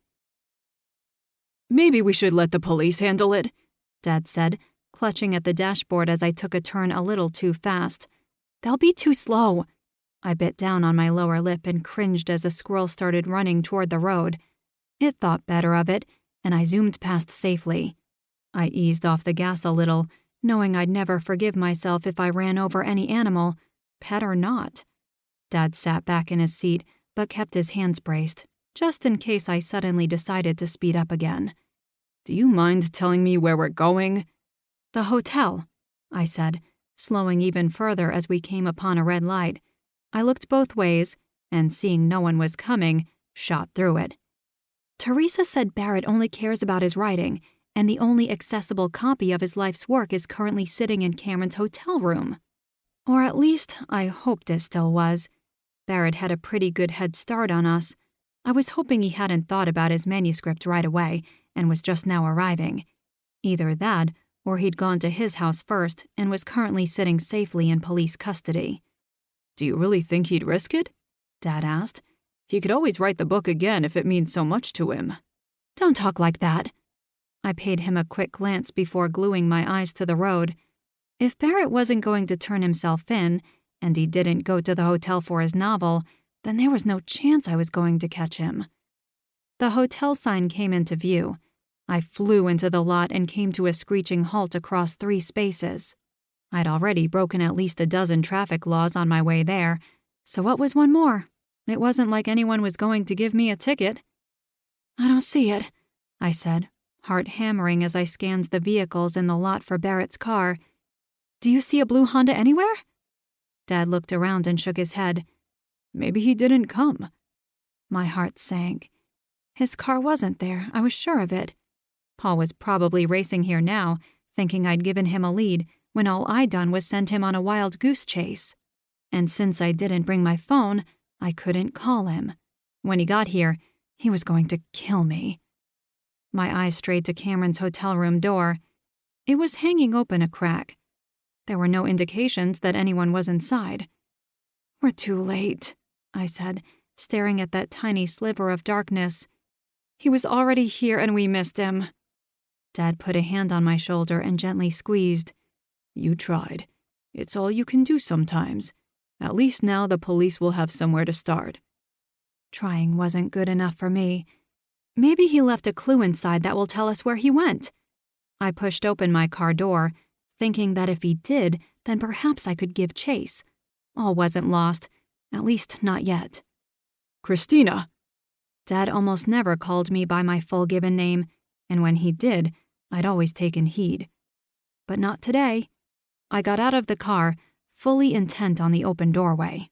I doubted Barrett would have left incriminating evidence on where he was going. It wasn't like he'd leave a forwarding address so Cameron could contact him about his novel later, once things calmed down. Murder didn't simply blow over. But I refused to believe the trail ended here. There had to be something that would help me find him. A door opened down the line of rooms. A man poked his head out, squinted at me as if trying to determine who exactly I was, and ducked back inside without a word. No one else moved. No doors opened. It was just me and the waiting empty room. I crept toward the open doorway, not sure what to expect when I got inside. Would Barrett have ransacked the room in search of his manuscript? He had no way of knowing where Cameron would keep it. Thinking back, I was starting to doubt Barrett was the one who'd shoved the manuscripts under the bed. There had been a stack on the desk when I'd found Rick, and I didn't believe the police took them. Harland might have been the one who'd moved them. If that was the case, then perhaps Barrett hadn't found his novel. Maybe he would come back later or go looking for Cameron. There still might be a slim chance he hadn't left town yet, which could very well spell his doom. The car door opened behind me. I held up a hand and hoped Dad would stay back. It was bad enough I dragged him out here in the first place. I'd risked his life by driving like a lunatic, bringing him to where I thought I might find a killer. I didn't need to get him into any more trouble, be it a breaking and entering charge, or worse. I took a deep breath and made for the door, though I did move slower than I had been. Barrett was long gone, so there wasn't anything to be afraid of. Yet I couldn't help but be cautious. Loud music played in one of the rooms down the row. A car zipped by on the road behind me. I glanced back to find Dad standing by my car, a concerned expression on his face. He nodded once, as if to tell me I had his permission to keep going, which meant a lot. I turned back to the door, straightened my back, and reached out to push it open the rest of the way. Before my fingers could so much as brush the wood, the door jerked inward and I came face to face with Rick Wiseman's killer. "Oh!" It came out as a surprised gasp. "Ah!" Barrett's had a little more life to it as he jerked back in surprise. We eyed each other, neither moving. Barrett had his manuscript clutched to his chest, fingers holding so tight his knuckles were popping white. "Barrett," I said, swallowing back my fear. The man had killed once. He could very well decide to do it again. Let's think about this. "There's nothing to think about," he said. "Get out of my way." "Please." I licked my lips, which had gone completely dry. "You made a mistake. We all make them. Like me coming here without a weapon. Think about Teresa." I was thinking about her, he hissed. That's why I'm in this mess. His eyes flickered over my shoulder to my dad, and then back to me. She only wanted to talk to him, and that man treated her so horribly. I didn't like it. It made me realize how... His jaw bunched. It wasn't right. Of course it wasn't. I needed to stall. If I could keep Barrett there until Paul arrived, I could step aside and let the man with the gun take care of him. If Barrett were to push the issue, there was no way I was going to be able to stop him. Barrett shook his head angrily. You can't possibly understand. He liked you. He said it like it was a curse. Everyone knew it. If you would have asked him to look at our novels for us, I'm sure he would have done it, just to get on your good side. He looked me up and down, disgust painted all over his face. But you wouldn't have helped us, even if we'd asked. No one was willing to stand up for us. If it wasn't for the fact he wouldn't open the door, I would have knocked him flat when he'd yelled at us that night, just to show him he couldn't treat people that way and get away with it. You didn't have to go back, I said.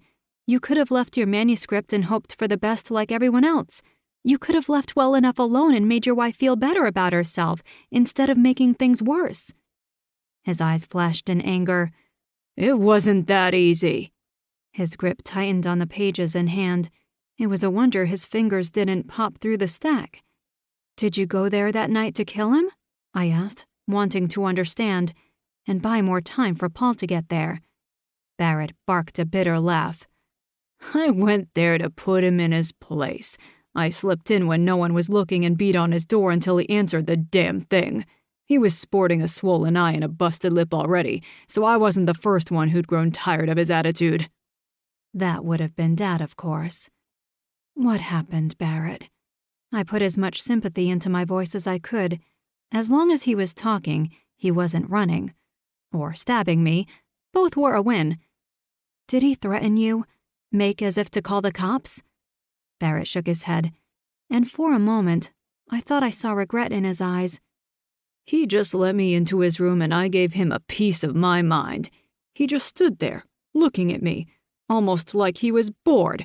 When I finished my rant, all he said was, "Are you done?"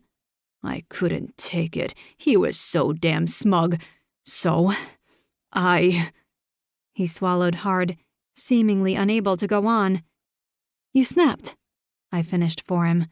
I grabbed one of those coffee mugs off his desk. It was already filled, so I threw it in his face. It burned him. I could see his skin redden, but he only laughed at me. There was a pen sitting there, so His jaw hardened. I need to go. Don't do this, I said, glancing back at Dad. He was still by the car, watching us. Get out of my way. He took a step forward, out of the hotel room, right into my personal space. Reflexes took over. I mean, when someone walks toward you, you don't just stand there. And since I didn't want him to escape, I wasn't going to simply step aside. So instead, I planted my palm square in the middle of Barrett Drummond's chest in an attempt to stop his forward momentum.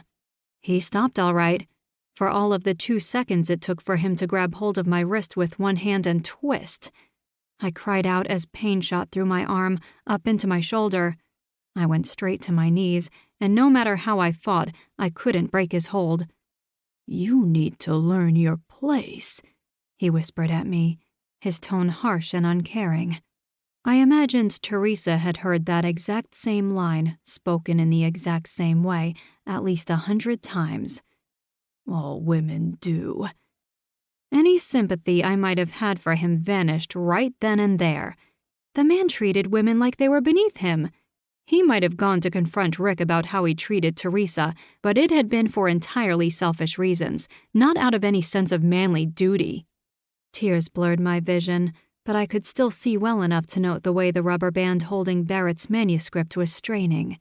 With my free left hand, I reached up and gave it a quick tug, while allowing myself to fall backward, right hand jerking away from where Barrett held it. Pain just about made me black out, but my action had the desired effect. Barrett staggered forward a step as the rubber band snapped. Pages flew everywhere, slipping from his grip. No! He released me as he tried to snatch the fluttering pages out of the air. The sudden release caused me to fall over onto my butt, but I was free.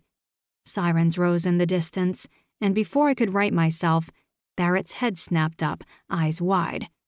He looked at the pages fluttering along the parking lot pavement, and then in a split second, made up his mind. Ignoring the loss of his life's work, Barrett scrambled to his feet and ran for a white Chevy parked only a few spaces away from my car. He was so intent on his escape, he didn't see my dad coming. James Hancock, mystery author and father to yours truly, leapt at the fleeing murderer, much like his character Bobby Drake might have done in one of his novels. He hit Barrett on the side, using his weight to drive the other man to the ground. They rolled over once, Barrett on top, and I was sure he was going to jam an elbow into Dad's gut and complete his getaway. But Dad had other ideas. He flipped the other man, somehow gaining hold of Barrett's arm in the process. Barrett landed on his stomach with a grunt, Dad rolling to sit on his back, bending his arm up nearly to his shoulder blades. Barrett cried out as Dad's knee became firmly planted on his kidneys. I got to my feet and stared at the man I'd lived with nearly my entire life. It was like I was truly seeing him for who he was as I asked, "Where in the world did you learn to do that?" Dad smiled and winked. "Research." A moment later, Paul's police cruiser tore into the lot. By the time he took control of Barrett, the killer was practically begging for him to arrest him, just as long as he was out of Dad's vice-like hold. "Well, Buttercup," Dad said as we watched Officer Dalton shove the killer into his car. "What do you say we go and get some ice cream? I've worked up something of an appetite." I glanced at him and smiled. Sounds fantastic. We'd have to give Paul our statements at some point, I was sure, but it could wait. Right then, Dad and I had some serious father and daughter time to catch up on, and I, for one, wasn't going to miss it for the world. 29. "Tell me it isn't true." Rita clutched at my hand, squeezing until it felt like she was going to break the bones. "This can't be the end." "It is," I said, extracting my battered appendage. "It's time for him to go." She wailed and sat down heavily, rocking the chair back on 2 legs before settling it back down on 4. She covered her eyes with the back of her hand as she spoke. "It's as if the sun will never shine again." I rolled my eyes skyward. "I'm sure he'll come back someday." I looked upstairs, where Dad was thanking Vicky for allowing him to hold his signing here at Death by Coffee. It was just past the morning rush, and I was due to clock in an hour to help handle lunch. Before then, I had time to say my goodbyes. I left Rita to her grief and went over to join Dad and Vicky. They broke from a brief hug as I drew near. "Hopefully next time will be less of an adventure," Vicky was saying. "I could definitely use some downtime," Dad smiled. "But it wasn't all bad." He put an arm around my shoulder and hugged me close. "I got to spend some quality time with my daughter and see how adventurous her life has become." I hugged him back. "I could use a little less adventure myself," I said. Ever since I'd come to Pine Hills, it felt like I was always getting myself into one crazy situation after another. "Bye, Mr. Hancock," Lena called from behind the counter downstairs. She waved and then spun away, purple hair bouncing as she headed for the back, presumably to do the dishes. In the dining area, Rita's wails reached a crescendo. "I'd better tell her goodbye," Dad said, eyeing the mourning woman. He looked a little worried, like he thought she might latch on to him and never let go if he got too close. I wasn't sure he wasn't wrong. "Let her down easy," I said with a wink. Dad headed over to her. I stayed where I was, not wanting to get involved. Trouble must have caught wind of my mood, because he came over to me and rubbed up against my leg. I picked him up and stroked his head twice, then put him back down before he changed his mind about me and brought out the claws. "You okay?" Vicky asked, catching a hint of my melancholy. I nodded. "Yeah, it was nice seeing him, but it's time he went home. I sighed. It might be time for him to go, but I was going to miss having him around. I heard the two of you found the killer together, she said. It must have been quite an interesting ride. Tell me about it. I rubbed at my sore wrist. It was bruised purple, but it was a small price to pay for putting a murderer behind bars. I watched as Dad helped Rita to her feet and gave her a hug. She blubbered into his chest and grabbed hold of him, as if she might drown in her own tears if she were to be let go. He glanced back at me and mouthed, "I don't know what to do," before putting his arms around her and hugging her back. I was about to go down and rescue him when the door opened and Paul Dalton walked in, dressed in full police uniform. He glanced around the room, pausing to take in Rita and Dad. He looked mildly alarmed, but when he caught sight of me, he put them out of mind. He crooked a finger at me as he took off his hat and smoothed down his hair. "I'd better go see what he wants," I said, knowing there was a good chance he was going to let me have it for chasing after a killer without him.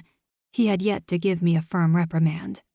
"Good luck," Vicky said before heading into the stacks, trouble in tow. Paul cleared his throat as I neared. He looked nervous, but forced a smile when I stopped in front of him. "You doing okay?" he asked, glancing at my wrist. "Peachy." I tucked my hand under my arm to hide most of the bruising. "Did he confess?" "He did. Even went as far as admitting to stealing his neighbor's truck. He figured he'd grab his laptop and go, but when he saw me at his house, he changed his mind and went after the physical pages instead. If he wouldn't have been so worried about his book, he might have gotten away." Paul sighed, sounding relieved. "He told us he killed Rick Wiseman in a fit of rage and swears up and down his wife had nothing to do with it." "That's good," I said, glad he hadn't dragged Teresa down with him. I mean, about her being innocent. She seems like a nice lady. Paul nodded. "She's pretty upset. Not only is her husband in jail, but I guess that other agent told her he wasn't interested in her manuscript before he left. She blames Barrett for that, too." He sounded mildly amused. "Cameron's gone?" I asked, though I supposed I shouldn't have been surprised.